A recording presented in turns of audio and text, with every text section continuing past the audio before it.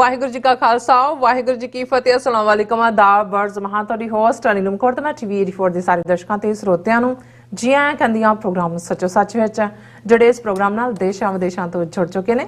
Khalsa affair centre ਦੇ ਸੰਚਾਲਕ doctor Amarjit Singh ਦੀ studio 'ਚ ਮੇਰੇ ਨਾਲ ਸ਼ਾਮਲ ਨੇ। ਆਓ ਉਹਨਾਂ ਨਾਲ ਗੱਲਬਾਤ ਕਰਕੇ ਅੱਜ ਦੇ ਅਹਿਮ ਇਸ਼ੂਜ਼ ਉੱਪਰ ਉਹਨਾਂ ਤੋਂ ਉਹਨਾਂ ਦਾ ਤਬਸਰਾ ਜਾਣਦੇ ਹਾਂ। ਜੀ ਡਾਕਟਰ ਸਾਹਿਬ ਵਾਹਿਗੁਰੂ ਜੀ ਕਾ ਖਾਲਸਾ ਵਾਹਿਗੁਰੂ ਜੀ ਕੀ ਫਤਿਹ।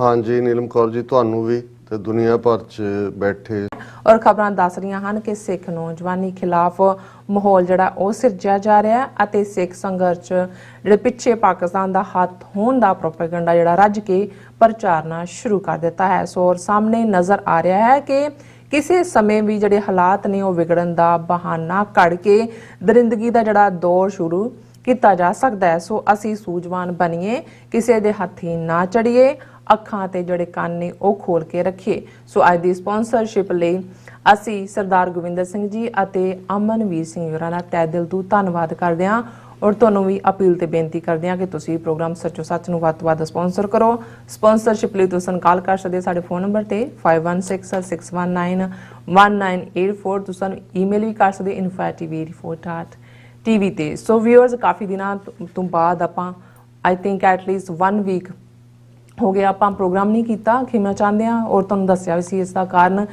ਕਿ ਡਾਕਟਰ ਸਾਹਿਬ ਜਿਹੜੇ ਸੀ ਉਹ ਕੈਨੇਡਾ ਗਏ ਹੋਏ ਸਨ। ਉਹਨਾਂ ਨੇ ਵੈਸਟ ਕੋਸਟ ਜਿਹੜੀ ਉਹਨਾਂ ਦੀ ਫੇਰੀ ਸੀ, ਤੁਹਾਨੂੰ ਪਤਾ ਬੜੀ ਭਾਵਕ ਵੀ ਸੀ, ਬੜੀ ਉਦਾਸੀ ਵਾਲੀ ਵੀ ਸੀ, ਬੜੀ ਦੁਖਾਂਤ ਵਾਲੀ ਵੀ ਸੀ।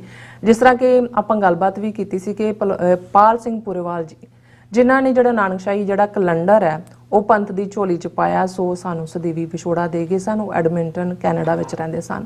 ਸੋ ਦੂਸਰੇ ਪਾਸੇ ਸਿਆਟਲ ਤੋਂ ਸਤਪਾਲ ਸਿੰਘ ਪੁਰੇਵਾਲ ਜੀ ਹੋਰਾਂ ਦਾ ਜਿਹੜੇ ਬੇਟਾ ਪਰਮਜੀਤ ਸਿੰਘ ਲਾਡੀ ਉਹ ਵੀ ਸਾਨੂੰ ਜਿਹੜੇ ਨੇ ਵਿਛੋੜਾ ਦੇ ਗਏ ਸਨ। ਸੋ ਉਹਨਾਂ ਦੀ ਕ੍ਰਿਮੇਸ਼ਨ ਵਾਸਤੇ ਔਰ ਉਹਨਾਂ ਦੀ ਅੰਤਿਮ ਅਰਦਾਸ ਵਾਸਤੇ ਡਾਕਟਰ ਸਾਹਿਬ ਉੱਥੇ ਸ਼ਾਮਲ ਹੋਏ ਸਨ। ਸੋ ਇਸ ਬਾਬਤ ਆਪਾਂ ਗੱਲਬਾਤ ਕਰਾਂਗੇ ਔਰ ਨਾਲ ਜਿਹੜੇ ਪਿਛਲੇ ਵੀਕ ਦੇ ਵਿੱਚ ਜੋ ਵੀ ਖਬਰਾਂ ਜਿਹੜੀਆਂ ਵਾਪਰੀਆਂ ਨੇ ਉਹਨਾਂ ਬਾਰੇ ਵੀ ਆਪਾਂ ਗੱਲਬਾਤ ਕਰਾਂਗੇ। ਸੋ ਅਸੀਂ ਚਾਹਾਂਗੇ ਕਿ ਤੁਸੀਂ ਨੇ ਇਸੇ ਤਰ੍ਹਾਂ ਬਣੇ ਰਹਿਣਾ। ਦੇਖਣ ਸੁਣ ਲਈ ਤੁਹਾਡਾ ਸਭ ਦਾ ਬਹੁਤ ਬਹੁਤ ਸ਼ੁਕਰੀਆ। ਜੀ ਡਾਕਟਰ ਸਾਹਿਬ ਕੀ ਕਹਿਣਾ ਚਾਹੋਗੇ? ਦੇਖੋ, ਸਭ ਤੋਂ ਪਹਿਲਾਂ ਤਾਂ ਅਸੀਂ ਅੱਜ ਦੇ ਪ੍ਰੋਗਰਾਮ ਨੂੰ ਸਪਾਂਸਰ ਕਰਨ ਲਈ ਵੀਰ ਅਮਨਵੀਰ ਸਿੰਘ ਅਤੇ ਸਾਡੇ ਬਹੁਤ ਹੀ ਪਿੱਲਰ ਵਾਂਗ ਥੰਮਲੇ ਵਾਂਗ ਸਾਥੀ ਸਹਿਯੋਗੀ ਪਿਛਲੇ 3 ਦਹਾਕਿਆਂ ਤੋਂ ਵੀਰ ਗੋਬਿੰਦਰ ਸਿੰਘ ਜੀ ਉਹਨਾਂ ਦਾ ਬਹੁਤ ਸ਼ੁਕਰੀਆ ਅਦਾ ਕਰਦੇ ਜੀ।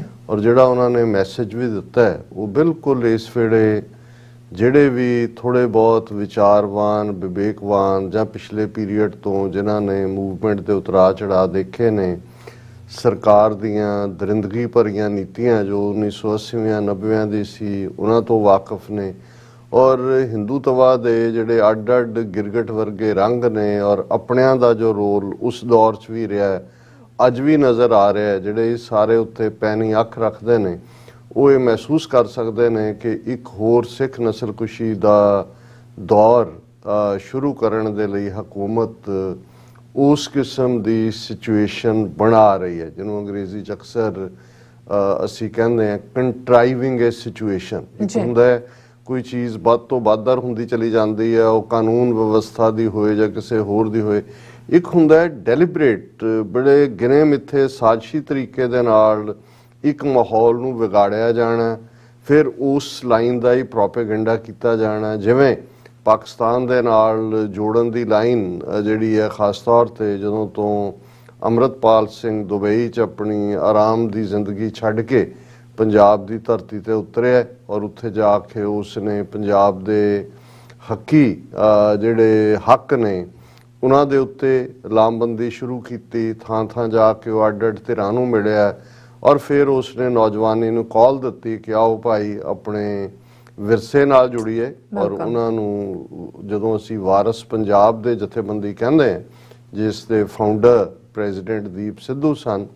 ਸੋ ਜ਼ਾਹਰ ਹੈ ਕਿ ਗੱਲ ਤਾਂ ਵਿਰਸੇ ਦੀ ਹੈ। ਪੰਜਾਬ ਦੀ ਧਰਤੀ ਦਾ ਵਿਰਸਾ ਜਿਹੜਾ ਸਿੱਖ ਵਿਰਸੇ ਦੇ ਰੂਪ ਦੇ ਵਿੱਚ ਜਿਸ ਨੂੰ ਖਤਮ ਕਰਨ ਲਈ ਜਿਸ ਦੇ ਖਿਲਾਫ ਟੋਟਲ ਵਾਰ ਭਾਰਤੀ ਸਿਸਟਮ ਨੇ ਪਿਛਲੇ 38 ਵਰ੍ਹਿਆਂ ਤੋਂ ਇਨ ਪਾਰਟਿਕੂਲਰ ਔਰ ਪਿਛਲੇ 75 ਸਾਲਾਂ ਤੋਂ ਇਨ ਜਨਰਲ ਵਿੱਢੀ ਹੋਈ ਹੈ। ਸੋ ਜ਼ਾਹਰ ਹੈ ਕਿ ਉਸ ਧਰਤੀ ਦੀ ਆਣ ਅਣਖ ਗੈਰਤ ਦੇ ਵਾਰਸ ਸਿੱਖ ਕੌਮ ਹੈ ਔਰ ਇਹੀ ਗੁਰੂ ਨਾਨਕ ਸਾਹਿਬ ਦਾ ਜਦੋਂ ਅਸੀਂ ਚੈਲੰਜ ਵੇਲੇ ਦੇ ਹਾਕਮਾਂ ਨੂੰ ਦਿੱਲੀ ਦੇ ਹਾਕਮ ਹੋਣ ਜਾਂ ਉਜ਼ਬੇਕਿਸਤਾਨ ਤੋਂ ਆਏ ਹੋਏ ਬਾਬਰ ਦੇ ਹਮਲੇ ਦੀ ਗੱਲ ਹੋਏ ਤੇ ਅਸੀਂ ਜਦੋਂ ਵੰਗਾਰਨ ਦੀ ਗੱਲ ਕਰਦੇ ਹਾਂ, ਸੱਚ ਕੀ ਬਾਣੀ ਨਾਨਕ ਆਖੈ, ਸੱਚ ਸੁਣਾਏ ਸੀ ਸੱਚ ਕੀ ਬੇਲਾ। ਔਰ ਉਸ ਸਾਰੇ ਦੇ ਨਾਲ ਫਿਰ ਗੁਰੂ ਨਾਨਕ ਸਾਹਿਬ ਤੋਂ 10ਵੇਂ ਪਾਤਸ਼ਾਹ ਤੱਕ 10 ਜਾਮਿਆਂ ਦੇ ਵਿੱਚ ਲਗਭਗ 230 ਸਾਲ 1469 ਗੁਰੂ ਨਾਨਕ ਸਾਹਿਬ ਪ੍ਰਕਾਸ਼ਮਾਨ ਹੁੰਦੇ ਨੇ। 1699 ਚ ਖਾਲਸਾ ਪੰਥ ਦੀ ਸਾਜਨਾ ਹੁੰਦੀ ਹੈ। ਉਹ ਇਨਸਾਨ ਘੜਿਆ ਗਿਆ ਪੰਜ ਕਕਾਰੀ ਰੂਪ ਦੇ ਵਿੱਚ, ਜਿਸ ਦਾ ਮੁਕੰਮਲ ਰੂਪ ਖਾਲਸਾ 1699 ਈਸਵੀ ਦੀ ਵਿਸਾਖੀ ਨੂੰ ਪ੍ਰਗਟ ਹੁੰਦਾ ਹੈ, ਜਿਹੜਾ ਰੂਹਾਨੀ ਤੌਰ ਤੇ ਰੱਬ ਨਾਲ ਜੁੜਿਆ ਹੋਇਆ ਹੈ, ਬੌਧਿਕ ਤੌਰ ਦੇ ਉੱਤੇ ਬੁੱਧ ਸੋ ਦੀਪਕ ਜਿਉਂ ਉਜਿਆਰੇ, ਇੰਟੈਲੈਕਟ ਉਹਦਾ ਸ਼ਾਈਨਿੰਗ ਲਾਈਕ ਦਾ ਕੈਂਡਲ ਲਾਈਟ, ਸਰੀਰਕ ਤੌਰ ਤੇ ਤੰਦਰੁਸਤ, ਸਮਾਜਿਕ ਤੌਰ ਤੇ ਸਮਾਜ ਦਾ ਸਿਰਫ ਗਮਖਾਰ ਹੀ ਨਹੀਂ, ਸਮਾਜ ਦੀ ਚੜ੍ਹਦੀ ਕਲਾ ਦੇਖਣ ਦੇ ਲਈ ਹਮੇਸ਼ਾ ਨਾਨਕ ਨਾਮ ਚੜ੍ਹਦੀ ਕਲਾ ਤੇਰੇ ਭਾਣੇ ਸਰਬੱਤ ਦਾ ਭਲਾ, ਇਸ ਰਸਤੇ ਤੇ ਤੁਰਿਆ ਹੋਇਆ। ਲੇਕਿਨ ਇਨਸਾਫ ਲੈਣ ਵਿੱਚ ਯਕੀਨ ਰੱਖਣ ਵਾਲਾ, ਜਿਸ ਨੂੰ ਗੁਰੂ ਸਾਹਿਬ ਨੇ ਫਰਮਾਇਆ ਸੀ ਖਾਲਸਾ ਸੋਏ ਜੋ ਨਿਰਧਨ ਕੋ ਪਾਲੇ, ਖਾਲਸਾ ਸੋਏ ਜੋ ਦੁਸ਼ਟ ਕੋ ਗਾਲੇ। ਸੋ ਦੁਸ਼ਟ ਨੂੰ ਗਾਲਣ ਵਾਲਾ, ਨਿਰਧਨ ਨੂੰ ਪਾਲਣ ਵਾਲਾ, ਔਰ ਸੋਵਰਨ ਰਾਜ ਕਰੇਗਾ ਖਾਲਸਾ ਆਕੀ ਰਹੇ ਨਾ ਕੋਈ। ਸੋ ਇਹੀ ਸਾਡਾ ਪਾਤਸ਼ਾਹੀ ਦਾਅਵਾ ਹੈ, ਇਹੀ ਸਾਡੀ ਖਾਲਿਸਤਾਨ ਦੀ ਪਰਿਭਾਸ਼ਾ ਹੈ, ਔਰ ਇਹੀ ਸਾਡਾ ਉਸ ਧਰਤੀ ਦੇ ਉੱਤੇ ਸੱਚ ਹੱਕ ਇਨਸਾਫ ਦਾ ਸੰਘਰਸ਼ ਹੈ, ਜਿਹੜਾ ਪਿਛਲੀਆਂ ਲਗਭਗ 3 ਸਦੀਆਂ ਤੋਂ ਜ਼ਿਆਦਾ ਸਮੇਂ ਤੋਂ ਸਿੱਖ ਕੌਮ ਨੇ ਲੜਿਆ। ਮੁਗਲਿਆ ਸਾਮਰਾਜ ਦੇ ਖਿਲਾਫ ਵੀ, ਦਰਾ ਖੈਬਰ ਪਾਰ ਦੇ ਹਮਲਾਵਰਾਂ ਦੇ ਖਿਲਾਫ ਵੀ, ਮਰਾਠਿਆਂ ਨੂੰ ਵੀ ਇਸ ਧਰਤੀ ਤੋਂ ਬਾਹਰ ਕੱਢਣ 'ਚ, ਔਰ ਫਿਰ ਅੰਗਰੇਜ਼ਾਂ ਨੇ ਜਿਨ੍ਹਾਂ ਨੇ ਧੋਖੇ ਨਾਲ ਸਿੱਖ ਰਾਜ ਜਿਹੜਾ ਹਥਿਆਇਆ, ਉਹਨਾਂ ਦੇ ਖਿਲਾਫ ਵੀ। ਔਰ ਪਿਛਲੇ 75 ਸਾਲ ਤੋਂ ਇਨ ਜਨਰਲ, ਔਰ ਪਿਛਲੇ 38 ਸਾਲ ਤੋਂ ਇਨ ਪਰਟੀਕੂਲਰ ਦਿੱਲੀ ਸਟੇਟ ਦੇ ਨਾਲ, ਜਿਸ ਦੇ ਨਾਲ ਇੱਕ ਤੋਂ ਬਾਅਦ ਇੱਕ ਸਿੱਖਾਂ ਦੀ ਨਸਲ ਮਾਰ ਮੁਕਾਈ ਗਈ।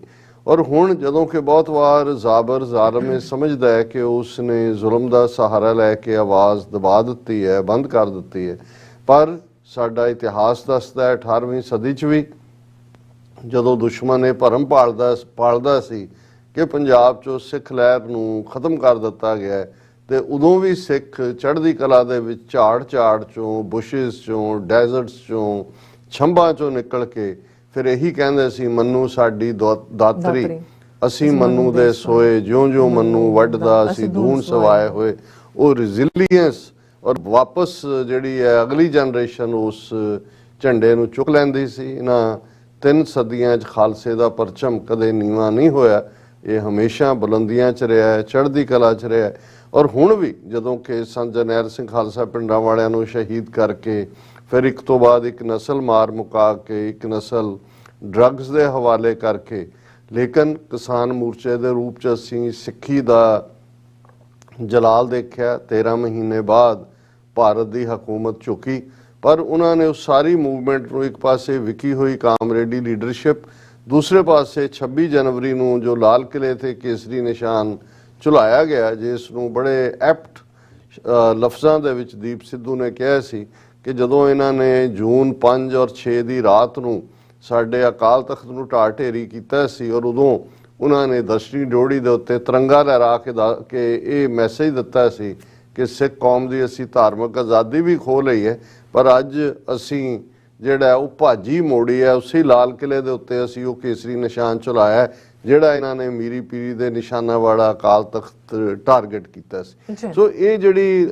ਹੈ, ਜੇ ਅਸੀਂ ਸਿੱਖ ਸਾਈਕੀ ਨੂੰ ਜਿਹੜੇ ਹਿਸਟੋਰੀਅਨ ਸਮਝਦੇ ਨੇ, ਜਿਹੜੇ ਵਿਚਾਰਵਾਨ ਸਮਝਦੇ ਨੇ, ਉਹ ਬਹੁਤ ਚੰਗੀ ਤਰ੍ਹਾਂ ਸਮਝਦੇ ਨੇ। ਜਿਵੇਂ ਉਸ ਦੀ ਮਾਈਕਲ ਐਡਵਾਇਰ ਦੀ ਪੋਤੀ ਨੇ ਇੰਦਰਾ ਗਾਂਧੀ ਨੂੰ ਸਲਾਹ ਦਿੱਤੀ ਸੀ ਕਿ ਕਦੇ ਇਹ ਗਲਤੀ ਨਾ ਕਰੀ ਕਿ ਦਰਬਾਰ ਸਾਹਿਬ ਤੇ ਹਮਲਾ ਕਰੇ, ਕਿਉਂਕਿ ਇਹਨਾਂ ਦੇ ਇੱਕ ਸਿੱਖ ਨੇ ਤਾਂ ਮੇਰੇ ਦਾਦੇ ਨੂੰ ਆ ਕੇ ਜਿਹੜਾ ਇੰਨੇ 21 ਸਾਲ ਬਾਅਦ ਵੀ ਜਿਹੜਾ ਉਹ ਲੰਡਨ 'ਚ ਆ ਕੇ ਮਾਰਿਆ ਸੀ। ਸੋ ਜਿਹੜੇ ਸਮਝਦੇ ਨੇ ਉਹ ਬਹੁਤ ਚੰਗੀ ਤਰ੍ਹਾਂ ਸਮਝਦੇ ਨੇ। ਔਰ ਈਵਨ ਕੈਨੇਡਾ ਫੇਰੀ ਦੌਰਾਨ ਇੱਕ ਸਾਹਿਤਕਾਰ ਮਿਲਣ ਆਏ ਜਿਨ੍ਹਾਂ ਨੇ ਲੇਖ ਵੀ ਲਿਖੇ ਨੇ, ਮੈਂ ਹਾਲਾਂ ਇਸ ਵਾਕਿਆ ਤੋਂ ਵਾਕਫ ਸੀ ਕਿ ਉਹਨਾਂ ਨੇ ਦੱਸਿਆ ਕਿ ਭਾਈ ਕਿਵੇਂ ਬਹੁਤ ਵਾਰ ਡਾਇਰ ਨੂੰ ਮਾਰਨ ਦਾ ਵਾਕਿਆ ਤਾਂ ਸਾਨੂੰ ਪਤਾ ਹੈ, ਪਰ ਗੁਰੂ ਕੇ ਬਾਗ 'ਚ ਪੀਸਫੁਲ ਸਿੱਖਾਂ ਦੇ ਉੱਤੇ ਡਾਂਗਾ ਵਰਾਉਣ ਵਾਲਾ ਉਸ ਵੇਲੇ ਦਾ ਐਸਪੀ ਪੁਲਿਸ ਜਿਹੜਾ ਗੋਰਾ ਸੀ, ਬੀਟੀ ਜਿਹਨੂੰ ਕਹਿੰਦੇ ਸੀ, ਔਰ ਉਸ ਨੇ ਕਿੰਨਿਆਂ ਨੂੰ ਜਿਹੜਾ ਉਸ ਆਪਣੀ ਸੁਮਾਂ ਵਾਲੀਆਂ ਡਾਂਗਾਂ ਦੇ ਨਾਲ ਮਾਰ ਕੇ ਜਿਹੜਾ ਬੇਹੋਸ਼ ਕਰਦਾ ਸੀ। ਔਰ ਉਹ ਰਿਟਾਇਰ ਹੋਇਆ ਨੌਕਰੀ ਤੋਂ, ਬਾਅਦ ਚ ਮਲੇਰਕੋਟਲਾ ਰਿਆਸਤ ਵਾਲੇ ਨੇ ਉਹਨੂੰ ਆਪਣਾ ਸਿਕਿਉਰਿਟੀ ਆਫੀਸਰ ਰੱਖਿਆ। ਔਰ ਇਸੇ ਤਰ੍ਹਾਂ ਕਿਉਂਕਿ ਗੁਰੂ ਕੇ ਬਾਗ ਦਾ ਮੋਰਚਾ ਮੁੱਢਲਿਆਂ 1920 ਚ ਲੱਗਦਾ ਹੈ, ਸੋ 1940 ਤੱਕ ਪਹੁੰਚਦੇ ਲਗਭਗ ਉਨਾ ਹੀ ਵਕਤ ਬਣ ਜਾਂਦਾ ਜਨਰਲ ਡਾਇਰ ਨੂੰ ਮਾਰਨ ਵਾਲਾ ਕਿ ਉਸ ਨੂੰ ਫਿਰ 2-3 ਉਹਨਾਂ ਸਿੱਖਾਂ ਨੇ ਜਿਹੜੇ ਅਦਰਵਾਈਜ਼ ਡਾਕੂ ਸਨ, ਪਰ ਉਹਨਾਂ ਨੂੰ ਜਦੋਂ ਇੱਕ ਕਿਸੇ ਸਿੱਖ ਨੇ ਜਿਹੜਾ ਉਹ ਵੰਗਾਰ ਪਾਈ ਕਿ ਭਾਈ ਤੁਸੀਂ ਹੋਰ ਤਾਂ ਬੜੇ ਡੇਅਰਿੰਗ ਔਰ ਬੜਾ ਤੁਸੀਂ ਕਰਦੇ ਹੋ, ਤਾਂ ਇਹ ਦੁਸ਼ਟ ਜਿਹੜਾ ਹੈ ਇਹਨੇ ਆਹ ਜ਼ੁਲਮ ਕੀਤਾ ਸੀ, ਇੱਥੇ ਤੁਰਿਆ ਫਿਰਦਾ ਹੈ ਬਦਚਲਨ ਆਦਮੀ। ਔਰ ਉਹਨਾਂ ਨੇ ਸਾਰਾ ਵਾਕਿਆ ਸੁਣਾਇਆ ਕਿ ਔਰ ਉਹ ਇਤਿਹਾਸ ਦਾ ਹਿੱਸਾ ਹੈ ਕਿ ਕਿਵੇਂ ਬੀਟੀ ਨੂੰ ਜਿਹੜਾ ਫਿਰ ਸਿੰਘਾਂ ਨੇ ਆਪਣੇ ਰੋਹ ਦਾ ਸ਼ਿਕਾਰ ਬਣਾਉਂਦਿਆਂ ਉਸ ਨੂੰ ਨਰਕ 'ਚ ਪਹੁੰਚਾਇਆ ਸੀ। ਸੋ ਇਹ ਸਾਡਾ ਇਤਿਹਾਸ ਦਾ ਹਿੱਸਾ ਹੈ। ਜੇ ਕੋਈ ਇਹ ਸਮਝੇ ਜਾਂ ਭਾਰਤੀ ਹਾਕਮ ਇਹ ਭਰਮ ਪਾਲਦੇ ਹੋਣ ਕਿ ਭਾਈ ਉਹਨਾਂ ਨੇ ਜਿਹੜਾ ਉਹ 26 ਜਨਵਰੀ ਵਾਲੇ ਵਾਕਿਆ ਨੂੰ ਜਿਵੇਂ ਪੋਰਟਰੇ ਕੀਤਾ ਦੀਪ ਸਿੱਧੂ, ਉਸ ਦੀ ਕਿਵੇਂ ਸਾਜ਼ਿਸ਼ੀ ਅੰਦਾਜ਼ ਦੇ ਵਿੱਚ ਜਿਹੜਾ ਸਰਕਮਸਟੈਂਸ਼ੀਅਲ ਐਵੀਡੈਂਸ ਹੈ ਉਹ ਤਾਂ ਇਹੀ ਪੁਆਇੰਟ ਆਊਟ ਕਰਦਾ ਹੈ ਕਿ ਦੀਪ ਸਿੱਧੂ ਦੀ ਜਿਹੜੀ ਡੈਥ ਹੈ ਉਹ ਐਕਸੀਡੈਂਟਲ ਡੈਥ ਨਹੀਂ ਹੈ। ਤੇ ਉਹਨਾਂ ਨੇ ਸਮਝਿਆ ਵੀ ਉਹ ਲੈਗੇਸੀ ਜਿਹੜੀ ਹੈ ਇੱਕ ਪੱਛਮੀ ਤਰਜ਼ ਦੇ ਉੱਤੇ ਖੜਾ ਨੌਜਵਾਨ ਜਿਹਦੇ ਸਿਰ ਤੇ ਵਾਲ ਵੀ ਨਹੀਂ ਨੇ, ਮਾਇਆ ਨਗਰੀ ਚੋਂ ਆਇਆ ਤੇ ਉਧਰਲੀਆਂ ਗੱਲਾਂ ਜਿਹੜੀਆਂ ਐਵੇਂ ਡੂੰਘੀਆਂ ਗੱਲਾਂ ਕਰਦਾ ਸੀ, ਇਹਨੂੰ ਅਸੀਂ ਮਿਟਾਤਾ। ਪਰ ਜਿੰਨਾ ਵੱਡਾ ਇਕੱਠ ਫਿਰ ਦੀਪ ਸਿੱਧੂ ਦੀ ਅੰਤਮ ਅਰਦਾਸ ਤੇ ਫਤਿਹਗੜ੍ਹ ਸਾਹਿਬ ਹੋਇਆ, ਪੰਜਾਬ ਭਰ ਦੇ ਵਿੱਚ ਇੱਕ ਲਹਿਰ ਖੜੀ ਹੋਈ ਔਰ ਉਹੀ ਜਥੇਬੰਦੀ ਵਾਰਸ ਪੰਜਾਬ ਦੇ ਉਸ ਨੇ ਆਪਣਾ ਇੱਕ ਮੁਕਾਮ ਬਣਾਉਣਾ ਸ਼ੁਰੂ ਕੀਤਾ। ਫਿਰ ਇਸੇ ਪੀਰੀਅਡ 'ਚ ਅਸੀਂ ਸਿੱਧੂ ਮੂਸੇਵਾਲਾ, ਹਾਲਾਂਕਿ ਉਹ ਸਿੱਧੇ ਤੌਰ ਤੇ ਉਹ ਕੋਈ ਸੰਘਰਸ਼ ਦਾ ਜਾਂ ਉਸ ਲੈਵਲ ਦਾ ਹਿੱਸਾ ਨਹੀਂ ਸੀ, ਕਿਸਾਨੀ ਅੰਦੋਲਨ ਦੌਰਾਨ ਉਹਨੇ ਜ਼ਰੂਰ ਗੀਤ ਗਾਏ, ਪਰ ਜਿਵੇਂ ਉਸ ਦੀ ਵੀ ਸਪੌਂਟੇਨੀਅਸ ਪੋਪੂਲੈਰਿਟੀ, ਕਿਉਂਕਿ ਉਹ ਵੀ ਪੰਜਾਬ ਦੀ ਅਣਖ ਔਰ ਗੈਰਤ ਦਾ ਨਾਂ ਦੱਬਣ ਵਾਲਾ ਜਿਹੜਾ ਗੱਭਰੂ ਬਣ ਕੇ ਉੱਭਰਿਆ, ਔਰ ਖਾਸ ਤੌਰ ਤੇ ਉਸ ਦੀ ਮੌਤ ਤੋਂ ਬਾਅਦ ਜਿਹੜੀ ਜ਼ਾਹਰ ਹੈ ਕਿ ਉਹ ਤਾਂ ਨਜ਼ਰ ਆਉਂਦਾ ਹੈ ਕਿ ਵੀ ਕਿਵੇਂ ਉਹਨਾਂ ਨੇ ਗੈਂਗਸਟਰਾਂ ਦੇ ਬਹਾਨੇ ਉਸ ਨੂੰ ਐਲੀਮੀਨੇਟ ਕੀਤਾ ਹੈ। ਔਰ ਜਦੋਂ ਅਸੀਂ ਗੱਲ ਕਰ ਰਹੇ ਹਾਂ ਇਸ ਪਿਛਲੇ ਬੀਤੇ ਹਫਤੇ ਦੇ ਵਿੱਚ ਇੱਕ ਉਹਦਾ ਬਿਸ਼ਨੋਈ ਦਾ ਸਾਥੀ ਗੈਂਗਸਟਰ ਜਿਹੜਾ ਡਾਇਰੈਕਟਲੀ ਇਨਵੋਲਵ ਸੀ, ਉਸ ਦਾ ਜਾਂ ਕਤਲ ਕੀਤਾ ਗਿਆ, ਉਹਨੂੰ ਮਾਰ ਦਿੱਤਾ ਗਿਆ, ਜਾਂ ਉਹਨਾਂ ਨੇ ਦਿਖਾਇਆ ਜੀ ਕਿ ਉਹ ਭਗੌੜਾ ਹੋ ਗਿਆ ਮਾਨਸਾ ਕਿ ਕਿਹੜੀ ਪੁਲਿਸ ਤੋਂ। ਜਦੋਂ ਭਗੌੜੇ ਵਾਲਾ ਵੀ ਕੰਮ ਹੁੰਦਾ, ਬਹੁਤ ਵਾਰੀ ਐਲੀਮੀਨੇਸ਼ਨ ਹੀ ਹੁੰਦੀ ਹੈ। ਔਰ ਉਸ ਦੀ ਮਾਤਾ ਨੇ ਜਿਹੜਾ ਸਿੱਧੂ ਮੂਸੇਵਾਲਾ ਦੇ ਨੇ ਕਿਹਾ ਵੀ ਮੈਨੂੰ ਕੋਈ ਜਸਟਿਸ ਦੀ ਆਸ ਨਹੀਂ, ਅਸੀਂ ਦੁਬਾਰਾ ਕੈਂਡਲ ਲਾਈਟ ਵਿਜਲ ਕਰਾਂਗੇ। ਸੋ ਇੱਕ ਜੇ ਉਹ ਦੌੜ ਗਿਆ ਤਾਂ ਵੀ ਇਹਨਾਂ ਦੀ ਮਿਲੀ ਭੁਗਤ ਦੇ ਨਾਲ ਜਿਹਦੇ ਚ ਘੱਟ ਚਾਂਸ ਨੇ, ਤੇ ਜੇ ਉਹਨੂੰ ਮਾਰ ਦਿੱਤਾ ਗਿਆ ਕਿਉਂਕਿ ਹੋ ਸਕਦਾ ਹੈ ਕਿ ਉਹਨੇ ਜਿਹੜਾ ਸੱਚ ਉਗਲਿਆ ਹੋਏ ਕਿ ਉਹਨੇ ਕਿਹਦੇ ਕਹਿਣ ਤੇ ਕੀਤਾ ਹੈ। ਸੋ ਜ਼ਾਹਰ ਹੈ ਕਿ ਇਹ ਵੀ ਨੌਜਵਾਨਾਂ ਤੱਕ ਮੈਸੇਜ ਪਹੁੰਚਿਆ ਕਿ ਸਿੱਧੂ ਮੂਸੇਵਾਲਾ ਨੂੰ ਵੀ ਇੱਕ ਕੰਸਪੀਰੇਸੀ ਦੇ ਤਹਿਤ ਜਿਹੜਾ ਉਸ ਦਾ ਮਰਡਰ ਕੀਤਾ ਗਿਆ। ਔਰ ਫਿਰ ਪੰਜਾਬ ਦੇ ਵਿੱਚ ਇੱਕ ਖੌਫ ਦੀ ਫਜ਼ਾ ਬਣਾਉਣ ਦੀ ਕੋਸ਼ਿਸ਼ ਕੀਤੀ ਗਈ, ਪਰ ਅੰਮ੍ਰਿਤਪਾਲ ਸਿੰਘ ਜਿਹੜਾ ਸਿੱਖੀ ਸਰੂਪ 'ਚ ਜਿਹੜਾ ਪੰਜਾਬ ਦੀ ਧਰਤੀ ਦੇ ਉੱਤੇ ਜਿਹੜਾ ਉਹ ਉਤਰਦਾ, ਔਰ ਜਿਵੇਂ ਫਿਰ ਉਹਨੇ ਵੰਗਾਰ ਪਾਈ ਕਿ ਆਓ ਆਨੰਦਪੁਰ ਚੱਲੀਏ, 1000 ਤੋਂ ਜ਼ਿਆਦਾ ਸਿੱਖ ਨੌਜਵਾਨ ਔਰ ਸਿੱਖ ਬੀਬੀਆਂ ਅੰਮ੍ਰਿਤਪਾਨ ਕਰਦੀਆਂ ਨੇ।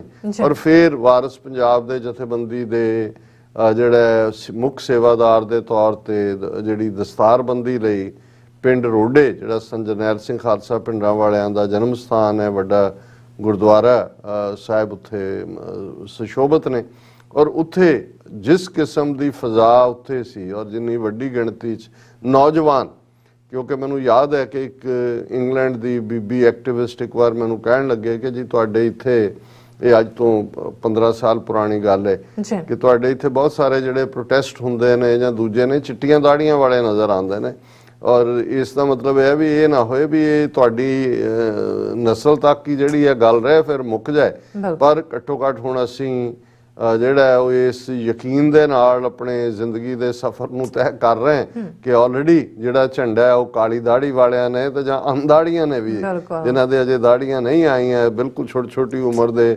ਨੌਜਵਾਨ ਜਿਸ ਜਜ਼ਬੇ ਜਾਂ ਭਾਵਨਾ ਨਾਲ ਉਹ ਅਨੰਦਪੁਰ ਸਾਹਿਬ ਵੱਲ ਤੁਰੇ, ਜਿਸ ਭਾਵਨਾ ਨਾਲ ਉਹ ਦਰਸ਼ਕ ਦੇਖ ਸਕਦੇ ਨੇ ਕਿ ਰੋਡੇ ਪਿੰਡ ਦੇ ਵਿੱਚ ਜਿੰਨਾ ਵੱਡਾ ਇਕੱਠ ਹੁੰਦਾ ਹੈ, ਔਰ ਜਿਸ ਅੰਦਾਜ਼ ਦੇ ਵਿੱਚ ਉਸ ਧਰਤੀ ਦੇ ਉੱਤੇ ਜਿਹੜੇ ਮਤੇ ਲਗਭਗ 12-13 ਮਤੇ ਪਾਸ ਹੋਏ, ਖਾਲਿਸਤਾਨ ਜ਼ਿੰਦਾਬਾਦ ਦੇ ਨਾਰੇ ਵੀ ਫਜ਼ਾ 'ਚ ਵੀ ਨੇ, ਔਰ ਅੰਮ੍ਰਿਤਪਾਲ ਸਿੰਘ ਉਹਨਾਂ ਨੇ ਬੜੀ ਬਾਦਲੀਲ ਅੰਦਾਜ਼ ਦੇ ਵਿੱਚ ਵਿਰੋਧੀਆਂ ਦਾ ਮੂੰਹ ਵੀ ਭੰਨਿਆ ਔਰ ਆਪਣੀ ਗੱਲ ਵੀ ਉਹ ਦਲੀਲ ਦੇ ਨਾਲ ਕਰਦੇ ਨੇ।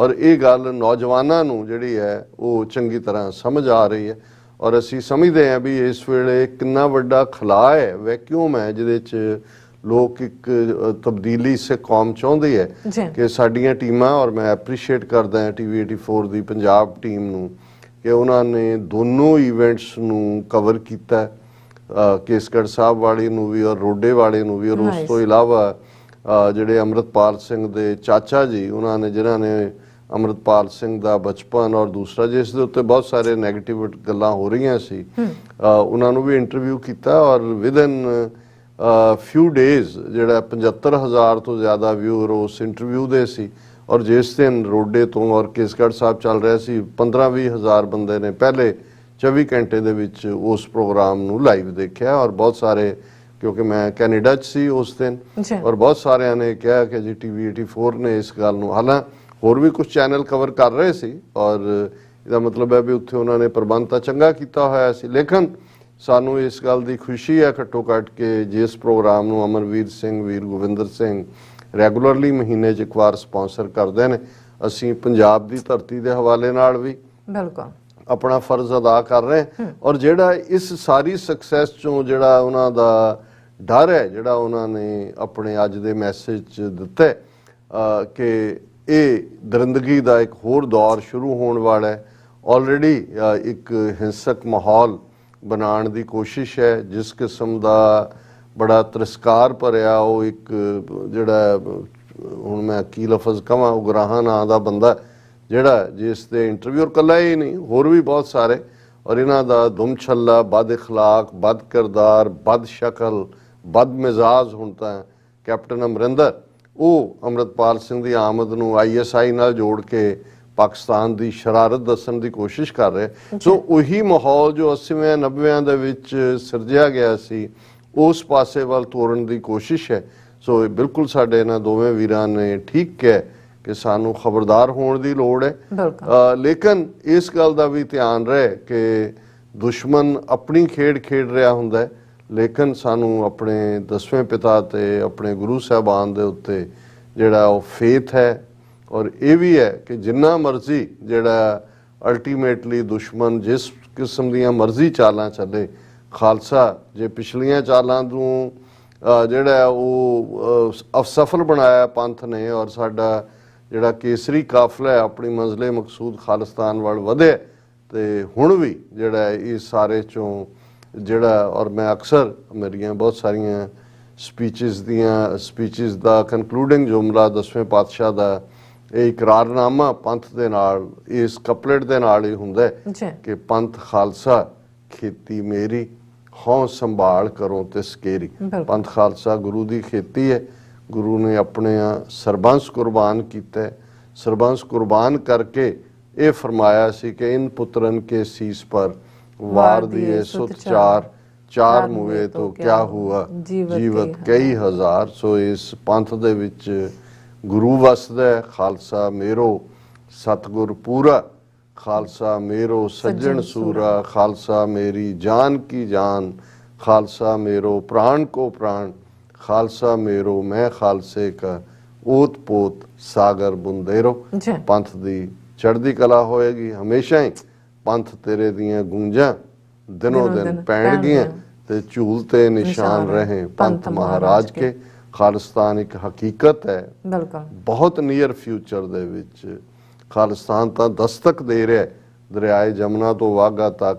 ਔਰ ਸਗੋਂ ਕੈਨੇਡਾ 'ਚ ਇੱਕ ਡਿਸਕਸ਼ਨ ਚੱਲ ਰਿਹਾ ਸੀ, ਮੈਂ ਜਦੋਂ ਜਮਨਾ ਤੋਂ ਵਾਘਾ ਤੱਕ ਕਿਹਾ ਤੇ ਗੰਗਾ ਨਗਰ ਔਰ ਸੂਰਤਗੜ੍ਹ ਔਰ ਹਨੂਮਾਨਗੜ੍ਹ ਇਹ 3 ਜ਼ਿਲ੍ਹੇ ਨੇ ਨਾਲ ਲੱਗਦੇ, ਉਹਨਾਂ ਦੇ ਵੀ ਇੱਕ ਸਿੰਘ ਖੜਾ ਸੀ, ਉਹ ਕਹਿੰਦੇ ਜੀ ਸਾਨੂੰ ਤੁਸੀਂ ਕਿਉਂ ਬਾਹਰ ਕਰ। ਮੈਂ ਕਿਹਾ ਜੀ ਅਸੀਂ ਤਾਂ ਜਿਹੜਾ ਬਾਰਡਰ ਹੈ ਈਸਟ ਟੂ ਵੈਸਟ ਹੀ ਦੱਸਿਆ, ਪਾਕਿਸਤਾਨ ਬਾਰਡਰ ਹੈ, ਜ਼ਾਹਰ ਹੈ ਇਧਰ ਤੱਕ ਨਹੀਂ ਦੱਸਿਆ ਸੀ, ਇਹ ਤੁਸੀਂ ਸਾਡਾ ਹੀ ਹਿੱਸਾ ਹੋ, ਕਿਉਂਕਿ ਇਹ ਅਸੀਂ ਲਖਪਤ ਤੱਕ ਜਿਹੜਾ ਹੈ ਉਹ ਫਿਰ ਜਿਹੜੀ 30 ਮੀਲ ਦਾ ਉਹ ਰੇਤਲੇ ਇਲਾਕੇ ਦੇ ਵਿੱਚ ਲੰਘ ਹੈ ਉਹ ਵੀ ਸਾਡਾ ਹੈ ਔਰ ਅਸੀਂ ਸਮਝਦੇ ਹਾਂ ਕਿ ਇਹ ਬਹੁਤ ਜਲਦੀ ਹਕੀਕਤ ਬਣਨ ਜਾ ਰਿਹਾ। ਹੁਣ ਇਸ ਹਫਤੇ ਦੇ ਦੌਰਾਨ, ਕਿਉਂਕਿ ਲਾਸਟ ਪ੍ਰੋਗਰਾਮ ਅਸੀਂ 23 ਸਤੰਬਰ ਨੂੰ ਕੀਤਾ ਜਿਹੜਾ ਫਰਾਈਡੇ ਸੀ, ਔਰ ਅਸੀਂ ਦੱਸਿਆ ਸੀ ਕਿ 24 ਸਤੰਬਰ ਨੂੰ ਇੰਡੀਆ ਦੇ foreign minister S Jai Shankar ਨੇ ਐਡਰੈਸ ਕਰਨਾ ਸੀ UN ਜਨਰਲ ਅਸੈਂਬਲੀ ਨੂੰ, ਔਰ ਅਸੀਂ ਪ੍ਰੋਟੈਸਟ ਰੱਖਿਆ ਹੋਇਆ ਸੀ ਜਿਸ ਨੂੰ ਲਾਈਵ ਸਾਡੀ ਟੀਮ ਨੇ ਕਵਰ ਕੀਤਾ ਸਿੱਖ ਪ੍ਰੋਟੈਸਟ ਕਿਉਂਕਿ ਅਸੀਂ ਕਸ਼ਮੀਰੀਆਂ ਦੇ ਨਾਲ ਇਸ ਕਿਸਮ ਦਾ ਤਾਲਮੇਲ ਕੀਤਾ ਸੀ ਤਾਂ ਕਿ ਕਈ ਵਾਰ ਜਿਹੜੇ ਆਫਟਰਨੂਨ ਸਪੀਕਰ ਹੁੰਦੇ ਨੇ ਉਹ ਸਵੇਰ ਵੇਲੇ ਬੁਲਾਤੇ ਜਾਂਦੇ ਨੇ ਤਾਂ ਕਿ ਪੂਰਾ ਟਾਈਮ ਕਵਰ ਹੋਏ। ਸੋ ਅਸੀਂ 11 ਵਜੇ ਤੋਂ 3 ਵਜੇ ਤੱਕ ਸੀ ਔਰ ਕਸ਼ਮੀਰੀ ਭਰਾ ਸਾਡੇ 2 ਵਜੇ ਆਏ, ਉਹ 4 4:30 ਤੱਕ ਰੁਕੇ। ਉਸ ਨੂੰ ਵੀ ਸਾਡੀ ਟੀਮ ਨੇ ਕਵਰ ਕੀਤਾ, ਦੋਨਾਂ ਨੂੰ ਅਸੀਂ ਐਡਰੈਸ ਵੀ ਕੀਤਾ ਔਰ ਉਸ ਦੀ ਵੀਡੀਓ ਵੀ ਜਿਹੜੀ ਹੈ ਨਾਲ ਦੀ ਨਾਲ ਕਿਉਂਕਿ ਲਾਈਵ ਵੀ ਚੱਲ ਰਿਹਾ ਸੀ, ਫਿਰ ਕੱਲੇ ਸਪੀਚਸ ਵੀ ਜਿਹੜੀਆਂ ਨੇ ਉਹ ਉਹਨਾਂ ਨੂੰ ਅਪਲੋਡ ਕੀਤਾ ਗਿਆ। ਉਹਨਾਂ ਨੂੰ ਕਾਫੀ ਹੁੰਗਾਰਾ ਮਿਲਿਆ ਔਰ ਬਹੁਤ ਸਾਰੇ ਸਾਡੇ ਪਾਕਿਸਤਾਨੀ ਵੀਰਾਂ ਭੈਣਾਂ ਦੇ ਨਿੱਜੀ ਸੁਨੇਹੇ ਵੀ ਉਸ ਦੇ ਉੱਤੇ ਆਏ ਔਰ ਅਸੀਂ ਜਿਵੇਂ ਕਿ ਦੱਸਿਆ ਹੀ ਸੀ ਕਿ Sarpal Singh Purewal father of Nanakshahi calendar ਜਿਨ੍ਹਾਂ ਨੇ ਪੰਥ ਦੀ ਝੋਲੀ ਪਾਇਆ, ਲਗਭਗ 90 ਸਾਲ ਦੀ ਉਮਰ ਭੋਗ ਕੇ ਉਹ ਇਸ ਫਾਨੀ ਦੁਨੀਆ ਨੂੰ ਅਲਵਿਦਾ ਕਹਿ ਗਏ ਸਨ। ਸੋ ਉਹਨਾਂ ਦੀ ਜਿਹੜੀ ਹੈ ਅੰਤਮ ਅਰਦਾਸ ਔਰ ਇਜ਼ਹਾਰ ਹੈ, ਉਸ ਤੋਂ ਪਹਿਲਾਂ ਸੰਸਕਾਰ ਇਹ 27 ਤਰੀਕ ਨੂੰ ਐਡਮਿੰਟਨ ਇਹ ਅਲਬਰਟਾ ਸਟੇਟ ਹੈ, ਆਲਮੋਸਟ 1500 ਮੀਲ ਦੂਰ ਵੈਨਕੂਵਰ ਤੋਂ ਔਰ ਇਹ ਉੱਥੇ ਹੀ ਰੱਖਿਆ ਹੋਇਆ ਸੀ। ਸੋ ਅਸੀਂ 24 ਦੇ ਪ੍ਰੋਟੈਸਟ ਤੋਂ ਬਾਅਦ 25 ਨੂੰ ਹੀ ਫਲਾਈ ਕੀਤਾ ਸੰਡੇ ਈਵਨਿੰਗ ਸਿਐਟਲ। ਸਾਡਾ ਪਹਿਲਾ ਪੜਾਅ ਸੀ, ਰਾਤ ਸਿਐਟਲ ਗੁਜ਼ਾਰੀ ਔਰ ਫਿਰ ਅਗਲੇ ਦਿਨ ਅਸੀਂ ਜਿਹੜੇ ਸਰੀ ਨਿਵਾਸੀ ਸਾਡੇ ਵੀਰ ਕਮਲਜੀਤ ਸਿੰਘ ਉਹ ਸਾਨੂੰ ਕੈਨੇਡਾ ਦੇ ਬਾਰਡਰ ਤੋਂ ਲੈ ਗਏ ਕੈਨੇਡਾ ਮੁਲਕ ਦੇ ਵਿੱਚ ਔਰ ਉਸੇ ਸ਼ਾਮ ਅਸੀਂ ਉੱਥੋਂ ਜਿਹੜਾ ਵੈਨਕੂਵਰ ਤੋਂ ਫਲਾਈ ਕੀਤਾ ਐਡਮਿੰਟਨ ਦੇ ਲਈ। ਲਗਭਗ 2 ਘੰਟੇ ਦੀ ਫਲਾਈਟ ਹੈ, 1 ਘੰਟੇ ਦਾ ਟਾਈਮ ਡਿਫਰੈਂਸ ਹੈ ਔਰ ਅਗਲਾ ਦਿਨ ਜਿਹੜਾ ਸੀ 27 ਤਰੀਕ ਦੋਨੋਂ ਹੀ ਜਿਹੜੇ ਉਹਨਾਂ ਦੇ ਸਮਾਗਮ ਸੀ ਉਹਨਾਂ ਦੇ ਵਿੱਚ ਪਾਰਟਿਸਿਪੇਸ਼ਨ ਕੀਤੀ ਐਡਮਿੰਟਨ ਦੇ ਵੀ, ਕਿਉਂਕਿ ਐਡਮਿੰਟਨ ਸਾਡਾ ਇੱਕ ਪੱਕਾ ਟਿਕਾਣਾ ਰਿਹਾ ਹੈ ਪਹਿਲੇ ਵਰਿਆਂ ਦੇ ਵਿੱਚ ਔਰ ਜਿਹੜਾ ਵੱਡੀ ਗਿਣਤੀ ਦੇ ਵਿੱਚ ਪਾਰਟਿਸਿਪੇਸ਼ਨ ਸੀ ਸੰਸਕਾਰ ਦੇ ਮੌਕੇ ਵੀ, ਦੀਵਾਨ ਦੇ ਮੌਕੇ ਵੀ ਔਰ ਸਾਡੇ ਪੁਰਾਣੇ ਜਿਹੜੇ ਫੈਡਰੇਸ਼ਨ ਦੇ ਐਕਟਿਵਿਸਟ ਸੀ ਉਹਨਾਂ ਨਾਲ ਵੀ ਮੁਲਾਕਾਤ ਹੋਈ। ਸਰਪਾਲ ਸਿੰਘ ਪੁਰੇਵਾਲ ਉਹਨਾਂ ਨੂੰ ਜਿਹੜੀ ਹੈ ਗੁਰਦੁਆਰਾ ਸਾਹਿਬ 'ਚ ਅਸੀਂ ਟ੍ਰਿਬਿਊਟ ਵੀ ਦਿੱਤੀ ਔਰ ਉਸ ਦੀ ਥੋੜ੍ਹੀ ਅਪਲੋਡਿੰਗ 'ਚ ਪ੍ਰੋਬਲਮ ਆਈ ਹੈ ਕਿਉਂਕਿ ਸਪੀਚ ਜਿਹੜੀ ਹੈ ਥੋੜ੍ਹੀ ਜਿਹੀ ਕੱਟੀ ਜਾ ਰਹੀ ਆਉਣ ਵਾਲੇ ਦਿਨਾਂ 'ਚ, ਉਹ ਅਸੀਂ ਦਰਸ਼ਕਾਂ ਤੱਕ ਪਹੁੰਚਾਵਾਂਗੇ ਵੀ। ਪਿਕਚਰਸ ਦਰਸ਼ਕ ਦੇਖ ਸਕਦੇ ਨੇ ਔਰ ਇਹਦੇ 'ਚ ਕੋਈ ਸ਼ੱਕ ਨਹੀਂ ਹੈ ਕਿ ਇੱਕ ਬਹੁਤ ਵੱਡੀ ਸ਼ਖਸੀਅਤ ਸਾਥੋਂ ਵਿਛੜੀ ਹੈ ਔਰ ਭੈਣ ਜੀ ਗੁਰਜੀਤ ਕੌਰ ਸਰਪਾਲ ਸਿੰਘ ਪੁਰੇਵਾਲ ਉਹਨਾਂ ਦੀ ਸਿੰਘਣੀ, ਉਹਨਾਂ ਨੇ ਹਾਲਾਂ ਸੈਂਕੜਿਆਂ ਲੋਕ ਸੀ ਉਹਦੇ ਜਦੋਂ ਉਹਨਾਂ ਨੇ ਮੈਨੂੰ ਸਪੌਟ ਕੀਤਾ ਕੋਲ ਆ ਕੇ ਗੱਲ ਨਾਲ ਲਾ ਕੇ ਉਹਨਾਂ ਨੇ ਕਿਹਾ ਕਿ ਪੁਰੇਵਾਲ ਸਾਹਿਬ ਚਲੇ ਗਏ, ਤੁਸੀਂ ਆਏ ਹੋ, ਜੇ ਤੁਸੀਂ ਉਹਨਾਂ ਦੇ ਹੁੰਦਿਆਂ ਆਂਦੇ ਤੇ ਉਹ ਕਿੰਨੇ ਖੁਸ਼ ਹੁੰਦੇ। ਉਹਦੇ 'ਚ ਕੋਈ ਸ਼ੱਕ ਨਹੀਂ ਹੈ ਕਿਉਂਕਿ ਜਿੰਨੇ 4-5 ਗੁਰਦੁਆਰੇ ਨੇ ਐਡਮਿੰਟਨ ਦੇ ਉਹਨਾਂ ਦਾ ਉਹ ਸਾਲ 'ਚ ਖਾਲਸਾ ਸਾਜਨਾ ਦਿਵਸ ਦਾ ਨਗਰ ਕੀਰਤਨ ਕਰਦੇ ਨੇ। ਉਸ ਕਮੇਟੀ ਦੇ ਉਹ ਚੇਅਰਪਰਸਨ ਸੀ ਪੱਕੇ ਔਰ ਪਿਛਲੇ ਕੁਝ ਸਾਲਾਂ ਤੋਂ ਕੋਵਿਡ ਤੋਂ ਪਹਿਲਾਂ ਵੀ ਔਰ ਪਿਛਲੇ ਸਾਲ ਵੀ ਉਹਨਾਂ ਨੇ ਕਿਹਾ ਕਿ ਸੰਗਤ ਚਾਹੁੰਦੀ ਹੈ ਵੀ ਤੁਹਾਨੂੰ ਅਸੀਂ ਮੁੱਖ ਗੈਸਟ ਦੇ ਤੌਰ ਤੇ ਸੱਦੀਏ। ਮੈਂ ਉਹਨਾਂ ਨੂੰ ਕਿਹਾ ਸੀ ਪੁਰੇਵਾਲ ਸਾਹਿਬ ਬਹੁਤ ਨਜ਼ਦੀਕ ਹੈ ਵਕਤ, ਮੈਂ ਆਵਾਂਗਾ, ਪਰ ਜੇ ਜਾਣਾ ਵੀ ਹੋਇਆ ਲਗਭਗ 20 ਸਾਲ ਬਾਅਦ ਤੇ ਪੁਰੇਵਾਲ ਸਾਹਿਬ ਦੀ ਵਿਦਾਇਗੀ ਤੇ ਹੀ ਹੋਇਆ ਜਦੋਂ ਕਿ ਉਹ ਇਸ ਫਾਨੀ ਸੰਸਾਰ ਨੂੰ ਜਿਹੜਾ ਅਲਵਿਦਾ ਕਹਿ ਗਏ ਨੇ ਔਰ ਜਿਸ ਕਿਸਮ ਦੀਆਂ ਟ੍ਰਿਬਿਊਟਸ ਉਹਨਾਂ ਦੇ ਇਸ ਮੌਕੇ ਦੇ ਉੱਤੇ ਸੰਸਕਾਰ ਦੇ ਮੌਕੇ ਤੇ ਵੀ ਔਰ ਗੁਰਦੁਆਰਾ ਸਾਹਿਬ 'ਚ ਵੀ ਦਿੱਤੀਆਂ ਗਈਆਂ, ਉਸ ਤੋਂ ਅਸੀਂ ਅੰਦਾਜ਼ਾ ਆਲਰੇਡੀ ਮੇਰੇ ਲਈ ਤਾਂ ਪੁਰੇਵਾਲ ਸਾਹਿਬ ਇੱਕ ਮਾਰਗਦਰਸ਼ਕ ਵਾਂਗ ਸਨ। ਉਹਨਾਂ ਦੀ ਹਿਊਮਿਲਿਟੀ, ਨਿਮਰਤਾ, ਉਹਨਾਂ ਦੀ ਪ੍ਰੋਫਾਊਂਡ ਇੰਟੈਲੈਕਟ ਔਰ ਕਦੇ ਵੀ ਡਿਸਕਸ਼ਨ 'ਚ ਡਿਬੇਟ 'ਚ ਕ੍ਰਿਟਿਸਿਜ਼ਮ ਹੋਣ ਦੇ ਬਾਵਜੂਦ ਕਦੇ ਉਹਨਾਂ ਦੀ ਆਵਾਜ਼ ਉੱਚੀ ਨਹੀਂ ਹੋਈ, ਕਦੇ ਕਿਸੇ ਲਈ ਉਹਨਾਂ ਨੇ ਅਪਲਫਜ਼ ਨਹੀਂ ਇਸਤੇਮਾਲ ਕੀਤਾ ਔਰ ਕਿਵੇਂ ਉਹਨਾਂ ਦਾ ਸਗੋਂ ਭੈਣ ਜੀ ਗੁਰਜੀਤ ਕੌਰ ਕਹਿਣ ਮੈਂ ਤੁਹਾਨੂੰ ਉਹਨਾਂ ਦੀਆਂ ਕਿਤਾਬਾਂ ਲਾਇਬ੍ਰੇਰੀ ਕਿਵੇਂ ਭਰੀ ਹੋਈ ਹੈ ਕਿਉਂਕਿ ਉਹ ਫਾਰਸੀ, ਅਰਬੀ, ਸੰਸਕ੍ਰਿਤ ਔਰ ਕੈਲੰਡਰ ਨਾਲ ਜੁੜਿਆ ਸਾਰਾ ਹੀ ਜਿਹੜਾ ਉਸ ਤੇ ਤਾਂ ਸਕਾਲਰ ਹੈ ਹੀ ਸਨ, ਵੋਰੇਸ਼ੀਅਸ ਰੀਡਰ ਸਨ ਹਰ ਪੱਖ ਤੋਂ ਔਰ ਮੈਂ ਵੀ ਜਿਹੜਾ ਉਸ ਸਾਰੇ ਮਾਹੌਲ 'ਚ ਆਪਣੇ ਆਪ ਨੂੰ ਜਿਹੜਾ ਗਮਗੀਨ ਵੀ ਮਹਿਸੂਸ ਹੁੰਦਾ ਹੈ ਜਦੋਂ ਤੁਸੀਂ ਯਾਦਾਂ ਹੁੰਦੀਆਂ ਨੇ ਔਰ ਅਸੀਂ ਐਡਮਿੰਟਨ ਨਿਵਾਸੀ ਆਪਣੇ ਸਾਰੇ ਵੀਰਾਂ ਭੈਣਾਂ ਦਾ ਜਿਨ੍ਹਾਂ ਨੇ ਬਹੁਤ ਪਿਆਰ ਦਿੱਤਾ, ਪਿਆਰ ਦਾ ਇਜ਼ਹਾਰ ਸੀ। ਅਸੀਂ ਸਰ ਕਰਨੈਲ ਸਿੰਘ ਮੰਗਟ ਉਹਨਾਂ ਦੇ ਗ੍ਰਹਿ ਰੁਕੇ ਔਰ ਸੇਵਾ ਸੰਭਾਲ ਉਵੇਂ ਹੀ ਔਰ ਸਾਡੇ ਹੋਰ ਵੀ ਸਰੀ ਤੋਂ ਜਿਵੇਂ ਵੀਰ ਕਮਲਜੀਤ ਸਿੰਘ ਨਾਲ ਸਨ, ਸਰ ਮਨਜੀਤ ਸਿੰਘ ਧਾਮੀ, ਸਰ ਜਗਤਾਰ ਸਿੰਘ ਸੰਧੂ, ਇਹ ਸਾਰੇ ਵੀਰ ਔਰ ਵੱਡੀ ਗਿਣਤੀ 'ਚ ਹੋਰ ਵੀ ਥਾਵਾਂ ਤੋਂ ਜਿਹੜੇ ਹੈ ਉਹ ਰਿਪਰੈਜ਼ੈਂਟੇਟਿਵ ਆਏ ਹੋਏ ਸਨ। ਜੀ। ਫਿਰ ਅਸੀਂ ਵਾਪਸ ਮੁੜੇ ਔਰ ਸਰੀ ਜਿਹੜਾ ਮੁੱਖ ਗੁਰਦੁਆਰਾ ਦਸ਼ਮੇਸ਼ ਦਰਬਾਰ ਹੈ ਉਸ ਦੇ ਵਿੱਚ ਆਲਮੋਸਟ 50-60 ਐਕਟਿਵਿਸਟ ਜਿਹੜੇ ਪਿਛਲੇ ਸਾਰੇ ਸਮੇਂ ਦੇ ਸਾਥੀ ਸਹਿਯੋਗੀ ਵੀ ਰਹੇ, ਹੁਣ ਵੀ ਜਿਹੜੇ ਰੈਫਰੈਂਡਮ 2020 ਨਾਲ ਜੁੜੇ ਹੋਏ ਗੁਰਦੁਆਰਾ ਗੁਰੂ ਨਾਨਕ ਸਿੱਖ ਟੈਂਪਲ ਦੇ ਮੁੱਖ ਸੇਵਾਦਾਰ ਔਰ ਸਾਰੇ ਉਹ ਵੀ ਉਹਦੇ 'ਚ ਉਹਨਾਂ ਨੇ ਪਾਰਟਿਸਿਪੇਟ ਕੀਤਾ ਔਰ ਇੱਕ ਖੁੱਲ੍ਹਾ 2-2.5 ਘੰਟੇ ਦਾ ਡਿਸਕਸ਼ਨ ਸੈਸ਼ਨ ਸੀ ਕਿ ਕਿਵੇਂ ਇਹ ਸਾਰੇ, ਕਿਉਂਕਿ ਬਹੁਤ ਸਾਰੇ ਉਹਨਾਂ 'ਚ ਉਹੀ ਸੀ ਜਿਹੜੇ 1990-91 ਤੋਂ ਜਦੋਂ ਤੋਂ ਅਸੀਂ ਪੰਥਕ ਕਮੇਟੀ ਦੇ ਸਪੋਕਸਪਰਸਨ ਦੀ ਸੇਵਾ ਸ਼ੁਰੂ ਕੀਤੀ ਔਰ ਹੁਣ ਜਦੋਂ ਅਸੀਂ ਗੱਲ ਕਰ ਰਹੇ ਹਾਂ 32 ਸਾਲ ਦਾ ਸਫ਼ਰ ਹੈ ਕਿ ਕਿਹਨਾਂ ਅਪਸ ਐਂਡ ਡਾਊਨਸ ਚੋਂ ਨਿਕਲ ਕੇ ਹੁਣ ਜਿੱਥੇ ਕਿ ਅਸੀਂ ਆ ਕੇ ਖੜੇ ਹੁਣ ਸਾਡੇ ਲਈ ਕੀ ਕਰਨਾ ਬਣਦਾ। ਔਰ ਮੇਰਾ ਉੱਥੇ ਵੀ ਔਰ ਅਕਸਰ ਇਸ ਪਲੇਟਫਾਰਮ ਤੋਂ ਸਾਡਾ ਸਾਂਝਾ ਮੈਸੇਜ ਇਹ ਹੁੰਦਾ ਹੈ ਕਿ ਮਿਸਲ ਵੰਡ ਅਬ ਕਬਹੂ ਨਾ ਪਾਓ, ਰਲ ਮਿਲ ਕੇ ਇਹ ਪੰਥ ਬਚਾਓ। ਜਥੇਬੰਦੀਆਂ ਇੱਕ ਦੂਸਰੇ ਦਾ ਵਿਰੋਧ, ਇੱਕ ਦੂਸਰੇ ਪ੍ਰਤੀ ਈਰਖਾ ਜਾਂ ਇੱਕ ਦੂਸਰੇ ਪ੍ਰਤੀ ਹੀਨ ਭਾਵਨਾ, ਇਸ ਬਿਰਤੀ ਨੂੰ ਤਿਆਗਣ ਔਰ ਕੌਮ ਦੀ ਚੜ੍ਹਦੀ ਕਲਾ ਦੇ ਲਈ ਜਿਹੜੇ ਵੀ ਪ੍ਰੋਗਰਾਮ ਦਿੱਤੇ ਜਾਂਦੇ ਨੇ, ਕੋਈ ਵੀ ਦਿੰਦਾ ਉਸ ਨੂੰ ਜਿਹੜਾ ਹੈ ਉਹ ਪੂਰਾ ਜਿਹੜਾ ਹੈ ਉਸ ਦੀ ਹਮਾਇਤ ਕੀਤੀ ਜਾਏ। ਸੋ ਇਹੀ ਮੈਸੇਜ ਇੱਥੇ ਵੀ ਸੀ। ਔਰ ਜਿਵੇਂ ਅਸੀਂ ਪੰਜਾਬ ਦੇ ਹਵਾਲੇ ਨਾਲ ਗੱਲ ਕੀਤੀ ਕਿ ਇੱਕ ਪਾਸੇ 29 ਤਰੀਕ ਨੂੰ ਜਿਹੜਾ ਹੈ ਉਹ ਪਿੰਡ ਰੋਡੇ ਦੇ ਵਿੱਚ ਇੱਕ ਵੱਡੇ ਇਕੱਠ ਨੇ ਖਾਲਿਸਤਾਨ ਦੇ ਉੱਤੇ ਮੋਹਰ ਲਾਈ, ਉੱਥੇ ਹੀ ਦੂਸਰੇ ਪਾਸੇ ਡਿਸਟ੍ਰਿਕਟ ਹੁਸ਼ਿਆਰਪੁਰ 'ਚ ਦਲ ਖਾਲਸਾ, ਕਿਉਂਕਿ ਇਹ 29 ਸਤੰਬਰ ਦਾ ਹੀ ਉਹ ਦਿਨ ਹੈ ਜਿਸ ਦਿਨ 41 ਵਰ੍ਹੇ ਪਹਿਲਾਂ ਭਾਈ ਗਜਿੰਦਰ ਸਿੰਘ ਆਪਣੇ ਸਾਥੀਆਂ ਦੇ ਨਾਲ ਭਾਰਤੀ ਜਹਾਜ਼ ਨੂੰ ਲੈ ਗਏ ਸੀ ਦੁਨੀਆ ਨੂੰ ਦੱਸਣ ਦੇ ਲਈ ਕਿ ਅਸੀਂ ਖਾਲਿਸਤਾਨ ਚਾਹੁੰਦੇ ਹਾਂ ਸੰਤ ਪਿੰਡਾਂ ਵਾਲਿਆਂ ਦੀ ਰਿਲੀਜ਼ ਦੇ ਲਈ। ਸੋ ਉਹਨਾਂ ਵੱਲੋਂ ਵੀ ਦਲ ਖਾਲਸਾ ਵੱਲੋਂ ਇੱਕ ਵੱਡਾ ਸਮਾਗਮ ਰੱਖਿਆ ਗਿਆ ਸੀ। 29 ਸਤੰਬਰ ਨੂੰ 41 ਸਾਲ ਪੂਰੇ ਹੋਏ ਨੇ, ਉਸ ਦੀ ਜਿਹੜੀ ਹੈ ਕਵਰੇਜ ਵੀ ਹੋਈ ਹੈ।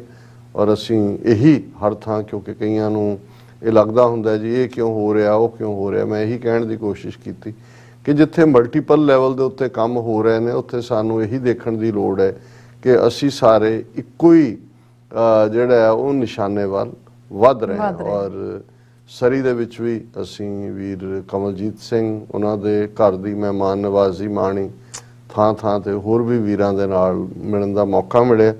ਔਰ ਫਿਰ ਅਸੀਂ 29 ਦੀ ਸ਼ਾਮ ਨੂੰ ਸਿਐਟਲ ਪਰਤੇ, ਕਿਉਂਕਿ ਜਿਵੇਂ ਅਸੀਂ ਇਹ ਦੱਸਿਆ ਸੀ ਕਿ ਕਿਵੇਂ ਸਾਡੇ ਵੀਰ ਸਤਪਾਲ ਸਿੰਘ ਪੁਰੇਵਾਲ ਜਿਨ੍ਹਾਂ ਨੇ ਯੂਨੀਕੋਡ ਦਿੱਤਾ ਹੈ, ਜਿਨ੍ਹਾਂ ਨੇ ਇੱਕ ਤੁਸੀਂ ਦੀ ਐਪ ਦੇ ਥੱਲੇ ਸਮੁੱਚੇ ਗੁਰੂ ਗ੍ਰੰਥ ਸਾਹਿਬ ਦਾ ਪਾਠ ਉਸ ਨੂੰ ਕਿੰਨਾ ਵੱਡਾ ਉਹਨਾਂ ਦਾ ਵੀ ਤੋਹਫਾ ਹੈ। ਉਹਨਾਂ ਦੇ ਬੇਟੇ, ਨੌਜਵਾਨ ਬੇਟੇ 37-38 ਸਾਲ ਦੇ, ਜਿਹੜੇ ਨਾਰਥ ਕੈਰੋਲਾਈਨਾ 'ਚ IT ਸੈਕਟਰ ਦੇ ਇੱਕ ਵੱਡੇ ਜਿਹੜੇ ਨੇ ਉਹ ਅਹੁਦੇ 'ਤੇ ਸਨ, ਉਹਨਾਂ ਦਾ ਐਕਸੀਡੈਂਟ ਹੋਇਆ, ਉਹਨਾਂ ਦੀ ਡੈਥ ਹੋਈ।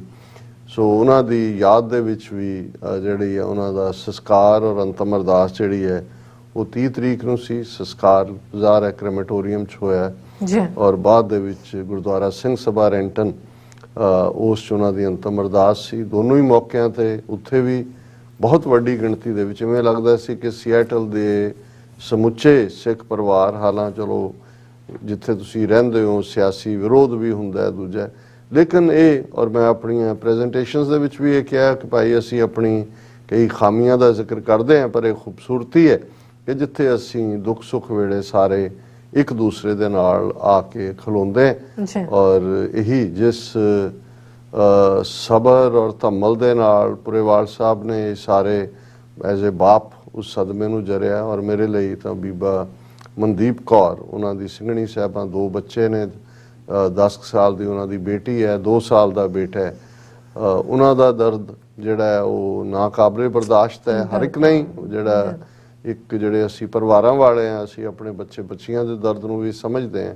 ਔਰ ਮਾਂ-ਬਾਪ ਦੇ ਲਈ ਉਹਨਾਂ ਦੇ ਸਾਹਮਣੇ ਜਿਹੜਾ ਆਪਣੇ ਬੱਚੇ ਬੱਚੀਆਂ ਦੀ ਅਰਥੀ ਚੁੱਕਣਾ ਉਹਨਾਂ ਦੀ ਹਯਾਤੀ ਦੇ ਵਿੱਚ ਬਹੁਤ ਔਖਾ ਹੈ। ਲੇਕਿਨ ਗੁਰੂ ਦੀ ਬਾਣੀ ਔਰ ਥਾਂ ਥਾਈਂ ਜਿਹੜਾ ਇਸ ਪਾਠ ਦੇ ਨਾਲ ਜੁੜਿਆ ਹੋਇਆ ਪਾਠ ਸੀ, ਉਹਨਾਂ ਦੇ ਸ਼ੋਕ ਸੁਨੇਹੇ ਅਜੇ ਤੱਕ ਵੀ ਚੱਲ ਰਹੇ ਨੇ। ਔਰ ਜਿਵੇਂ ਮੈਂ ਕੈਨੇਡਾ ਦੇ ਹਵਾਲੇ ਨਾਲ ਇਹ ਵੀ ਦੱਸਦੇ ਹਾਂ ਕਿ ਪੰਜਾਬ ਗਾਰਡੀਅਨ ਦੇ ਦਫ਼ਤਰ 'ਚ ਵੀ 2 ਵਾਰ ਜਾਣ ਦਾ ਮੌਕਾ ਬਣਿਆ ਔਰ ਪੰਜਾਬ ਗਾਰਡੀਅਨ ਦੀ ਸਮੁੱਚੀ ਟੀਮ, ਜਿਨ੍ਹਾਂ ਦੇ ਵਿੱਚ ਵੀਰ ਹਰਕੀਰਤ ਸਿੰਘ ਔਰ ਸੁਸ਼ੀਲ ਸ਼ਰਮਾ ਔਰ ਸਾਡੇ ਵੀਰ ਕਮਲਜੀਤ ਸਿੰਘ ਸਾਰੇ ਹੀ ਸ਼ਾਮਲ ਨੇ। ਉਹਨਾਂ ਨੇ ਵੀ ਹਮੇਸ਼ਾ TV 84 ਦੇ ਉਹ ਐਡਮਾਇਰਰ ਵੀ ਨੇ, ਹਮਾਇਤ ਵੀ ਹੈ। ਇਸੇ ਤਰ੍ਹਾਂ ਦਸ਼ਮੇਸ਼ ਦਰਬਾਰ ਦੇ ਇਕੱਠ 'ਚ ਸਾਡੀ ਚੜ੍ਹਦੀ ਕਲਾ ਦੀ ਪੁਰਾਣੀ ਟੀਮ ਔਰ ਖ਼ਾਸ ਤੌਰ 'ਤੇ ਪੰਥਕ ਕਮੇਟੀ ਮੈਂਬਰ ਜਥੇਦਾਰ ਸਤਿੰਦਰਪਾਲ ਸਿੰਘ, ਉਹਨਾਂ ਦੇ ਗ੍ਰਹਿ ਵੀ ਜਾਣ ਦਾ ਅਵਸਰ ਹੋਇਆ। ਸੋ ਕੁੱਲ ਮਿਲਾ ਕੇ ਹਾਲਾਂਕਿ ਇਹ ਦੋਨੋਂ ਹੀ ਘਟਨਾਵਾਂ ਐਡਮਿੰਟਨ ਔਰ ਸੀਐਟਲ ਦੀਆਂ ਦੁਖਦ ਘਟਨਾਵਾਂ ਨਾਲ ਜੁੜਿਆ ਹੋਇਆ ਸੀ, ਇਸ ਲਈ ਇਸ ਵਾਰ ਅਸੀਂ ਜਿਹੜਾ ਹਰ ਮੌਕੇ ਨੂੰ ਕੈਮਰੇ 'ਚ ਬੰਦ ਕਰਨ ਦੀ ਕੋਸ਼ਿਸ਼ ਨਹੀਂ ਕੀਤੀ। ਹਾਲਾਂ ਇਹਨਾਂ ਸਮਾਗਮਾਂ ਤੇ ਜੋ ਵੀ ਹੋ ਸਕਦਾ ਸੀ ਪਿਕਚਰਸ ਔਰ ਦੂਸਰਾ, ਕਿਉਂਕਿ ਮੌਕਾ ਹੀ ਇਸ ਕਿਸਮ ਦਾ ਸੀ। ਔਰ ਖ਼ਾਸ ਤੌਰ 'ਤੇ ਜਦੋਂ ਅਸੀਂ ਸੀਐਟਲ ਦੇ ਵਿੱਚ ਅਸੀਂ ਵੀਰ ਗੁਰਦੇਵ ਸਿੰਘ ਮਾਨ ਜਿਹੜੇ ਸਿੰਘ ਸਭਾ ਰੈਂਟਨ ਦੇ ਮੁੱਖ ਸੇਵਾਦਾਰ ਵੀ ਰਹੇ ਨੇ, ਸਫਲ ਕਾਰੋਬਾਰੀ ਨੇ, 3-4 ਦਿਨ ਉਹਨਾਂ ਦੀ ਮਹਿਮਾਨ ਨਵਾਜ਼ੀ ਮਾਣੀ। ਔਰ ਭੈਣ ਜੀ ਹੋਰਾਂ ਨੇ ਵੀ, ਹਾਲਾਂ ਉਹਨਾਂ ਦਾ ਆਪਣਾ ਮੈਡੀਕਲ ਪ੍ਰੋਫੈਸ਼ਨ ਹੈ, ਬਿਜ਼ੀ ਹੁੰਦੇ ਨੇ। ਔਰ ਕਿਉਂਕਿ ਸਾਡੇ ਨਾਲ ਹੀ ਸਰ ਬਲਵਿੰਦਰ ਸਿੰਘ ਚੱਠਾ ਵੀ ਗਏ ਹੋਏ ਸਨ ਵਰਜੀਨੀਆ ਤੋਂ, ਔਰ ਭਾਈ ਗੁਰਦੇਵ ਸਿੰਘ ਕਲਾਮਾਜ਼ੂ ਤੋਂ, ਭਾਈ ਸੰਤੋਖ ਸਿੰਘ ਇੰਡੀਆਨਾ ਤੋਂ। ਸੋ ਇਕੱਲਾ ਇਹ ਨਹੀਂ ਹੁੰਦਾ, ਫਿਰ ਹੋਰ ਮਿਲਣ ਵਾਲੇ 4-5 ਤੁਰੇ ਹੁੰਦੇ ਸੀ। ਸੋ ਮੈਂ ਸਮੁੱਚੇ ਖਾਸ ਤੌਰ 'ਤੇ ਜਿਹੜੀਆਂ ਬੀਬੀਆਂ ਕਿਚਨ 'ਚ ਰਹਿੰਦੇ ਆ, ਸਰਵ ਕਰਦੀਆਂ, ਬਹੁਤ ਵਾਰ ਉਹਨਾਂ ਬਾਕੀਆਂ ਦੇ ਤਣਾਅ ਆ ਜਾਂਦੇ ਨੇ। ਸੋ ਮੈਂ ਸਭ ਦਾ ਸਮੂਹ ਤੌਰ 'ਤੇ ਸ਼ੁਕਰੀਆ ਅਦਾ ਕਰਦਾ। ਔਰ ਅਸੀਂ ਆਉਣ ਵਾਲੇ ਦਿਨਾਂ ਦੇ ਵਿੱਚ ਫਿਰ, ਕਿਉਂਕਿ ਸੱਦੇ ਵੀ ਨੇ ਉਹਨਾਂ ਵੱਲੋਂ, ਜਿਵੇਂ ਅਪ੍ਰੈਲ ਦੇ ਵਿੱਚ ਖਾਲਸਾ ਸਾਜਨਾ ਦਿਵਸ ਦਾ ਬਹੁਤ ਵੱਡਾ ਨਗਰ ਕੀਰਤਨ ਸਰੀ 'ਚ ਹੁੰਦਾ, ਜਿਹਦੇ ਵਿੱਚ ਕੋਵਿਡ ਤੋਂ ਪਹਿਲਾਂ ਜਿਹੜਾ ਨਗਰ ਕੀਰਤਨ ਸੀ ਉਹਦੇ 'ਚ 5 ਲੱਖ ਸਿੱਖ ਸੰਗਤਾਂ ਦੀ ਸ਼ਮੂਲੀਅਤ ਸੀ, ਜਿਹੜੀ ਫਿਗਰ ਪੁਲਿਸ ਫਿਗਰ ਹੈ। ਇਸੇ ਤਰ੍ਹਾਂ ਹੋਰ ਵੀ ਬਹੁਤ ਸਾਰੇ ਇਨਵੀਟੇਸ਼ਨ ਨੇ। ਹੁਣ ਅਸੀਂ ਹੌਲੀ ਹੌਲੀ ਅੱਗੇ ਵਧਦੇ ਜਾਵਾਂਗੇ। ਸੋ ਹੁਣ ਜੇ ਇੰਨੀ ਕਹਾਣੀ ਆਪਣੇ ਦਰਸ਼ਕਾਂ ਨੂੰ ਸੁਣਾਈ ਹੈ ਤਾਂ ਸਾਡੀ 1 ਹਫ਼ਤੇ ਦੀ ਗੈਰ ਹਾਜ਼ਰੀ ਲਈ ਸਾਨੂੰ ਮੁਆਫ ਜ਼ਰੂਰ ਕਰ ਦੇਣਾ। ਜੀ ਰਾਜ ਸਾਹਿਬ, ਤੁਹਾਡਾ ਬਹੁਤ ਬਹੁਤ ਸ਼ੁਕਰੀਆ। ਸਾਥ ਲੈਣੇ ਬ੍ਰੇਕ, ਔਰ ਬ੍ਰੇਕ ਤੇ ਜਾਣ ਤੋਂ ਪਹਿਲਾਂ ਅਸੀਂ ਆਪਣੇ ਦਰਸ਼ਕਾਂ ਤੇ ਸਰੋਤਿਆਂ ਨੂੰ ਅਪੀਲ ਤੇ ਬੇਨਤੀ ਕਰਦੇ ਹਾਂ ਵੀਰੋਜ਼, ਜਿਸ ਤਰ੍ਹਾਂ ਕਿ ਤੁਸੀਂ ਜਾਣਦੇ ਹੋ ਕਿ TV 84 ਇੱਕ ਪੰਥਕ ਚੈਨਲ ਹੈ। TV 84 ਦੀ ਚੜ੍ਹਦੀ ਕਲਾ ਲਈ ਵੱਧ ਤੋਂ ਵੱਧ ਡੋਨੇਟ ਕਰੋ। ਡੋਨੇਟ ਕਰਨ ਲਈ ਸਾਡੀ ਵੈਬਸਾਈਟ tv84.tv ਤੇ ਜਾ ਕੇ ਪੇਪਲ ਦੀ ਵਰਤੋਂ ਕਰਕੇ 1 ਟਾਈਮ ਡੋਨੇਟ ਕਰ ਸਕਦੇ ਹੋ, ਮੰਥਲੀ ਡੋਨੇਟ ਵੀ ਕਰ ਸਕਦੇ ਹੋ। ਤੁਸੀਂ TV 84 ਦੇ ਨਾਮ ਤੇ ਚੈੱਕ ਬਣਾ ਕੇ ਸਾਨੂੰ ਮੇਲ ਵੀ ਕਰ ਸਕਦੇ ਹੋ ਸਾਡੇ ਇਸ ਪਤੇ ਤੇ 36-01 37th Avenue, Long Island City, New York 11101 USA, ਜਾਂ ਫਿਰ ਤੁਸੀਂ ਸਾਨੂੰ ਫੋਨ ਰਾਹੀਂ ਵੀ ਸੰਪਰਕ ਕਰ ਸਕਦੇ ਹੋ ਸਾਡੇ ਫੋਨ ਨੰਬਰ ਤੇ 5166191984। ਤੁਸੀਂ ਸਾਨੂੰ ਈਮੇਲ ਵੀ ਕਰ ਸਕਦੇ ਹੋ info@tv84.tv ਤੇ। ਅਸੀਂ ਤੁਹਾਡੇ ਤਹਿ ਦਿਲ ਤੋਂ ਸ਼ੁਕਰਗੁਜ਼ਾਰ ਹੋਵਾਂਗੇ। ਸੋ ਇੱਥੇ ਲੈਣੇ ਬ੍ਰੇਕ। ਵਿਊਅਰਸ, ਤੁਸੀਂ ਇਸੇ ਤਰ੍ਹਾਂ ਬਣੇ ਰਹਿਣਾ। ਮਿਲਦੇ ਹਾਂ after this short break.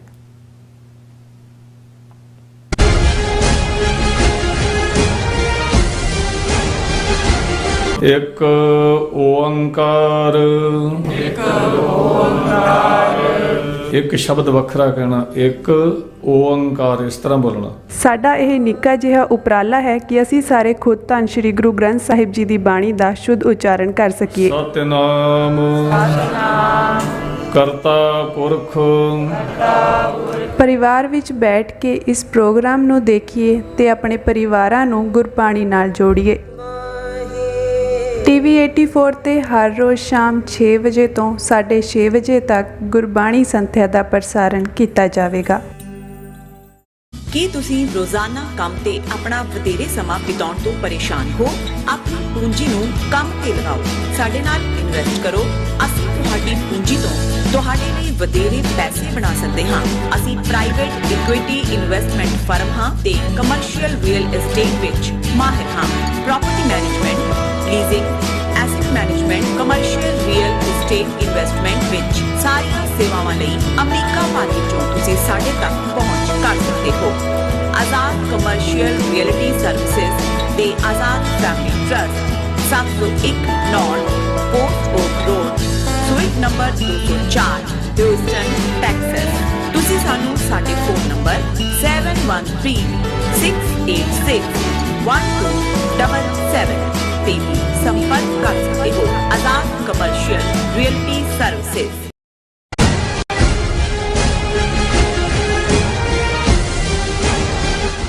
Viewers, welcome back to our program. So viewers, दूसरे सेगमेंट 'ਚ ਗੱਲਬਾਤ ਹੋਣ ਜਾ ਰਹੀ ਹੈ ਕਿ ਟੋਰਾਂਟੋ ਕੈਨੇਡਾ ਖਾਲਿਸਤਾਨ ਰੈਫਰੈਂਡਮ ਤੋਂ ਬਾਅਦ ਹੈਰਾਨ ਪਰੇਸ਼ਾਨ ਹੋਈ ਭਾਰਤ ਸਰਕਾਰ ਕੈਨੇਡਾ ਸਰਕਾਰ ਤੇ ਤਿੱਖੇ ਹਮਲੇ ਜਿਹੜੇ ਉਹ ਕਰ ਰਹੀ ਹੈ।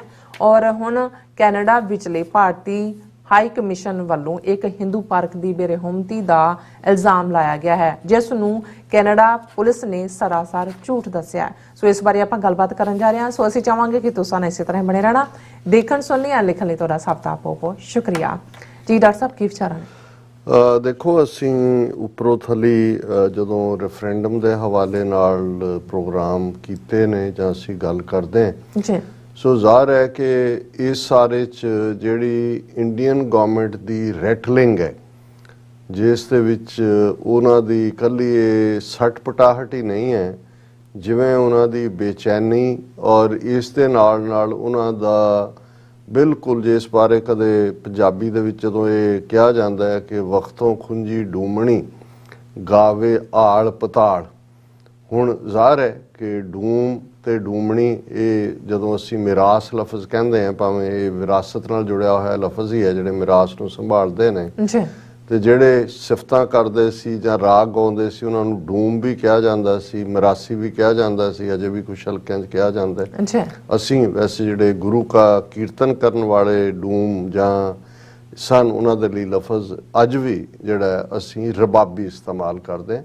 ਗੁਰੂ ਕੇ ਰਬਾਬੀ, ਕਿਉਂਕਿ ਭਾਈ ਮਰਦਾਨਾ ਬੇਸ਼ੱਕ ਉਹਨਾਂ ਦਾ ਸੰਬੰਧ ਉਸ ਕਬੀਲੇ ਨਾਲ ਸੀ, ਪਰ ਉਹਨਾਂ ਨੂੰ ਰਬਾਬ ਗੁਰੂ ਨਾਨਕ ਨੇ ਥਮਾਈ ਔਰ ਉਹਨਾਂ ਨੇ ਫਿਰ ਇੱਕ ਬਾਬਾ ਅਕਾਲ ਰੂਪ, ਦੂਜਾ ਰਬਾਬੀ ਮਰਦਾਨਾ, ਔਰ ਸਾਡੀ ਪਰੰਪਰਾ ਦੇ ਵਿੱਚ ਲਗਾਤਾਰਤਾ ਦੇ ਨਾਲ ਉਹਨਾਂ ਦਾ ਵੱਡਾ ਯੋਗਦਾਨ ਹੈ ਰਬਾਬੀ ਪਰਿਵਾਰਾਂ ਦਾ। ਸੋ ਲੇਕਿਨ ਕਹਾਵਤ ਤਾਂ ਇਹ ਹੈ ਕਿ ਵਕਤੋਂ ਖੁੰਜੀ ਡੂਮਣੀ ਗਾਵੇ ਆਲ ਪਤਾਲ। ਹੁਣ ਆਲ ਪਤਾਲ ਦਾ ਉਹਨਾਂ ਨੂੰ ਪਤਾ ਹੀ ਨਹੀਂ ਹੈ ਕਿ ਵੀ ਉਹ ਕੀ ਗਾ ਰਹੇ ਨੇ, ਕਿਉਂਕਿ ਜਦੋਂ ਤੁਸੀਂ ਇੱਕ ਲੈ ਜਾਂ ਸੁਰ ਚੋਂ ਬਾਹਰ ਹੋ ਜਾਂਦੇ ਹੋ ਤੇ ਫਿਰ ਤੁਸੀਂ ਉਹਨੂੰ ਕਵਰ ਕਰਨ ਦੇ ਲਈ ਕੋਈ ਨਵੀਂ ਸੁਰ ਲਾਉਣ ਦੀ ਕੋਸ਼ਿਸ਼ ਕਰਦੇ ਹੋ, ਫਿਰ ਤੁਹਾਨੂੰ ਪਤਾ ਹੀ ਨਹੀਂ ਰਹਿੰਦਾ ਵੀ ਤੁਸੀਂ ਗਾ ਕੀ ਰਹੇ ਹੋ। ਔਰ ਜੇ ਦੇਖਿਆ ਜਾਏ ਕਿ ਇੰਡੀਅਨ ਗਵਰਨਮੈਂਟ ਨੇ ਕੈਨੇਡੀਅਨ ਗਵਰਨਮੈਂਟ ਨੂੰ ਜ਼ਲੀਲ ਕਰਨ ਦੇ ਵਿੱਚ, ਖਾਸ ਤੌਰ ਤੇ ਜਸਟਿਨ ਟਰੂਡੋ ਦੀ ਹਕੂਮਤ ਤੋਂ ਬਾਅਦ, ਉਸ ਤੋਂ ਪਹਿਲਾਂ ਮਕਸਦ ਉਹਨਾਂ ਦਾ ਤਾਂ ਸਿੱਖ ਆਵਾਜ਼ ਨੂੰ ਸੁਪਰੈਸ ਕਰਨਾ ਹੈ, ਕੈਨੇਡਾ ਦੇ ਸਿੱਖਾਂ 'ਚ ਖੌਫ ਪੈਦਾ ਕਰਨਾ ਹੈ ਔਰ ਉਹਨਾਂ ਨੂੰ ਬਦਨਾਮ ਕਰਨਾ। ਔਰ ਇਹ ਪ੍ਰੋਸੈਸ ਤਾਂ ਉਹਨਾਂ ਦੀ 1980 ਦੀ ਸ਼ੁਰੂ ਹੋ ਜਾਂਦੀ ਹੈ, ਜਦੋਂ ਪੀਪ ਗੁਰਦੁਆਰਾ ਹੋਏ, ਬਾਅਦ ਦੇ ਵਿੱਚ ਏਅਰ ਇੰਡੀਆ ਦਾ ਜਿਹੜਾ ਇਹਨਾਂ ਵੱਲੋਂ ਕਰਵਾਇਆ ਗਿਆ ਹਾਦਸਾ ਹੋਏ, ਔਰ ਜਿਸ ਅੰਦਾਜ਼ ਦੇ ਵਿੱਚ ਇਹਨਾਂ ਨੇ ਕੈਨੇਡੀਅਨ ਇੰਟੈਲੀਜੈਂਸ ਨੂੰ ਉੱਲੂ ਬਣਾ ਕੇ ਉਹਨਾਂ ਨੂੰ ਮਿਸ ਇਨਫੋਰਮੇਸ਼ਨ ਭਾਰਤੀ ਏਜੰਸੀਆਂ ਫੀਡ ਕਰਦੀਆਂ ਰਹੀਆਂ। ਔਰ ਇਸ ਸਭ ਦੇ ਬਾਵਜੂਦ ਸਿੱਖਾਂ ਨੇ ਕੈਨੇਡਾ ਦੀ ਪੋਲੀਟੀਕਲ ਪ੍ਰੋਸੈਸ ਵੀ ਆਪਣੀ ਥਾਂ ਬਣਾਈ, ਉਹਨਾਂ ਦੇ ਵਜ਼ੀਰ, ਉਹਨਾਂ ਦੇ MP ਬਣਦੇ ਰਹੇ। ਪਰ ਜਸਟਿਨ ਟਰੂਡੋ ਜਿਸ ਨੇ ਇੱਕ ਆਪਣਾ ਜਦੋਂ ਕਰੀਅਰ ਇਸ ਪਾਸੇ ਸ਼ੁਰੂ ਕੀਤਾ ਐਜ਼ ਏ ਪ੍ਰਾਈਮ ਮਿਨਿਸਟਰ, ਤੇ ਉਸ ਨੇ ਸਿੱਖਾਂ ਦੇ ਉੱਤੇ, ਕਿਉਂਕਿ ਉਹਨਾਂ ਦੇ ਪਿਤਾ ਵੀ ਮਿਸਟਰ ਟਰੂਡੋ ਸਿੱਖਾਂ ਦੇ ਮਿੱਤਰ ਸਨ, ਔਰ ਆਪਣੀ ਅਖੀਰਲੀ ਟਰਮ ਵੇਲੇ ਜਦੋਂ ਇਹਦੇ ਫਾਦਰ ਟਰੂਡੋ ਜਿਹੜੇ ਪ੍ਰਾਈਮ ਮਿਨਿਸਟਰ ਸੀ ਜਸਟਿਨ ਟਰੂਡੋ ਦੇ, ਤਾਂ ਉਹਨੇ ਇਹ ਬਹੁਤ ਪਹਿਲਾਂ ਕਿਹਾ ਸੀ ਕਿ ਮੇਰੀ ਚਾਹਨਾ ਹੈ ਕਿ ਵੀ ਮੈਂ ਇੱਕ ਦਸਤਾਰ ਵਾਲਾ ਇੱਕ ਸਿੱਖ, ਜਿਹੜਾ ਅਸਲੀ ਉਹ ਕਹਿੰਦਾ ਸਿੱਖ ਤਾਂ ਉਹੀ ਹੈ ਜਿਹਦੇ ਸਿਰ ਤੇ ਪੱਗ ਹੈ, ਉਹਨੂੰ ਮੈਂ ਪਾਰਲੀਮੈਂਟ 'ਚ ਲਿਆਵਾਂ। ਔਰ ਉਹਦੇ ਪੀਰੀਅਡ 'ਚ ਗੁਰਬਖਸ਼ ਸਿੰਘ ਮੱਲੀ, ਹਾਲਾਂਕਿ ਕੋਈ ਯੋਗਤਾ ਪੱਖੋਂ ਉਹਨਾਂ ਦਾ ਕੋਈ ਬਹੁਤਾ ਨਹੀਂ ਸੀ, ਪਰ ਉਹਨਾਂ ਨੂੰ ਉਹਨੇ MP ਵੀ ਬਣਵਾਇਆ ਲਿਬਰਲ ਪਾਰਟੀ ਦੀ ਟਿਕਟ ਦੇ ਕੇ। ਔਰ ਅਖੀਰ ਜਦੋਂ ਗੁਰਬਖਸ਼ ਸਿੰਘ ਮੱਲੀ ਬਣੇ ਵੀ ਔਰ ਉਹ ਦਰਬਾਰ ਸਾਹਿਬ ਦੇ ਦਰਸ਼ਨਾਂ ਨੂੰ ਗਏ, ਤਾਂ ਮਿਸਟਰ ਟਰੂਡੋ ਨੇ ਇੱਕ ਰੁਮਾਲਾ ਔਰ ਸਤਿਕਾਰਤ ਹੋਰ ਚੀਜ਼ਾਂ ਦਰਬਾਰ ਸਾਹਿਬ 'ਚ ਭੇਟ ਕਰਨ ਦੇ ਲਈ ਉਹਨਾਂ ਦੇ ਹੱਥ ਭੇਜੀਆਂ ਸੀ। ਔਰ ਮੈਨੂੰ ਸ਼ਾਇਦ, ਮੇਰੀ ਯਾਦਾਂ 'ਚ ਪੂਰੀ ਤਰ੍ਹਾਂ ਨਹੀਂ ਹੈ ਕਿ ਉਹ ਸ਼ਾਇਦ ਖੁਦ as a serving prime minister ਤਾਂ ਸ਼ਾਇਦ ਨਹੀਂ ਗਏ, ਰਿਟਾਇਰਮੈਂਟ ਤੋਂ ਬਾਅਦ ਉਹਨਾਂ ਨੇ ਵਿਜ਼ਿਟ ਵੀ ਕੀਤਾ, ਪਰ ਇਹ ਮੈਨੂੰ ਚੰਗੀ ਤਰ੍ਹਾਂ ਯਾਦ ਹੈ ਕਿ ਉਹਨਾਂ ਵੱਲੋਂ ਰੁਮਾਲਾ ਔਰ ਦੂਸਰੀ ਗਿਫਟ ਦਰਬਾਰ ਸਾਹਿਬ ਦੇ ਵਿੱਚ ਜਿਹੜੀ ਹੈ ਭੇਟਾ ਦੇ ਤੌਰ ਤੇ ਭੇਜੀ ਗਈ ਸੀ। ਸੋ ਜ਼ਾਹਰ ਹੈ ਜਸਟਿਨ ਟਰੂਡੋ ਦਾ ਬਚਪਨ ਜਿਹੜਾ ਉਹ ਉਸ ਸਿੱਖਾਂ ਪ੍ਰਤੀ ਹਮਦਰਦੀ, ਹਾਲਾਂ ਫ੍ਰੈਂਚ ਓਰੀਜਨ ਦੇ ਨੇ, ਦੇ ਵਿੱਚ ਹੀ ਗੁਜ਼ਰਿਆ। ਲੇਕਿਨ ਜਿਵੇਂ ਫਿਰ ਜਸਟਿਨ ਟਰੂਡੋ ਨੂੰ ਉਸ ਦੀ ਫੈਮਿਲੀ ਨੂੰ ਜ਼ਲੀਲ ਕੀਤਾ ਇੰਡੀਆ ਵਿਜ਼ਿਟ ਦੇ ਵੇਲੇ, ਉਸ ਤੋਂ ਪਹਿਲਾਂ ਡਿਫੈਂਸ ਮਿਨਿਸਟਰ ਹਰਜੀਤ ਸਿੰਘ ਸੱਜਣ ਦੀ ਵਿਜ਼ਿਟ ਦੇ ਵੇਲੇ, ਸੋ ਇਹ ਹਿੰਦੂ ਤਵੀਆਂ ਦਾ ਅਸਲ 'ਚ ਇਹਨਾਂ ਨੂੰ ਨਹੀਂ, ਉਹ ਸਿੱਖ ਕੌਮ ਨੂੰ ਹੀ ਮੈਸੇਜ ਦੇ ਰਿਹਾ ਸੀ, ਕਿਉਂਕਿ ਕੈਨੇਡਾ ਦੇ ਵਿੱਚ ਜ਼ਾਹਰ ਹੈ ਕਿ ਖਾਲਿਸਤਾਨ ਦੀ ਮੂਵਮੈਂਟ ਦੇ ਹਵਾਲੇ ਨਾਲ 80ਵੀਂ ਤੋਂ ਦੇ ਵਿੱਚ ਵੀ ਸਪੋਰਟ ਰਹੀ ਔਰ ਇਹ ਸਾਰੇ ਪੀਰੀਅਡ 'ਚ ਲਗਾਤਾਰਤਾ ਨਾਲ ਰਹੀ, ਇਹਦੇ ਬਾਵਜੂਦ ਕਿ ਬਦਨਾਮ ਕਰਨ ਦੀ ਕੋਸ਼ਿਸ਼ ਕੀਤੀ ਗਈ। ਔਰ ਰੈਫਰੈਂਡਮ 2020 ਦੇ ਥੱਲੇ ਜਦੋਂ ਹੁਣ ਟੋਰਾਂਟੋ ਦੇ ਵਿੱਚ ਪਿਛਲੇ ਪੀਰੀਅਡ ਦੇ ਵਿੱਚ ਵੋਟਾਂ ਪਈਆਂ ਨੇ, ਜਿੰਨੀ ਵੱਡੀ ਗਿਣਤੀ 'ਚ ਹਮਾਇਤ ਸਿੱਖ ਕੌਮ ਦੀ ਮਿਲੀ ਉਹ ਤਾਂ ਹੈ ਹੀ ਹੈ, ਲੇਕਿਨ ਇਸ ਸਾਰੇ ਪੀਰੀਅਡ 'ਚ ਬਿਹਾਈਂਡ ਦਾ ਕਰਟਨ ਇਹਨਾਂ ਦਾ ਬਹੁਤ ਯਤਨ ਸੀ ਕਿ ਇਸ ਰੈਫਰੈਂਡਮ ਦੇ ਉੱਤੇ ਪਾਬੰਦੀ ਲਾਈ ਜਾਏ ਔਰ ਉਹਨੂੰ ਹਿੰਸਾ ਨਾਲ ਵੀ ਜੋੜਨ ਦੀ ਕੋਸ਼ਿਸ਼ ਕੀਤੀ ਗਈ, ਵਾਇਲੈਂਸ ਨਾਲ। ਜਿਹੜੇ ਕੁਝ ਐਕਟਿਵਿਸਟ ਫਰੰਟ ਰੈਂਕਿੰਗ ਨੇ ਉਹਨਾਂ ਨੂੰ ਇੰਡੀਆ ਦੇ ਵਿੱਚ ਜਿਹੜਾ ਉਹ ਨੋਮੀਨੇਟ ਕੀਤਾ ਗਿਆ ਕਿ ਜੀ ਫਲਾਂ ਦਹਿਸ਼ਤਗਰਦ ਕਾਰਾ ਜਾਂ ਫਲਾਂ, ਉਹਨਾਂ ਚੋਂ ਇੱਕ ਦੋ ਦੇ ਸਿਰ ਤੇ ਇਨਾਮ ਵੀ ਰੱਖੇ ਗਏ। ਸਿੱਖਸ ਫॉर ਜਸਟਿਸ ਨੂੰ ਇੱਕ ਜਿਹੜਾ ਦਹਿਸ਼ਤਗਰਦ ਜਥੇਬੰਦੀ ਐਲਾਨਿਆ ਗਿਆ। ਪਰ ਇਹਦੇ ਬਾਵਜੂਦ ਕੈਨੇਡੀਅਨ ਗਵਰਨਮੈਂਟ ਔਰ ਵੈਲ ਵਿਦਨ ਦਾ ਸਿਸਟਮ, ਇਹ ਨਹੀਂ ਹੈ ਵੀ ਅੱਜ ਲਿਬਰਲ ਗਵਰਨਮੈਂਟ ਹੈ, ਕੱਲ ਨੂੰ ਜੇ ਕੰਜ਼ਰਵੇਟਿਵ ਗਵਰਨਮੈਂਟ ਵੀ ਆ ਜਾਏ ਤੇ ਇਹ ਜਿਹੜਾ ਇਸ ਕਿਸਮ ਦੀ ਕੋਈ ਪ੍ਰੋਸੈਸ ਨੂੰ ਰੋਕ ਤਾਂ ਸਕਦਾ ਹੀ ਨਹੀਂ ਹੈ। ਉਹਨਾਂ ਦੇ ਕੋਲ ਰੋਕਣਗੇ, ਅਦਾਲਤੀ ਕਾਰਵਾਈ ਹੋ ਜਾਏਗੀ ਉਹਨਾਂ ਦੀ, ਔਰ ਅਦਰਵਾਈਜ਼ ਵੀ ਹੁਣ ਸਿੱਖ ਕਨਸਟੀਚੁਐਂਸੀ ਤਾਂ ਹੈ ਹੀ ਆਪਣੀ। ਔਰ ਇਹਨੂੰ ਦੋ ਪਾਸੇ ਉਹਨਾਂ ਦਾ ਇੰਡੀਅਨ ਮੀਡੀਆ ਹਮੇਸ਼ਾ ਪ੍ਰੋਜੈਕਟ ਕਰਨ ਦੀ ਕੋਸ਼ਿਸ਼ ਕਰਦਾ ਹੈ। ਇੱਕ ਪਾਸੇ ਤਾਂ ਕੈਨੇਡੀਅਨ ਗਵਰਨਮੈਂਟ ਦੇ ਉੱਤੇ ਚਾਰਜ ਲਾਉਣ ਦੀ ਕੋਸ਼ਿਸ਼ ਕਰਦੇ ਨੇ ਕਿ ਐਜ਼ ਇਫ ਉਹ ਇਨਕਰੇਜ ਕਰ ਰਹੇ ਨੇ ਸੈਪਰੇਟਿਜ਼ਮ ਨੂੰ ਔਰ ਇਸ ਸਾਰਿਆਂ ਨੂੰ। ਔਰ ਉਹਨਾਂ ਦਾ ਜੇ ਤੁਸੀਂ ਹਿੰਦੂਤਵੀ ਮੀਡੀਆ ਦਾ ਇੱਕ ਹਿੱਸਾ ਦੇਖੋ, ਉਹ ਇਹਨੂੰ ਐਪੀਜ਼ਮੈਂਟ ਪਾਲਿਸੀ ਕਹਿੰਦੇ ਨੇ। ਜਿਵੇਂ ਵਿਦਨ ਇੰਡੀਆ ਜਿਹੜਾ ਵੀ ਮੁਸਲਮਾਨਾਂ ਦੇ ਨਾਲ ਜੋ ਇਹ ਹਿੰਦੂਤਵੀ ਕਰ ਰਹੇ ਨੇ ਉਸ ਦੇ ਖਿਲਾਫ ਆਵਾਜ਼ ਚੁੱਕੇ, ਉਹ ਭਾਵੇਂ ਕੋਈ ਪੋਲੀਟੀਕਲ ਪਾਰਟੀ ਵੀ ਹੋਏ, ਉਹਨੂੰ ਮੁਸਲਿਮ ਅਪੀਜ਼ਮੈਂਟ ਕਹਿਣਾ ਸ਼ੁਰੂ ਕਰ ਦਿੰਦੇ ਨੇ। ਜੀ ਇਹ ਮੁਸਲਮਾਨਾਂ ਨੂੰ ਅਪੀਜ਼ ਕਰ ਰਹੇ ਨੇ, ਉਹਨਾਂ ਦਾ ਮਤਲਬ ਇਹ ਹੈ ਵੀ ਅਸੀਂ ਕੁੱਟਾਂਗੇ ਵੀ, ਮਾਰਾਂਗੇ ਵੀ, ਤੇ ਇਹਨਾਂ ਦੇ ਲਈ ਕੋਈ ਹਾਂ ਦਾ ਨਾਰਾ ਵੀ ਨਾ ਮਾਰੇ। ਸੋ ਇਹੀ ਹਾਲ ਜਿਹੜਾ ਇੰਡੀਆ ਦਾ, ਆਪ ਇੰਡੀਆ ਤੋਂ ਲੈ ਕੇ ਜਿਹੜੇ ਇਹਨਾਂ ਦੇ 5 ਜਣੇ ਔਰ ਉਹ ਰਿਪਬਲਿਕ ਟੀਵੀ ਔਰ ਦੂਜਾ, ਉਹ ਉਹਨੂੰ ਅਪੀਜ਼ਮੈਂਟ ਪਾਲਿਸੀ ਕਹਿੰਦੇ ਨੇ ਜੀ ਕਿ ਕੈਨੇਡੀਅਨ ਗਵਰਨਮੈਂਟ ਸਿੱਖਾਂ ਦੀ ਤੋਂ ਇੰਨੀ ਖੌਫਜ਼ਦਾ ਹੈ ਜਾਂ ਉਹਨਾਂ ਦੇ ਪੋਲੀਟੀਸ਼ੀਅਨਸ, ਉਹਨਾਂ ਦੇ ਸਿੱਖ ਵੋਟ ਬੈਂਕ ਇੰਨਾ ਵੱਡਾ ਹੈ, ਨਾ ਆਪ ਹੀ ਝੂਠ ਬੋਲਦੇ ਨੇ, ਫਿਰ ਉੱਤੇ ਯਕੀਨ ਕਰਦੇ ਨੇ। ਇੱਕ ਪਾਸੇ ਆਪਣੀ ਗਿਣਤੀ ਸਿੱਖਾਂ ਤੋਂ ਵਧਾ ਕੇ ਵੀ ਦੱਸਦੇ ਨੇ, ਪਰ ਉਹਨਾਂ ਨੂੰ ਇਹ ਉਹ ਆਪਣੇ ਲੋਕਾਂ ਨੂੰ ਦੱਸਣਾ ਨਹੀਂ ਚਾਹੁੰਦੇ ਕਿ ਭਾਈ ਅਲਟੀਮੇਟਲੀ ਜਿਹੜੇ ਇੰਡੀਆ ਵਾਂਗ ਲਾਲੈਸ ਹਕੂਮਤਾਂ ਨਹੀਂ ਨੇ ਕਿ ਵੀ ਤੁਸੀਂ ਆਪਣੇ ਲਾ ਨੂੰ ਜਿੱਥੇ ਮਰਜ਼ੀ ਵਰਤ ਲਓ, ਜਿਹਨੂੰ ਉਹਨੂੰ ਫਲਾਊਟ ਕਰੋ, ਪ੍ਰਾਈਮ ਮਿਨਿਸਟਰ ਕਾਲ ਕਰਕੇ ਸੁਪਰੀਮ ਕੋਰਟ ਦੇ ਚੀਫ ਜਸਟਿਸ ਤੋਂ ਮਰਜ਼ੀ ਦੇ ਫੈਸਲੇ ਕਰਵਾਏ, ਇਵੇਂ ਨਹੀਂ ਹੁੰਦਾ। ਔਰ ਕੈਨੇਡਾ ਮੁਲਕ ਜਿਹਨੇ ਚਾਰਟਰ ਆਫ ਰਾਈਟਸ ਐਕਸੈਪਟ ਕੀਤਾ ਹੋਇਆ, ਜਿਵੇਂ ਅਮਰੀਕਾ 'ਚ ਫਸਟ ਅਮੈਂਡਮੈਂਟ ਹੈ, ਔਰ ਜਿਸ ਕੈਨੇਡਾ ਨੇ ਆਪਣੇ ਮੁਲਕ ਦੇ ਇੱਕ ਹਿੱਸੇ 'ਚ ਜਿਹੜਾ ਅੱਡ ਹੋਣਾ ਚਾਹੁੰਦਾ ਸੀ ਕੈਨੇਡਾ ਤੋਂ, 2 ਵਾਰ ਰੈਫਰੈਂਡਮ ਕਰਾਇਆ, ਕਿਊਬੈਕ ਰੀਜਨ 'ਚ 1980 'ਚ ਔਰ 1995 'ਚ। ਉਹ ਇੱਕ ਕਮਿਊਨਿਟੀ ਜਿਹੜੀ ਆਪਣੇ ਪੀਸਫੁਲ ਤਰੀਕੇ ਨਾਲ, ਇਹ ਤਾਂ ਕੈਨੇਡਾ ਗਵਰਨਮੈਂਟ ਕਹਿ ਸਕਦੀ ਔਰ ਕਹਿ ਵੀ ਰਹੇ ਨੇ ਕਿ ਜੇ ਅਸੀਂ ਇਹਨੂੰ ਹਮਾਇਤ ਨਹੀਂ ਕਰਦੇ ਰੈਫਰੈਂਡਮ ਦੀ, ਜੇ ਕੈਨੇਡਾ ਦੇ ਸੇ ਖਾਲਿਸਤਾਨ ਚਾਹੁੰਦੇ ਨੇ ਤਾਂ ਇਹ ਨਹੀਂ ਹੈ ਵੀ ਕੈਨੇਡਾ ਗਵਰਨਮੈਂਟ ਖਾਲਿਸਤਾਨ ਰੈਕਗਨਾਈਜ਼ ਕਰੇਗੀ। ਇਸ ਤੋਂ ਹਾਲਾਂ ਇਹ ਵੀ ਨਹੀਂ ਉਹਨਾਂ ਨੂੰ ਕਹਿਣਾ ਚਾਹੀਦਾ, ਲੇਕਿਨ ਚਲੋ ਉਹਨਾਂ ਨੇ ਵੀ ਆਪਣਾ ਡਿਪਲੋਮੈਟਿਕ ਜਾਂ ਵਪਾਰਕ ਰਿਲੇਸ਼ਨਸ ਰੱਖਣੇ ਨੇ। ਲੇਕਿਨ ਜੇ ਹੁਣ ਇੰਡੀਆ ਨੇ ਸਿਸਟਮ ਇਹ ਸਮਝੇ ਕਿ ਜੀ ਕੈਨੇਡਾ ਜਿਹੜਾ ਉਹ ਉੱਥੇ ਪੁਲਿਸ ਭੇਜ ਕੇ ਜਿਹੜਾ ਉਹ ਜਿੱਥੇ ਵੋਟਾਂ ਪੈਣੀਆਂ ਨੇ ਉਹਨੂੰ ਲੌਕ ਐਂਡ ਸੀਲ ਦੇ ਥੱਲੇ, ਇਵੇਂ ਨਹੀਂ ਹੋਏਗਾ ਕਦੇ ਵੀ। ਹੁਣ ਅੰਦਰੋਂ ਅੰਦਰ ਇਹਨਾਂ ਦਾ ਡਿਪਲੋਮੈਟਿਕ ਖੇਡ ਖੇਡਦੇ ਰਹੇ, ਉਹਦੇ 'ਚੋਂ ਨਹੀਂ ਚੱਲਿਆ। ਔਰ ਫਿਰ ਅਸੀਂ ਦੇਖਿਆ ਕਿ ਭਾਈ ਉਹਨਾਂ ਨੇ ਇਨ ਦਾ ਐਂਡ ਜਿਹੜਾ ਪੂਰਾ ਆਪਣਾ ਕੁਵੇੜੇ ਦਾ ਰਾਗ ਗਾਵੇ ਆਲ ਪਤਾਲ ਕੱਢਿਆ ਕਿ ਉਹਨਾਂ ਨੇ ਐਡਵਾਈਜ਼ਰੀ ਜਾਰੀ ਕਰ ਦਿੱਤੀ ਇੰਡੀਅਨ ਸਿਟੀਜ਼ਨਸ ਜਿਹੜੇ ਵਿਜ਼ਿਟਿੰਗ ਨੇ, ਜਿਹੜੇ ਸਟੂਡੈਂਟਸ ਨੇ, ਜਾਂ ਜਿਨ੍ਹਾਂ ਦਾ ਕਿ ਜੀ ਉੱਥੇ ਹੀਟ ਕ੍ਰਾਈਮ ਤੋਂ ਬਚੋ ਔਰ ਦੂਜਾ ਕਰੋ। ਉਹਨਾਂ ਨੇ ਸਮਝਿਆ ਲਓ ਜੀ ਅਸੀਂ ਬੜਾ ਕੱਦੂ 'ਚ ਤੀਰ ਮਾਰਤਾ। ਹੁਣ ਕੈਨੇਡਾ ਨੇ 2 ਦਿਨ ਬਾਅਦ ਉਹਨਾਂ ਨੇ ਵੀ ਫਿਰ ਜ਼ਿਆਦਾ ਨਹੀਂ ਡੀਕਿਆ, ਉਹਨਾਂ ਨੇ ਕਿਹਾ ਵੀ ਠੀਕ ਹੈ ਕਿ ਭਾਈ N I for N I N apple for N apple, ਜੇ ਤੁਸੀਂ ਜਿਹੜਾ ਉਹ ਅੱਖ ਕੱਢਣ ਤੇ ਹੀ ਆ ਗਏ ਹੋ, ਸਾਡੀ ਤਾਂ ਅੱਖ ਅਸੀਂ ਵੀ ਤੁਹਾਡੀ ਕੱਢ ਦੇਣੀ। ਉਹਨਾਂ ਨੇ ਕਾਊਂਟਰ ਐਡਵਾਈਜ਼ਰੀ ਕੈਨੇਡੀਅਨ ਸਿਟੀਜ਼ਨਸ ਨੂੰ ਜਾਰੀ ਕਰ ਦਿੱਤੀ ਗਵਰਨਮੈਂਟ ਨੇ ਕਿ ਇੰਡੀਆ ਦੇ ਸੂਬਾ ਪੰਜਾਬ, ਕਸ਼ਮੀਰ, ਗੁਜਰਾਤ ਬਾਰਡਰ ਦੇ ਨੇੜੇ ਨਾ ਜਾਇਓ, ਵਾਇਲੈਂਸ ਇਹ ਉਹ ਔਰ ਸਾਰਾ ਬਿਲਕੁਲ ਜੋ ਉਹਨਾਂ ਦਾ ਸੀ ਉਹਨਾਂ ਨੇ ਉਹੀ ਕਾਪੀ ਪੇਸਟ ਕਰਕੇ ਆਪਣੇ ਸਿਟੀਜ਼ਨਸ ਦੇ ਦੁਆਲੇ ਇਹਦਾ ਮਤਲਬ ਇਹ ਸੀ ਕਿ ਇਹ ਕਾਊਂਟਰ ਸੀ ਡਿਪਲੋਮੈਟਿਕ ਸਨਪ। ਬਿਲਕੁਲ। ਹੁਣ ਕੁਝ ਦਿਨ ਚੁੱਪ ਰਹੀ ਤੇ ਇਧਰੋਂ ਸਿੱਖਸ ਫॉर ਜਸਟਿਸ ਇਹਨਾਂ ਦੀ ਆਪਣੀ ਸਟ੍ਰੈਟਜੀ ਤਾਂ ਇੱਕ ਬੜੇ ਪਲਾਨਡ ਢੰਗ ਦੇ ਨਾਲ ਹੈ। ਉਹਨਾਂ ਨੇ ਐਲਾਨ ਕਰਤਾ ਕਿ ਅਜੇ ਕਿਉਂਕਿ ਪਹਿਲੇ ਰੈਫਰੈਂਡਮ ਵੇਲੇ ਆਲਮੋਸਟ ਨੰਬਰ ਸੀ ਕਿ 10-15 ਹਜ਼ਾਰ ਬੰਦਾ ਬਿਨਾਂ ਵੋਟ ਪਾਏ ਚਲਾ ਗਿਆ।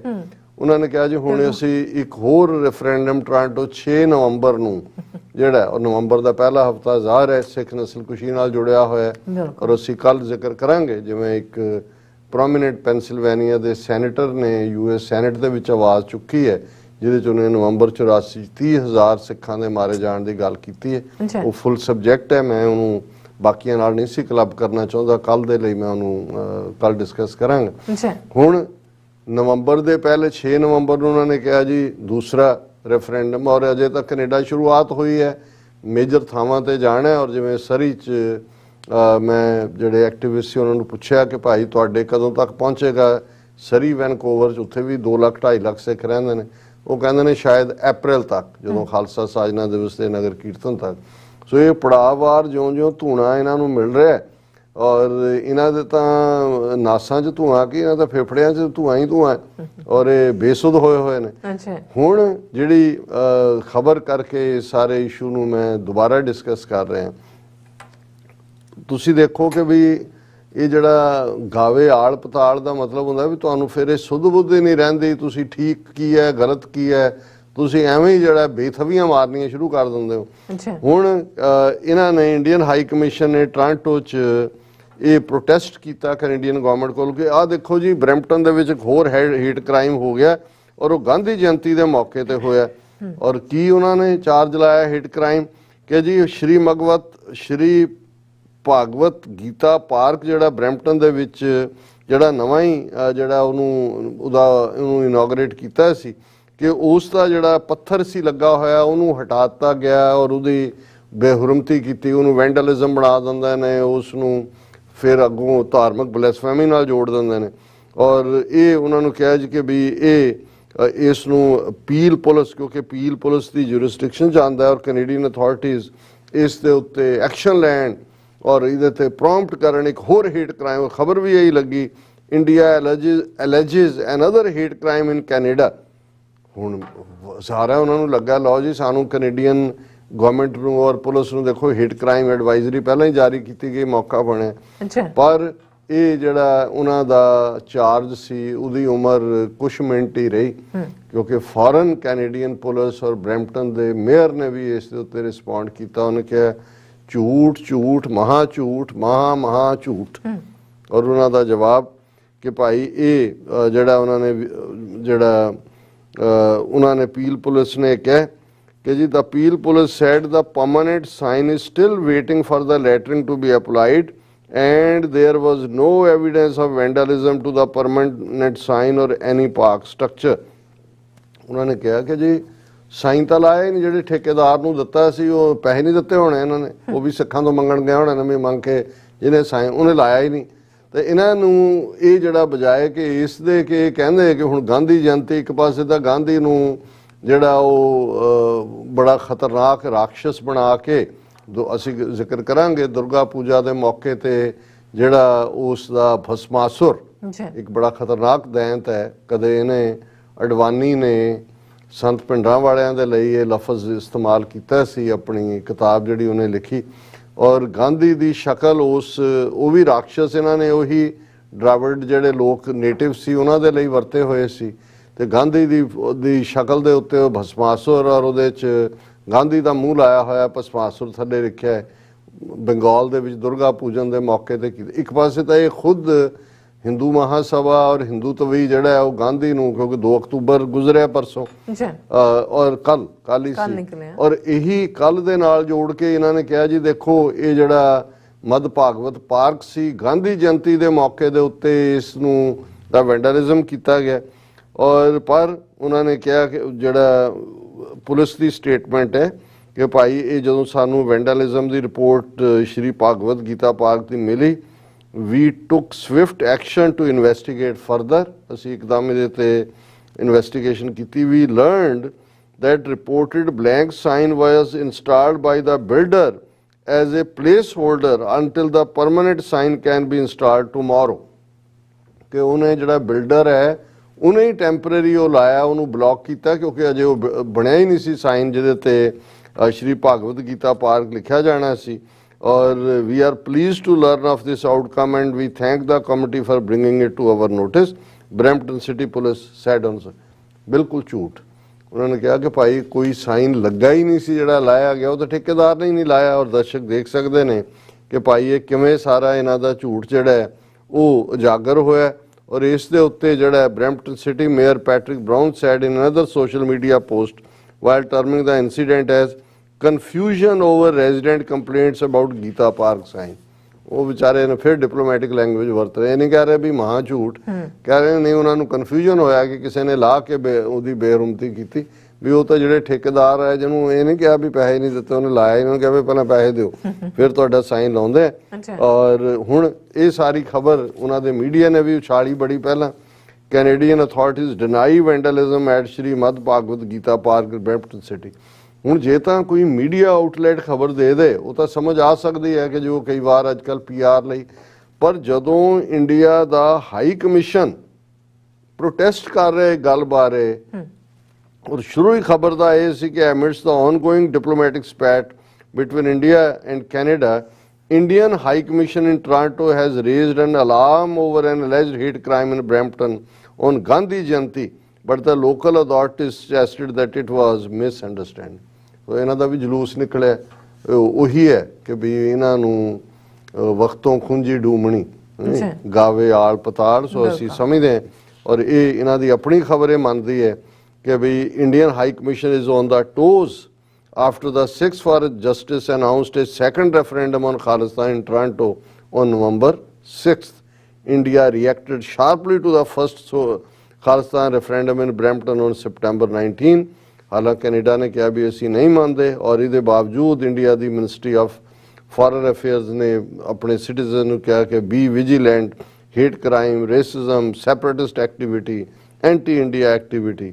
ਔਰ ਉਹੀ ਕੈਨੇਡਾ ਨੇ ਹੁਣ ਕੈਨੇਡਾ ਨੇ ਵੀ ਇਹ ਰਿਟੈਲੀਏਟ ਕੀਤਾ ਹੈ, asking visitors to avoid Punjab, Gujarat and Rajasthan among other states due to fear of unexploded bombs and land mines. ਇਹਨਾਂ ਨੇ ਤਾਂ ਕਿਹਾ ਨਾ ਉਹਨਾਂ ਨੇ ਕਿਹਾ, ਕੈਨੇਡਾ ਨੇ ਕਿਹਾ ਉੱਥੇ ਮਤ ਜਾਓ, ਪੰਜਾਬ, ਰਾਜਸਥਾਨ, ਗੁਜਰਾਤ ਤੋਂ ਬੰਬ ਦੱਬੇ ਹੋਏ ਨੇ, ਥੱਲੇ ਮਾਈਨਸ ਦੱਬੀਆਂ ਹੋਈਆਂ, ਪਤਾ ਨਹੀਂ ਕਿੱਥੇ ਐਕਸਪਲੋਡ ਹੋਏ। ਸੋ ਜਦੋਂ ਦੁਸ਼ਮਣ ਦੇ ਖੈਮੇ ਦੇ ਵਿੱਚ ਖਲਬਲੀ ਹੈ, ਉਹਨਾਂ ਨੂੰ ਸਿਰ ਕਿੱਥੇ ਹੈ ਤੇ ਪੈਰ ਕਿੱਥੇ ਨੇ ਇਹ ਭੁੱਲਿਆ ਹੋਇਆ। ਸੋ ਇਸ ਤੋਂ ਸਾਨੂੰ ਖੁਸ਼ੀ ਲੈਣੀ ਚਾਹੀਦੀ। ਬਿਲਕੁਲ, ਕਿਉਂ ਨਹੀਂ ਡਾਕਟਰ ਸਾਹਿਬ, ਤੁਹਾਡਾ ਬਹੁਤ ਬਹੁਤ ਸ਼ੁਕਰੀਆ। ਸਤਨਾਮ ਬ੍ਰੇਕ ਵਿਊਅਰਸ ਆ, ਤੁਸੀਂ ਇਸੇ ਤਰ੍ਹਾਂ ਹੀ ਬਣੇ ਰਹਿਣਾ। ਮਿਲਦੇ ਹਾਂ ਛੋਟੇ ਜਿਹੇ ਵਕਫੇ ਤੋਂ ਬਾਅਦ।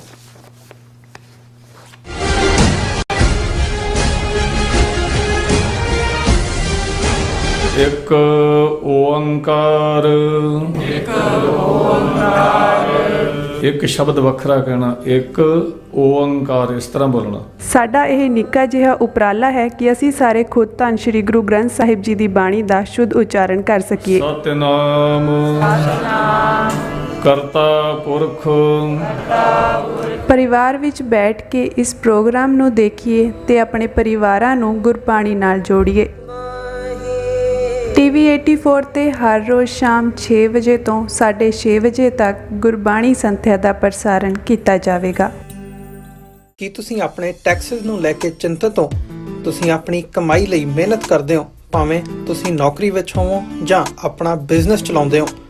ਜਦੋਂ ਟੈਕਸ ਭਰਨ ਦਾ ਸਮਾਂ ਆਉਂਦਾ ਤਾਂ ਤੁਹਾਨੂੰ ਇੱਕ ਭਰੋਸੇਯੋਗ ਟੈਕਸ ਅਕਾਊਂਟੈਂਟ ਦੀ ਲੋੜ ਹੈ, ਜੋ ਟੈਕਸ ਬੈਲੈਂਸ ਦਾ ਤੁਹਾਡੇ ਪੱਖ ਵਿੱਚ ਜਾਣਾ ਯਕੀਨੀ ਬਣਾਵੇ।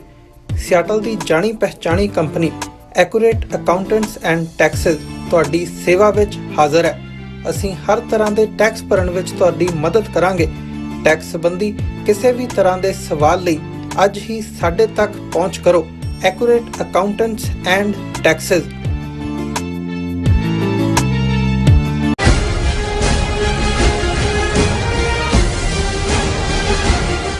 ਦਰਸ਼ਕੋ, ਬ੍ਰੇਕ ਤੋਂ ਬਾਅਦ ਤੁਹਾਡਾ ਸਭ ਦਾ ਭਰਪੂਰ ਸਵਾਗਤ ਹੈ। ਸੋ ਵੀਅਰਸ, ਗੱਲਬਾਤ ਕਰਨ ਜਾ ਰਹੇ ਹਾਂ ਕਿ ਭਾਰਤ ਨੇ UN ਸਿਕਿਉਰਿਟੀ ਕਾਉਂਸਲ ਵਿੱਚ ਇੱਕ ਵਾਰ ਫਿਰ ਵਿੰਗੇ ਟੇਢੇ ਢੰਗ ਨਾਲ ਰੂਸ ਵੱਲੋਂ ਯੂਕਰੇਨ ਦੇ ਕਬਜ਼ਾ ਕੀਤੇ ਗਏ 4 ਅੱਡ-ਅੱਡ ਇਲਾਕਿਆਂ ਵਿੱਚ ਜ਼ਬਰਦਸਤੀ ਕਰਵਾਏ ਗਏ ਰੈਫਰੈਂਡਮ ਦੀ ਹਮਾਇਤ ਕੀਤੀ ਹੈ। ਜੇ ਰੂਸ ਵੱਲੋਂ ਰੈਫਰੈਂਡਮ ਕਰਾਉਣਾ ਜਾਇਜ਼ ਹੈ ਤਾਂ ਫਿਰ ਸਿੱਖਾਂ ਜਾਂ ਫਿਰ ਕਸ਼ਮੀਰੀ ਰੈਫਰੈਂਡਮ ਜਿਹੜੇ ਕਾਨੂੰਨੀ ਕਰਵਾ ਸਕਦੇ। ਸੋ ਇਸ ਬਾਰੇ ਆਪਾਂ ਗੱਲਬਾਤ ਕਰਨ ਜਾ ਰਹੇ ਹਾਂ। ਸੋ ਅਸੀਂ ਚਾਹਾਂਗੇ ਕਿ ਤੁਸੀਂ ਇਸੇ ਤਰ੍ਹਾਂ ਬਣੇ ਰਹਿਣਾ। ਦੇਖਣ, ਸੁਣਨੇ, ਲਿਖਣ ਲਈ ਤੁਹਾਡਾ ਸਭ ਦਾ ਬਹੁਤ ਬਹੁਤ ਧੰਨਵਾਦ। ਜੀ ਡਾਕਟਰ ਸਾਹਿਬ, ਕੀ ਕਹਿਣਾ ਚਾਹੋਗੇ? ਦੇਖੋ, ਮੈਂ ਡਿਊਰਿੰਗ ਦਾ ਬ੍ਰੇਕ ਟਾਈਮ ਦੇਖ ਰਿਹਾ ਸੀ, ਸਾਡੇ ਇੱਕ ਪਾਕਿਸਤਾਨੀ ਵੀਰ ਨੇ ਲਿਖਿਆ ਕਿ ਪਾਕਿਸਤਾਨ ਦੇ ਵਿੱਚ ਜਿਹੜੇ ਕਿਸਾਨਾਂ ਵੱਲੋਂ ਇੱਕਦਮ ਵੱਡੀ ਗਿਣਤੀ ਦੇ ਵਿੱਚ ਪ੍ਰੋਟੈਸਟ ਹੋ ਰਹੇ ਨੇ ਕਿ ਵੀ ਉਹਨਾਂ ਦੀ ਹਮਾਇਤ ਦੇ ਵਿੱਚ ਅਸੀਂ ਕੁਝ ਕਹੀਏ।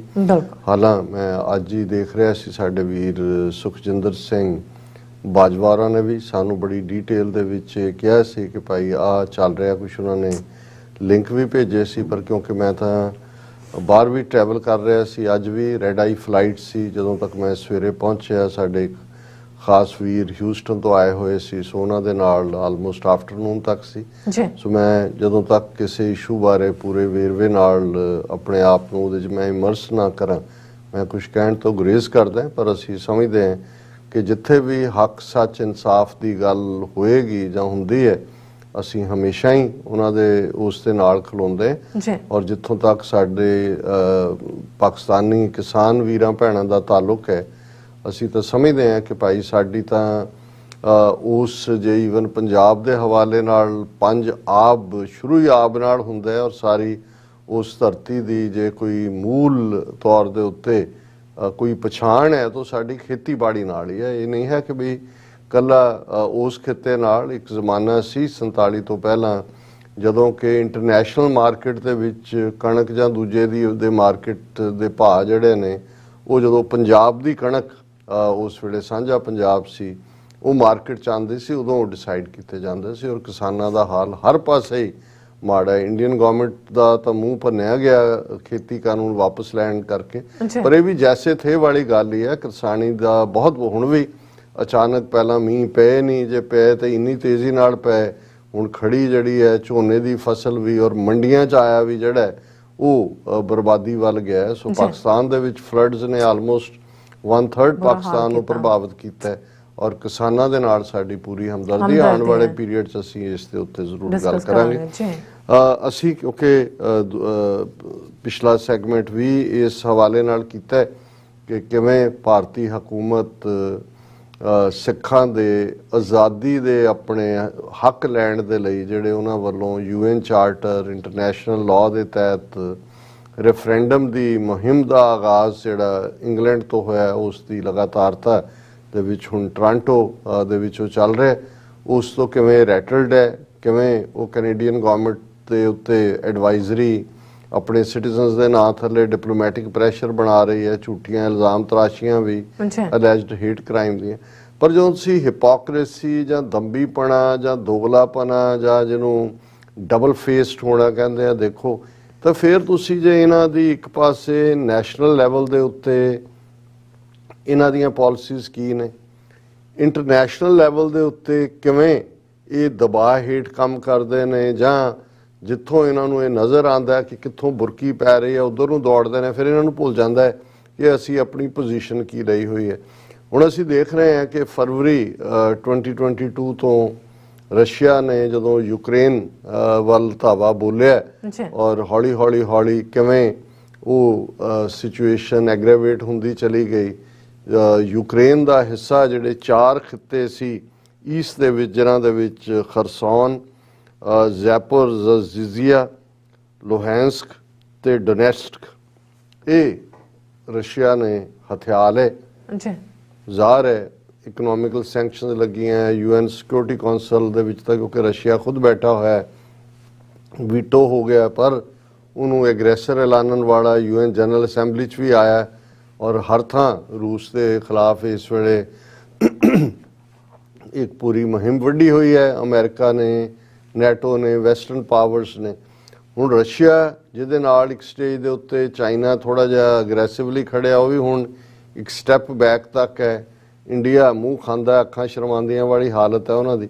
ਪਰ ਰਸ਼ੀਆ ਨੂੰ ਇਹ ਲੱਗਾ ਕਿ ਵੀ ਹੁਣ ਇਹ ਜਿਹੜੇ ਚਾਰੋਂ ਹੀ ਪ੍ਰੋਵਿੰਸ ਇਲਾਕੇ ਜਿਹੜੇ ਨੇ ਉਹ ਅਸੀਂ ਹਥਿਆਏ ਨੇ, ਆਪਣਾ ਇੰਟਰਨੈਸ਼ਨਲ ਵੇਟ ਬਣਾਉਣ ਲਈ ਇਹ ਦੱਸੀਏ ਕਿ ਜੀ ਇੱਥੋਂ ਦੇ ਲੋਕ ਹੀ ਰਸ਼ੀਆ ਨਾਲ ਮਿਲਣਾ ਚਾਹੁੰਦੇ ਸੀ, ਔਰ ਅਸੀਂ ਭਾਵੇਂ ਉਹਨੂੰ ਯੂਕਰੇਨ ਦੇ ਬਾਰਡਰ ਨੂੰ ਵਾਇਓਲੇਟ ਕੀਤਾ ਹੈ, ਜ਼ਾਹਰ ਹੈ ਉਹਦੀ ਸੋਵਰਨਿਟੀ ਦਾ ਅਟੈਕ, ਪਰ ਅਸੀਂ ਜੇ ਹੁਣ ਉਹ ਰਸ਼ੀਆ ਦਾ ਹਿੱਸਾ ਬਣੇ ਨੇ ਤੇ ਉਹ ਮਰਜ਼ੀ ਨਾਲ ਬਣੇ ਨੇ। ਔਰ ਉਹਨਾਂ ਨੇ ਹਰੀਡਲੀ ਜਿਹਨੂੰ ਰੈਫਰੈਂਡਮ ਨੂੰ ਨੇ, ਈਵਨ ਬ੍ਰਾਜ਼ੀਲ ਜਿਹਨੇ ਇਸ ਦੇ ਵਿੱਚ ਐਬਸਟੇਨ ਕੀਤਾ ਸੀ, ਉਹਦਾ ਜ਼ਿਕਰ ਕਰਾਂਗੇ UN ਸਿਕਿਉਰਿਟੀ ਕੌਂਸਲ ਵੋਟ ਦਾ, ਪਰ ਉਹਦੇ ਜਿਹੜੇ ਲਫ਼ਜ਼ ਉਹਨਾਂ ਦੇ ਜਿਹੜੇ ਬ੍ਰਾਜ਼ੀਲੀਅਨ ਪ੍ਰੈਜ਼ੀਡੈਂਟ ਨੇ ਵੀ ਇਸਤੇਮਾਲ ਕੀਤੇ, ਔਰ ਅਮਰੀਕਾ ਨੇ ਵੀ ਇਸ ਦੇ ਉੱਤੇ ਇਹੀ ਕਮੈਂਟ ਕੀਤਾ ਕਿ ਭਾਈ ਇਹ ਜਿਹੜਾ ਚਾਰੋਂ ਥਾਵਾਂ ਤੇ ਰੈਫਰੈਂਡਮ ਰਸ਼ੀਆ ਨੇ ਕਰਾਇਆ, ਇਹ ਜਿਹੜਾ referendum behind barrel of Russian guns, ਇਹ ਜ਼ਾਹਰ ਹੈ ਕਿ ਉੱਥੇ ਗਨਸ ਤਾਣੀਆਂ ਹੋਈਆਂ,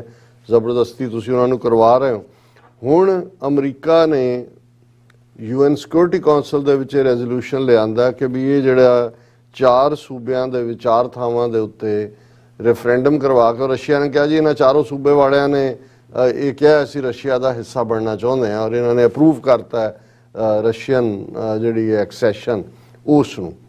ਹੁਣ ਅਮਰੀਕਾ ਨੇ ਕਿਹਾ ਵੀ ਇਹਨੂੰ ਰਿਜੈਕਟ ਕਰੋ, ਔਰ ਇਸ ਨੂੰ ਰਸ਼ੀਆ ਐਗਰੈਸਰ ਹੈ ਔਰ ਉਹਨੇ with the barrel of the gun ਇਹ ਜਿਹੜਾ ਇਸ ਕਿਸਮ ਦਾ ਕਰਵਾਇਆ।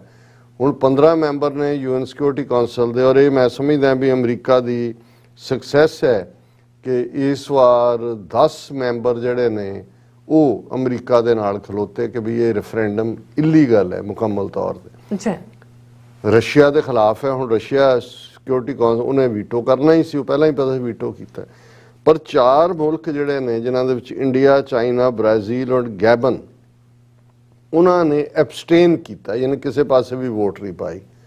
ਚੀਨ ਦੀ ਸਮਝ ਆ ਸਕਦੀ ਹੈ ਕਿ ਭਾਈ ਕਿਉਂਕਿ ਚੀਨ ਰਸ਼ੀਆ ਨੂੰ ਦੇ ਨਾਲ ਜੁੜਿਆ ਹੋਇਆ, ਔਰ ਬ੍ਰਾਜ਼ੀਲ ਜਿਨ੍ਹਾਂ ਨੇ ਭਾਵੇਂ ਉਹਨਾਂ ਨੇ ਬ੍ਰਾਜ਼ੀਲ ਨੇ ਇਹ ਕਹਿ ਕੇ ਐਬਸਟੇਨ ਕੀਤਾ ਕਿ ਜਿਵੇਂ ਤੇਜ਼ੀ ਨਾਲ ਰਸ਼ੀਆ ਨੇ ਉਹਨਾਂ ਨੂੰ ਉੱਥੇ ਰੈਫਰੈਂਡਮ ਕਰਵਾਇਆ, ਇਵੇਂ ਹੀ ਅਮਰੀਕਾ ਵੱਲੋਂ ਉਸੇ ਹੀ ਜਿਹੜੀ ਹੈ ਤੇਜ਼ੀ ਨਾਲ ਇਹ ਸਿਕਿਉਰਿਟੀ ਕੌਂਸਲ 'ਚ ਮਤਾ ਲਿਆਂਦਾ ਗਿਆ, ਇਹਨੂੰ ਸਾਡੇ ਨਾਲ ਪਹਿਲਾਂ ਡਿਸਕਸ ਨਹੀਂ ਕੀਤਾ ਗਿਆ। ਸੋ ਉਹਦੇ ਵੀ ਐਬਸਟੇਨ ਕਰਨਾ ਸਮਝ ਆ ਸਕਦਾ, ਚਾਈਨਾ ਦਾ ਵੀ ਸਮਝ ਆ ਸਕਦਾ। ਹੁਣ ਇੰਡੀਆ ਜਿਹੜਾ ਜਾਂ ਤਾਂ ਤੁਸੀਂ ਰਸ਼ੀਆ ਦੇ ਹੱਕ 'ਚ ਵੋਟ ਪਾਓ ਕਿ ਜੀ ਬਿਲਕੁਲ ਠੀਕ ਕੀਤਾ।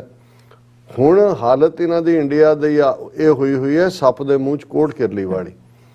ਇੱਕ ਪਾਸੇ ਉਸੇ ਹੀ ਸਾਹ ਨਾਲ ਉਹ ਕੈਨੇਡੀਅਨ ਗਵਰਨਮੈਂਟ ਕੋਲ ਪ੍ਰੋਟੈਸਟ ਕਰ ਰਹੇ ਨੇ ਕਿ ਜਿੱਥੇ ਹਾਲਾਂ ਕੋਈ ਕੈਨੇਡਾ ਗਵਰਨਮੈਂਟ ਨੇ ਕੋਈ ਗਨਸ ਤੇ ਨਹੀਂ ਤਾਨੀਆਂ ਹੋਈਆਂ ਉਹਨਾਂ ਦੇ ਉੱਤੇ ਸਿੱਖਾਂ ਦੇ ਕਿ ਜੀ ਤੁਸੀਂ ਫਾਰ ਖਾਲਿਸਤਾਨ ਕਰੋ, ਉਹ ਤਾਂ ਆਜ਼ਾਦਾਨਾ ਲੋਕ ਕੈਨੇਡਾ 'ਚ ਕਿੰਨੀਆਂ ਐਥਨੀਸਿਟੀ ਦੇ ਲੋਕ ਰਹਿੰਦੇ ਨੇ, ਇੱਕ ਐਥਨੀ ਕੱਲ ਨੂੰ ਅਰਮੀਨੀਆ ਵਾਲੇ ਕਰਨ, ਔਰ ਉਹ ਕਰਦੇ ਵੀ ਰਹੇ ਨੇ ਇਸ ਕਿਸਮ ਦਾ ਕਿ ਭਾਈ ਅਸੀਂ ਜਿਹੜਾ ਆ ਖਿੱਤਾ ਅਜ਼ਰਬਾਈਜਾਨ ਨੇ ਸਾਡਾ ਦੱਬਿਆ ਹੋਇਆ ਹੈ, ਦੂਜਾ ਤੀਜਾ, ਉਹ ਆਪਣੀ ਐਕਟੀਵਿਟੀ ਕਰਦੇ ਨੇ, ਉਹਨਾਂ ਨੂੰ ਕੋਈ ਰੋਕਦਾ ਤਾਂ ਨਹੀਂ ਹੈ। ਇਸੇ ਤਰ੍ਹਾਂ ਜਿੱਥੇ ਵੀ ਦੁਨੀਆ 'ਚ ਕੋਈ ਹੋਰ ਕਨਫਲਿਕਟ ਹੁੰਦਾ ਹੈ ਲੋਕ ਆਪਣਾ ਵਿਊ ਦਿੰਦੇ ਨੇ। ਹੁਣ ਇੰਡੀਆ ਇੱਕ ਪਾਸੇ ਤਾਂ ਕੈਨੇਡਾ ਦੇ ਕੋਲ ਉਹਨਾਂ ਦੇ ਨਾਲ ਡਿਪਲੋਮੈਟਿਕ ਸਪੈਟ ਤੇ ਉੱਤਰ ਆਉਂਦਾ ਹੈ, ਉਹਨਾਂ ਨੂੰ ਅਪੋਜ਼ ਕਰ ਰਿਹਾ ਹੈ, ਐਡਵਾਈਜ਼ਰੀ ਦੇ ਰਿਹਾ ਕਿ ਜੀ ਤੁਸੀਂ ਉਹਨੂੰ ਬੰਦ ਕਿਉਂ ਨਹੀਂ ਕਰਵਾਇਆ। ਹੁਣ ਦੂਸਰੇ ਪਾਸੇ ਉਹੀ ਇੰਡੀਆ ਜਿਹੜਾ ਇੱਕੋ ਸਾਹ 'ਚ ਕਹਿ ਰਿਹਾ ਹੈ, ਪਿਛਲੇ ਮਤੇ 'ਚ ਵੀ ਉਹਨਾਂ ਨੇ ਕਿਹਾ ਕਿ ਜੀ ਅਸੀਂ UN ਚਾਰਟਰ ਔਰ ਜਿਹੜਾ UN ਦਾ ਸੋਵਰਨਿਟੀ ਇੰਟੈਗ੍ਰਿਟੀ ਦਾ ਕਨਸੈਪਟ ਹੈ ਉਹਦੇ ਨਾਲ ਖੜੇ ਤਾਂ ਕਿ ਕੋਈ ਵੀ ਮੁਲਕ ਕਿਸੇ ਦੀ ਸੋਵਰਨਿਟੀ ਨੂੰ ਭੰਗ ਨਾ ਕਰੇ। ਹੁਣ ਰਸ਼ੀਆ ਯੂਕਰੇਨ ਦੀ ਸੋਵਰਨਿਟੀ ਨੂੰ ਭੰਗ ਹੀ ਨਹੀਂ ਕਰਦਾ, ਉਹਦੇ ਤੇ ਅਟੈਕ ਕਰਦਾ, ਉਹਦੇ 4 ਪ੍ਰੋਵਿੰਸਿਸ ਜਾਂ 4 ਖਿੱਤਿਆਂ ਦੇ ਨੂੰ ਆਕੂਪਾਈ ਕਰਨ ਤੋਂ ਬਾਅਦ with the on the barrel of the gun ਉਹਨਾਂ ਦੇ ਰੱਖ ਕੇ ਇੱਕ ਰੈਫਰੈਂਡਮ ਦਾ ਫਰਾਡ ਕਰਦਾ, ਔਰ ਇਹ ਕਹਿੰਦਾ ਜੀ ਇਹ ਹੁਣ ਰੂਸ ਦਾ ਹਿੱਸਾ ਬਣ ਗਏ। ਜਾਂ ਤਾਂ ਇੰਡੀਆ ਇਸ ਹੱਦ ਤੱਕ ਡਿੱਗੇ, ਰਸ਼ੀਆ ਜਿਵੇਂ ਡਿੱਗਿਆ ਹੋਇਆ ਰਸ਼ੀਆ ਦੇ ਪੈਰਾਂ 'ਚ, ਕਿ ਉੱਥੇ ਸਪੋਰਟ ਕਰੇ ਕਿ ਜੀ ਅਸੀਂ ਬਿਲਕੁਲ ਰਸ਼ੀਆ ਦੇ ਨਾਲ ਬਿਲਕੁਲ ਰੈਫਰੈਂਡਮ। ਹੁਣ ਉਹ ਮੂੰਹ 'ਚ ਕੋਟ ਕਿਰਲੀ ਫਸੀ ਹੋਈ ਹੈ, ਜੇ ਰਸ਼ੀਅਨ ਰੈਫਰੈਂਡਮ ਨੂੰ ਸਪੋਰਟ ਕਰਕੇ ਇੰਡੀਆ ਖਲੋਂਦਾ ਫਿਰ ਸਿੱਖ ਰੈਫਰੈਂਡਮ ਦੀ ਕੀ ਗੱਲ ਹੋਏਗੀ। ਔਰ ਇਸੇ ਤਰ੍ਹਾਂ ਕਸ਼ਮੀਰੀਆਂ ਦੀ ਵੀ ਜਿਹੜੀ ਡਿਮਾਂਡ ਹੈ ਉਹ ਤਾਂ ਇਹੀ ਹੈ, ਜਿਹੜੇ ਰੈਜ਼ੋਲੂਸ਼ਨ ਨੇ UN ਸਿਕਿਉਰਿਟੀ ਕੌਂਸਲ ਦਾ, ਉਹਨੂੰ ਕਹੋ ਜੀ ਠੀਕ ਹੈ ਤੁਸੀਂ ਰਸ਼ੀਆ ਵੱਲੋਂ ਫੋਰਸੀਬਲੀ ਆਕੂਪਾਈਡ ਟੈਰੀਟਰੀ 'ਚ ਰੈਫਰੈਂਡਮ ਨੂੰ ਜਸਟੀਫਾਈ ਕਰ ਰਹੇ ਹੋ, ਕਸ਼ਮੀਰ ਬਾਰੇ ਉਹਦਾ ਤੁਸੀਂ ਸਟੇਟ ਦਾ ਵਜੂਦ ਵੀ ਮਿਟਾ ਦਿੱਤਾ ਹੈ, ਉੱਥੇ ਤੁਸੀਂ ਰੈਫਰੈਂਡਮ ਮੰਨਣ ਨੂੰ ਤਿਆਰ ਨਹੀਂ, ਸਿੱਖ ਨੌਨ ਬਾਈਂਡਿੰਗ ਕਰਨਾ ਚਾਹੁੰਦੇ ਨੇ ਉਹਦੇ ਲਈ ਤੁਸੀਂ ਤਿਆਰ ਨਹੀਂ। ਹੁਣ ਜਾਂ ਤਾਂ ਤੁਸੀਂ ਇੱਕ ਪਾਸੇ ਹੋ ਕੇ ਖਲੋਵੋ, ਰਸ਼ੀਆ ਦੀ ਹਮਾਇਤ ਕਰੋ, ਜੇ ਤੁਸੀਂ ਵਿਰੋਧ ਕਰਨਾ ਫਿਰ ਜਿਵੇਂ 10 ਮੁਲਕਾਂ ਨੇ ਉਹਦਾ ਵਿਰੋਧ ਕੀਤਾ ਕਰੋ। ਇਹਦਾ ਮਤਲਬ ਇਹ ਹੈ ਕਿ ਭਾਈ ਇਹ ਅੱਜ ਉਸ ਹਾਲਤ 'ਚ ਪਹੁੰਚੇ ਹੋਏ ਨੇ ਕਿ ਇਹਨਾਂ ਨੂੰ ਹਨੇਰੇ ਔਰ ਚਾਨਣ ਦੇ ਵਿੱਚ ਕੋਈ ਫਰਕ ਨਜ਼ਰ ਨਹੀਂ ਆਉਂਦਾ। ਔਰ ਇਸ ਸਾਰੇ ਦੇ ਵਿੱਚ ਜਿਹੜੀ ਉਹਨਾਂ ਦੀ ਇੰਡੀਆ ਦੀ UN ਦੇ ਵਿੱਚ ਐਂਬੈਸਡਰ ਹੈ ਰੁਚਰਾ ਕੰਬੋਜ, ਉਹ ਕਹਿ ਰਹੀ ਹੈ ਇੰਡੀਆ ਵਾਸ ਡੀਪਲੀ ਡਿਸਟਰਬਡ ਬਾਈ ਦਾ ਰੀਸੈਂਟ ਇਵੈਂਟਸ ਇਨ ਯੂਕਰੇਨ। ਅਸੀਂ ਬਹੁਤ ਡਿਸਟਰਬਡ ਹਾਂ, ਬਹੁਤ ਦੂਜਾ, ਪਰ ਪੰਚਾਂ ਦਾ ਕਿਆ ਸਿਰ ਮੱਥੇ, ਪਰਨਾਲਾ ਉੱਥੇ ਦਾ ਉੱਥੇ। ਔਰ ਇਸ ਸਾਰੇ ਦੇ ਚੱਲਦੇ ਆ ਜਿਹੜੇ ਬਾਕੀਆਂ ਦੇ ਰਿਐਕਸ਼ਨ ਆਏ ਨੇ ਉਹਦੇ 'ਚ ਜਿਹੜਾ ਇੰਡੀਆ ਨੇ ਤਾਂ ਇਹੀ ਕਹਿ ਕੇ ਕਿ ਜੀ ਅਸੀਂ we are viewing the totality of the situation, ਅਸੀਂ ਕਿਸੇ ਇੱਕ ਗੱਲ ਤੇ ਰਿਐਕਟ ਨਹੀਂ ਕਰਨਾ ਚਾਹੁੰਦੇ। We have always advocated that no solution can ever be arrived at the cost of human lives। ਉਹਨਾਂ ਨੂੰ ਪਤਾ ਹੀ ਨਹੀਂ ਹੈ ਕਿ what they are talking। ਔਰ ਇਸ ਦੇ ਉੱਤੇ ਜਿਹੜਾ ਰਸ਼ੀਆ ਨੇ ਇਹ ਕਿਹਾ ਕਿ ਜੀ ਇਹ ਜਿਹੜਾ ਸਿਕਿਉਰਿਟੀ ਕੌਂਸਲ ਜਿਹੜੀ ਹੈ ਇਹ ਤਾਂ ਡਰੈਸ ਰਿਹਰਸਲ ਕਰ ਰਹੀ ਹੈ। ਉਹਨਾਂ ਨੇ ਮੇਜਰ ਜਿਹੜੀ ਹੈ ਪਰਫਾਰਮੈਂਸ UN ਹੁਣ ਕਿਉਂਕਿ UN ਸਿਕਿਉਰਿਟੀ ਕੌਂਸਲ ਦਾ ਵੀਟੋ ਕਰਤਾ ਰਸ਼ੀਆ ਨੇ, ਜੀ ਹੁਣ ਅਮਰੀਕਾ ਇਹਨੂੰ UN ਜਨਰਲ ਅਸੈਂਬਲੀ 'ਚ ਲਿਆਏਗਾ। ਉੱਥੇ ਤਾਂ ਵੀਟੋ ਪਾਵਰ ਨਹੀਂ ਹੈ ਰੂਸ ਕੋਲ, ਉੱਥੇ ਇਹਨੂੰ ਪਾਸ ਕਰਵਾਇਆ ਜਾਏਗਾ। ਔਰ ਇਹ ਜਿਹੜਾ ਉਹਨੂੰ ਡਰੈਸ ਰਿਹਰਸਲ ਕਹਿ ਰਿਹਾ। ਔਰ ਇਸ ਦੇ ਉੱਤੇ ਯੂਕਰੇਨ ਜਿਹਦੇ ਮੁਲਕ ਦੇ 4 ਟੁਕੜੇ ਖੋਹ ਲਏ ਔਰ ਉੱਥੇ ਰੈਫਰੈਂਡਮ ਕਰਾ ਕੇ ਉਹਨੂੰ ਪਰਮਾਨੈਂਟਲੀ ਜਿਹੜਾ ਰਸ਼ੀਆ ਨਾਲ ਜੋੜ ਰਿਹਾ, ਉਹਨੇ ਬਿਲਕੁਲ ਠੀਕ ਕਿਹਾ ਉਹਨਾਂ ਦੇ ਰਿਪਰੈਜ਼ੈਂਟੇਟਿਵ ਨੇ। ਉਹਨਾਂ ਨੇ ਕਿਹਾ ਕਿ ਵੀ ਇਹ ਸਭ ਤੋਂ ਵੱਡਾ ਗੁਨਾਹ UN ਸਿਕਿਉਰਿਟੀ ਕੌਂਸਲ ਨੇ ਉਦੋਂ ਕੀਤਾ ਸੀ ਜਦੋਂ ਸੋਵੀਅਤ ਯੂਨੀਅਨ ਟੁੱਟਿਆ, ਤੇ ਰਸ਼ੀਆ ਨੂੰ ਤੁਸੀਂ ਕਿਵੇਂ ਆਟੋਮੈਟਿਕਲੀ ਉਹਦਾ ਸਕਸੈਸਰ ਮੰਨ ਲਿਆ ਕਿ ਜੀ ਕਿਉਂਕਿ ਸੋਵੀਅਤ ਯੂਨੀਅਨ ਦੇ ਕੋਲ ਵੀਟੋ ਪਾਵਰ ਸੀ, ਉਹ ਵੀਟੋ ਪਾਵਰ ਅਸੀਂ ਰਸ਼ੀਆ ਨੂੰ ਦੇ ਰਹੇ ਹਾਂ। ਇਹ ਸਭ ਤੋਂ ਵੱਡਾ। ਫਿਰ ਉਹਨਾਂ ਨੇ ਕਿਹਾ ਕਿ ਵੀ ਇਹ ਜਿਹੜਾ ਇਸ ਵੇਲੇ UN ਸਿਕਿਉਰਿਟੀ ਕੌਂਸਲ ਹੈ ਇਹ ਇੱਕ ਬ੍ਰੋਕਨ ਪਿਲਰ ਹੈ, ਇੱਕ ਟੁੱਟਿਆ ਹੋਇਆ ਥੰਮਲ ਹੈ। ਔਰ ਇਸ ਦੇ ਨਾਲ ਜਿਹੜਾ ਹਾਲਾਂਕਿ ਕੁਝ ਮੁਲਕਾਂ ਨੇ, ਅਮਰੀਕਾ ਨੇ ਕਿਹਾ ਵੀ ਹੁਣ ਟਾਈਮ ਆ ਗਿਆ ਕਿ ਖੁੱਲ੍ਹ ਕੇ ਸਟੈਂਡ ਲਓ, no time to stand on the sidelines, ਕਿ ਵੀ ਤੁਸੀਂ ਜਿਹੜਾ ਇਹ ਕਹੋ ਕਿ ਜੀ ਅਸੀਂ ਇੱਧਰ ਵੀ ਹੈ ਉੱਧਰ ਵੀ ਹੈ। ਔਰ ਵਾਕਿਆ ਹੀ ਇੰਡੀਆ ਦੇ ਮਾਮਲੇ 'ਚ ਤਾਂ ਇੱਕ ਪਾਸੇ ਉਹਨਾਂ ਨੂੰ ਸਿੱਖ ਰੈਫਰੈਂਡਮ ਨੇ ਉਹਦੀ ਨੀਂਦ ਆਰਾਮ ਕੀਤੀ ਹੋਈ ਹੈ, ਰਸ਼ੀਆ ਨੇ ਰੈਫਰੈਂਡਮ ਕਰਾ ਕੇ ਵੀਟੋ ਕਰ ਦਿੱਤਾ ਹੈ। ਤੇ ਇੰਡੀਆ ਬਾਰੇ ਜੇ ਕੋਈ ਸ਼ਾਇਰ ਕਿਸੇ ਅੰਦਾਜ਼ ਕਹਿਣਾ ਚਾਹੇ ਤੇ ਇਸ ਨੂੰ ਇਹੀ ਕਹੇਗਾ ਕਿ ਦੋ ਰੰਗੀ ਛੋੜ ਕਰ ਯਕ ਰੰਗ ਹੋ ਜਾ, ਸਰਾਸਰ ਮੋਮ ਹੋ ਜਾਂ ਸੰਗ ਹੋ ਜਾ। ਸੰਗ ਪੱਥਰ ਨੂੰ ਕਹਿੰਦੇ ਨੇ ਕਿ ਜੇ ਹੁਣ ਪੱਥਰਾਂ ਵਾਂਗ ਦਿਲ ਰੱਖਣਾ ਕਿ ਭਾਈ ਹਿਊਮਨ ਲਾਈਫ ਦਾ ਲਾਸ ਹੋ ਰਿਹਾ ਹੈ, ਹਿਊਮਨ ਬਲੱਡ ਜਾ ਰਿਹਾ ਹੈ, ਜੋ ਸਫਰ ਕਰ ਰਹੇ ਨੇ ਯੂਕਰੇਨ ਦੇ ਲੋਕ, ਪਰ ਰਸ਼ੀਆ ਦੇ ਨਾਲ ਜਿਹੜੀ ਹੈ ਯਾਰੀ ਵੀ ਪੁਗਾਣੀ, ਪਰ ਇਹ ਵੀ ਕਹਿਣਾ ਕਿ ਜੀ ਉਹ we are very disturbed perturbed by this that. ਤੇ ਜੇ ਸੋਲਿਊਸ਼ਨ ਹੀ ਕਿਸੇ ਖਿੱਤੇ ਦਾ ਆਜ਼ਾਦਾਨਾ, ਚਲੋ ਮੰਨ ਲਓ ਕਿ ਜਿਹੜੇ ਉਹ 4 ਪ੍ਰੋਵਿੰਸ ਨੇ ਉਹਦੇ 'ਚ ਜ਼ਾਹਰ ਹੈ ਰਸ਼ੀਅਨ ਸਪੀਕਿੰਗ ਗੁੱਡ ਨੰਬਰ ਹੈ ਪਾਪੂਲੇਸ਼ਨ ਦਾ, ਰਸ਼ੀਆ UN ਨੂੰ ਕਹਿ ਸਕਦਾ ਕਿ ਜੀ ਇਹ ਠੀਕ ਹੈ ਭਾਵੇਂ ਮੈਂ ਹਮਲਾ ਕਰਕੇ ਹਥਿਆਏ ਨੇ ਔਰ ਲੇਕਿਨ ਇਹ ਤਾਂ ਸਾਡੇ ਨਾਲ ਰਹਿਣਾ ਚਾਹੁੰਦੇ ਨੇ, ਬਿਲਕੁਲ ਇੱਥੇ ਤੁਸੀਂ ਕਰਾ ਲਓ ਆਪਣੇ ਆਬਜ਼ਰਵਰ ਭੇਜ ਕੇ ਦੂਜਾ। ਤੇ ਜੇ ਇਸ ਗੱਲ ਦੀ ਇੰਡੀਆ ਹਮਾਇਤ ਕਰੇ ਰਸ਼ੀਆ ਦਾ ਜਿਹੜਾ ਪਿਛਲੱਗ ਹੈ, ਫਿਰ ਜ਼ਾਹਰ ਹੈ ਇਹੀ ਕ੍ਰਾਈਟੇਰੀਆ ਕਸ਼ਮੀਰ ਲਈ ਵੀ ਹੋਏਗਾ, ਇਹੀ ਕ੍ਰਾਈਟੇਰੀਆ ਪੰਜਾਬ ਲਈ ਵੀ ਹੋਏਗਾ, ਨਾਗਾਲੈਂਡ ਲਈ ਵੀ ਹੋਏਗਾ। ਸੋ ਇਸ ਵੇਲੇ ਇਹਨਾਂ ਦੇ ਮੂੰਹ ਦੇ ਵਿੱਚ ਕੋੜ ਕਿਰਲੀ ਫਸੀ ਹੋਈ ਹੈ। ਇਹ ਕੋੜੀ ਵੀ ਹੋਣਗੇ ਤੇ ਆਪਣਾ ਨਾਂ ਵੀ ਗਵਾਣਗੇ, ਜਿਹਨੂੰ ਪੰਜਾਬੀ 'ਚ ਕਹਿਣਾ ਹੋਵੇ ਵੀ ਉਹ ਵਕਤ ਆ ਰਿਹਾ ਕਿ ਇਹ 100 ਗੰਢੇ ਵੀ ਖਾਣਗੇ ਤੇ 100 ਜੁੱਤੀਆਂ ਵੀ ਖਾਣਗੇ। ਜੀ ਡਾਕਟਰ ਸਾਹਿਬ ਤੁਹਾਡਾ ਬਹੁਤ ਬਹੁਤ ਸ਼ੁਕਰੀਆ। ਸਾਥ ਲੈਣਾ ਬ੍ਰੇਕ। ਵਿਊਅਰਸ ਦੋਸਤਾਂ ਨਾਲ ਇਸੇ ਤਰ੍ਹਾਂ ਬਣੇ ਰਹਿਣਾ, ਮਿਲਦੇ ਹਾਂ ਛੋਟੇ ਜਿਹੇ ਬ੍ਰੇਕ ਤੋਂ ਬਾਅਦ।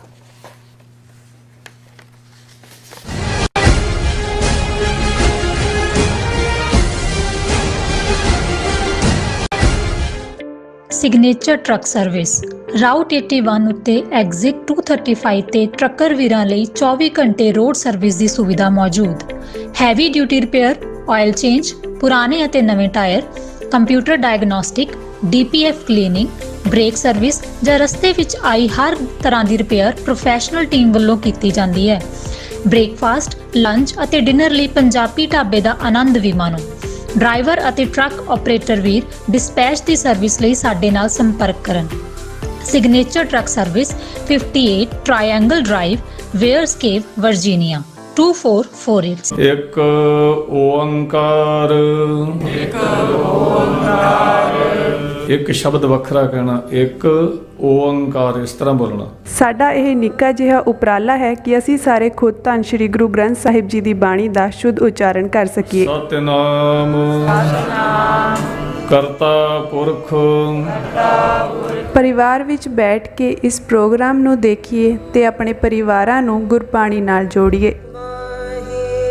TV 84 ਤੇ ਹਰ ਰੋਜ਼ ਸ਼ਾਮ 6 ਵਜੇ ਤੋਂ 6:30 ਵਜੇ ਤੱਕ ਗੁਰਬਾਣੀ ਸੰਥਿਆ ਦਾ ਪ੍ਰਸਾਰਣ ਕੀਤਾ ਜਾਵੇਗਾ।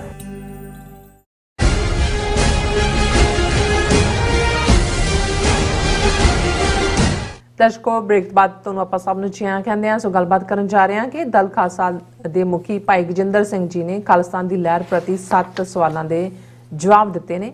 ਇਹ ਉਹ ਸਵਾਲ ਹਨ ਜਿਹੜੇ ਅਕਸਰ ਖਾਲਿਸਤਾਨ ਪ੍ਰਤੀ ਸ਼ੰਕਾਵਾਦੀਆਂ ਵੱਲੋਂ ਪੁੱਛੇ ਜਾਂਦੇ ਨੇ।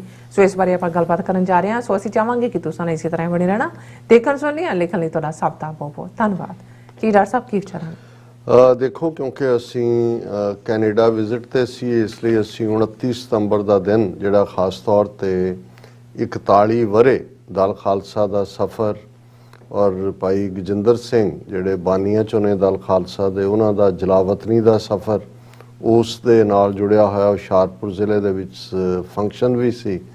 ਔਰ ਦੂਸਰੇ ਪਾਸੇ ਅਸੀਂ ਪਹਿਲੇ ਸੈਗਮੈਂਟ 'ਚ ਜ਼ਿਕਰ ਕੀਤਾ ਹੈ ਕਿ ਰੋਡੇ ਪਿੰਡ 'ਚ ਭਾਈ ਅੰਮ੍ਰਿਤਪਾਲ ਸਿੰਘ ਵਾਰਸ ਪੰਜਾਬ ਦੇ ਸੇਵਾਦਾਰ ਦੇ ਨਾਤੇ ਅੱਗੇ ਆਏ ਨੇ, ਉਹਨਾਂ ਦੀ ਦਸਤਾਰਬੰਦੀ ਵੀ ਸੀ।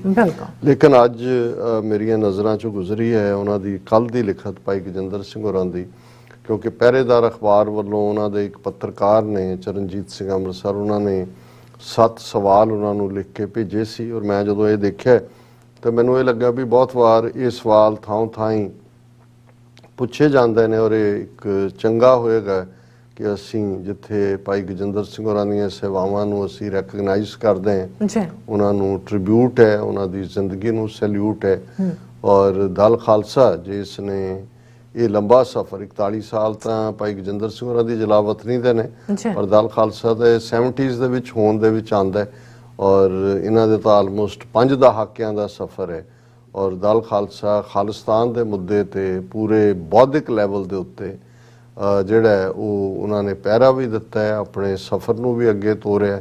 ਔਰ ਇਹ ਜਿਹੜਾ 15 ਅਗਸਤ ਨੂੰ ਨਕਾਰਨਾ ਹੈ, ਦੂਸਰਾ ਇਹ ਸਾਰੇ ਬਹੁਤ ਪਹਿਲਾਂ ਦਲ ਖਾਲਸਾ ਦੇ ਪੰਜਾਬ ਦੇ ਵਿੱਚ ਓਵਰਗਰਾਊਂਡ ਜਥੇਬੰਦੀ ਹੁੰਦੇ ਆ, ਉਹਨਾਂ ਦੇ ਐਕਸ਼ਨ ਸਨ ਜਿਨ੍ਹਾਂ ਨੂੰ ਅੱਜ ਭਰਵਾਂ ਹੁੰਗਾਰਾ ਮਿਲ ਰਿਹਾ। ਸੋ ਮੈਂ ਕੁਇਕਲੀ ਆਪਣਾ ਇਹਦੇ ਤੇ ਘੱਟ ਕਾਮੈਂਟ ਕਰਾਂਗਾ। ਮੈਂ ਉਹਨਾਂ ਦੀ ਲਿਖਦਾ ਹੀ ਜੋ ਜਵਾਬ, ਇੱਕ ਸਵਾਲ ਜਿਹੜਾ ਉਹਨਾਂ ਨੂੰ ਪੁੱਛਿਆ ਗਿਆ ਕਿ 41 ਸਾਲ ਦਾ ਸਮਾਂ ਲੰਘ ਚੁੱਕਾ ਹੈ, ਇਸ ਸਮੇਂ 'ਚ ਕੀ ਪ੍ਰਾਪਤ ਹੋਇਆ, ਕੀ ਹਾਸਲ ਹੋਇਆ ਤੇ ਕੀ ਗਵਾਇਆ। ਉਹਦਾ ਜਵਾਬ ਉਹਨਾਂ ਨੇ ਦਿੱਤਾ ਹੈ 41 ਸਾਲ ਦਾ ਸਮਾਂ ਬਹੁਤ ਲੰਮਾ ਹੁੰਦਾ ਹੈ, 4 ਦਹਾਕੇ ਬੀਤ ਗਏ ਨੇ, 4 ਪੀੜ੍ਹੀਆਂ ਬਚਪਨ ਤੋਂ ਜਵਾਨੀ ਤੱਕ ਪਹੁੰਚ ਚੁੱਕੀਆਂ ਨੇ। ਪਰ ਕੌਮੀ ਸੰਘਰਸ਼ ਦੇ ਹਵਾਲੇ ਨਾਲ ਗੱਲ ਕਰੀਏ ਤਾਂ ਇਹ ਸਮਾਂ ਇੰਨਾ ਵੀ ਲੰਮਾ ਨਹੀਂ ਹੈ ਕਿ ਕੌਮ ਅੱਕ ਥੱਕ ਕੇ ਕਿਸੇ ਪਛਤਾਵੇ ਦਾ ਸ਼ਿਕਾਰ ਹੋਵੇ। ਕੌਮੀ ਆਜ਼ਾਦੀ ਸੰਘਰਸ਼ ਕਈ ਵਾਰ ਕਈ ਪੀੜ੍ਹੀਆਂ ਤੱਕ ਲੜਨੇ ਪੈਂਦੇ ਨੇ ਤੇ ਅਸੀਂ ਇਸ ਲਈ ਮਾਨਸਿਕ ਤੌਰ ਤੇ ਤਿਆਰ ਹੋ ਕੇ ਤੁਰੇ ਹੋਏ ਲੋਕ ਹਾਂ। 1973-74 ਦੀ ਕਵਿਤਾ ਦੀਆਂ ਇਹ ਲਾਈਨਾਂ ਮੇਰੇ ਕਹਿ ਦੀ ਗਵਾਹੀ ਭਰਦੀਆਂ ਨੇ। ਨਜ਼ਮ ਉਹਨਾਂ ਨੇ 1973-74 ਲਿਖੀ, ਚਲੋ ਮਿੱਤਰੋ ਜੰਗਲਾਂ ਨੂੰ ਮੁੜ ਚਲੀਏ, ਜੰਗਲ ਸਾਨੂੰ ਆਵਾਜ਼ਾਂ ਮਾਰਦੇ ਹਨ, ਚੋਪੜੀਆਂ ਸਾਡੇ ਪੁੱਤ ਪੋਤਰੇ ਖਾਣਗੇ, ਸਾਨੂੰ ਤਾਂ ਦਰਖਤਾਂ ਦੇ ਪੱਤੇ ਪੁਕਾਰਦੇ ਹਨ। ਜਿੱਥੋਂ ਤੱਕ ਕੀ ਗਵਾਇਆ ਤੇ ਕੀ ਪਾਇਆ ਦੀ ਗੱਲ ਹੈ, ਇਹ ਕਿਸੇ ਕਾਰੋਬਾਰ ਦੀ ਗੱਲ ਨਹੀਂ ਹੈ ਤੇ ਨਾ ਹੀ ਮੁੱਖ ਮੰਤਰੀ ਬਣਨ ਲਈ ਚੁਣੇ ਰਾਹ ਦੀ ਗੱਲ ਹੈ ਕਿ ਗਵਾਇਆ ਤੇ ਪਾਇਆ ਦੇਖਿਆ ਜਾਵੇ। ਹਾਂ, ਸੰਘਰਸ਼ ਇੱਕ ਦੌਰ ਚੋਂ ਨਿਕਲ ਕੇ ਦੂਜੇ ਦੌਰ ਵਿੱਚ ਦਾਖਲ ਹੋ ਚੁੱਕਾ ਹੈ। ਦੁਨੀਆ ਭਰ ਵਿੱਚ ਖਾਲਿਸਤਾਨ ਦੀ ਗੱਲ ਹੋ ਰਹੀ ਹੈ, ਸੰਜੀਦਗੀ ਨਾਲ ਹੋ ਰਹੀ ਹੈ, ਲੋਕਾਂ ਦੀ ਹਮਾਇਤ ਵੀ ਮਿਲ ਰਹੀ ਹੈ। ਭਾਰਤ ਸਰਕਾਰ ਦੇ ਅੱਤ ਦੇ ਜ਼ੁਲਮਾਂ ਦੇ ਬਾਵਜੂਦ ਸੰਘਰਸ਼ ਦਾ ਜ਼ਿੰਦਾ ਰਹਿਣਾ ਤੇ ਲਗਾਤਾਰ ਨਵੀਂ ਜਨਰੇਸ਼ਨ ਨੂੰ ਆਪਣੇ ਵੱਲ ਖਿੱਚਦਾ ਰਹਿਣਾ ਸੰਘਰਸ਼ ਦੀ ਵੱਡੀ ਪ੍ਰਾਪਤੀ ਹੈ। ਮੈਂ ਸਮਝਦਾ ਵੀ ਬਿਲਕੁਲ ਮਾਕੂਲ ਉਹਨਾਂ ਦਾ ਜਵਾਬ ਹੈ ਕਿ ਸੰਘਰਸ਼ ਜੰਗ ਜਾਰੀ ਹੈ ਤੇ ਜਿਹੜੇ ਤੁਰਦੇ ਨੇ ਉਹਨਾਂ ਨੂੰ ਪਤਾ ਹੈ ਵੀ ਉਹਨਾਂ ਨੂੰ ਪੱਤੇ ਖਾਣੇ ਪੈਣਗੇ ਦਰਖਤਾਂ ਦੇ, ਪਰ ਉਹ ਇਸ ਆਸ ਨਾਲ ਹੁੰਦੇ ਨੇ ਕਿ ਭਾਈ ਇੱਕ ਦਿਨ ਜਿਹੜਾ ਸਾਡਾ ਵਿੱਢਿਆ ਸੰਘਰਸ਼ ਹੈ ਪੱਤੇ ਖਾ ਕੇ, ਇੱਕ ਦਿਨ ਸਾਡੇ ਪੁੱਤਰ ਪੋਤਰੇ ਜਾਂ ਪੜ ਪੋਤਰੇ ਜਾਂ ਉਹਨਾਂ ਦੇ ਅੱਗੋਂ ਪੁੱਤਰ ਪੋਤਰੇ ਪੜ ਪੋਤਰੇ ਕਿਸੇ ਦਿਨ ਤਾਂ ਉਹਨਾਂ ਨੂੰ ਚੋਪੜੀਆਂ ਮਿਲਣਗੀਆਂ। ਫਿਰ ਦੂਸਰਾ ਸਵਾਲ ਪੁੱਛਿਆ ਗਿਆ ਸੀ, ਪੰਜਾਬ 'ਚ ਸਿੱਖ ਸੰਘਰਸ਼ ਤਾਰ ਹੋ ਚੁੱਕਾ ਹੈ, ਅਜੇ ਹਾਲਾਤ ਤੁਹਾਨੂੰ ਨਹੀਂ ਲੱਗਦਾ ਕਿ ਜਲਾਵਤਨੀ ਦੀ ਬਜਾਏ ਭਾਰਤ ਆ ਕੇ ਸਿੱਖ ਸੰਘਰਸ਼ ਦੀ ਵਾਗਡੋਰ ਸਾਂਭੀ ਜਾਏ? ਉਸ ਦਾ ਉਹਨਾਂ ਨੇ ਜਵਾਬ ਦਿੱਤਾ, ਮੈਂ ਤੁਹਾਡੇ ਇਸ ਸਵਾਲ ਨਾਲ ਸਹਿਮਤ ਨਹੀਂ ਹਾਂ ਕਿ ਪੰਜਾਬ ਵਿੱਚ ਸੰਘਰਸ਼ ਤਾਰ ਹੋ ਚੁੱਕਾ ਹੈ। ਦਲ ਖਾਲਸਾ ਸੰਘਰਸ਼ ਦੀ ਸਭ ਤੋਂ ਪੁਰਾਣੀ ਤੇ ਮੋਢੀ ਜਥੇਬੰਦੀ ਹੈ ਤੇ 6 ਅਗਸਤ 1978 ਤੋਂ ਅੱਜ ਤੱਕ ਲਗਾਤਾਰ ਸੰਘਰਸ਼ਸ਼ੀਲ ਹੈ। ਜਥੇਬੰਦੀ ਦੀ ਲੀਡਰਸ਼ਿਪ ਦੀਆਂ 3/4 ਪੀੜ੍ਹੀਆਂ ਅੱਜ ਇਕੱਠੀਆਂ ਇੱਕ ਝੰਡੇ ਥੱਲੇ ਕੰਮ ਕਰ ਰਹੀਆਂ ਹਨ। ਮੈਂ ਇਹ ਦਾਅਵਾ ਤਾਂ ਨਹੀਂ ਕਰਦਾ ਕਿ ਸਾਰਾ ਪੰਜਾਬ ਸਾਡੇ ਨਾਲ ਹੈ, ਪਰ ਲੋਕਾਂ ਦੇ ਜਜ਼ਬਾਤ ਸਾਡੇ ਨਾਲ ਹਨ। ਦਲ ਖਾਲਸਾ ਦੇ ਹਰ ਮੁਜ਼ਾਹਰੇ ਵਿੱਚ ਲੋਕਾਂ ਦੀ ਸ਼ਮੂਲੀਅਤ ਵੱਧਦੀ ਜਾਂਦੀ ਹੈ। ਦਲ ਖਾਲਸਾ ਤੋਂ ਇਲਾਵਾ ਵੀ ਕਈ ਜਥੇਬੰਦੀਆਂ ਪੰਜਾਬ ਵਿੱਚ ਦ੍ਰਿੜਤਾ ਨਾਲ ਕੰਮ ਕਰ ਰਹੀਆਂ ਹਨ।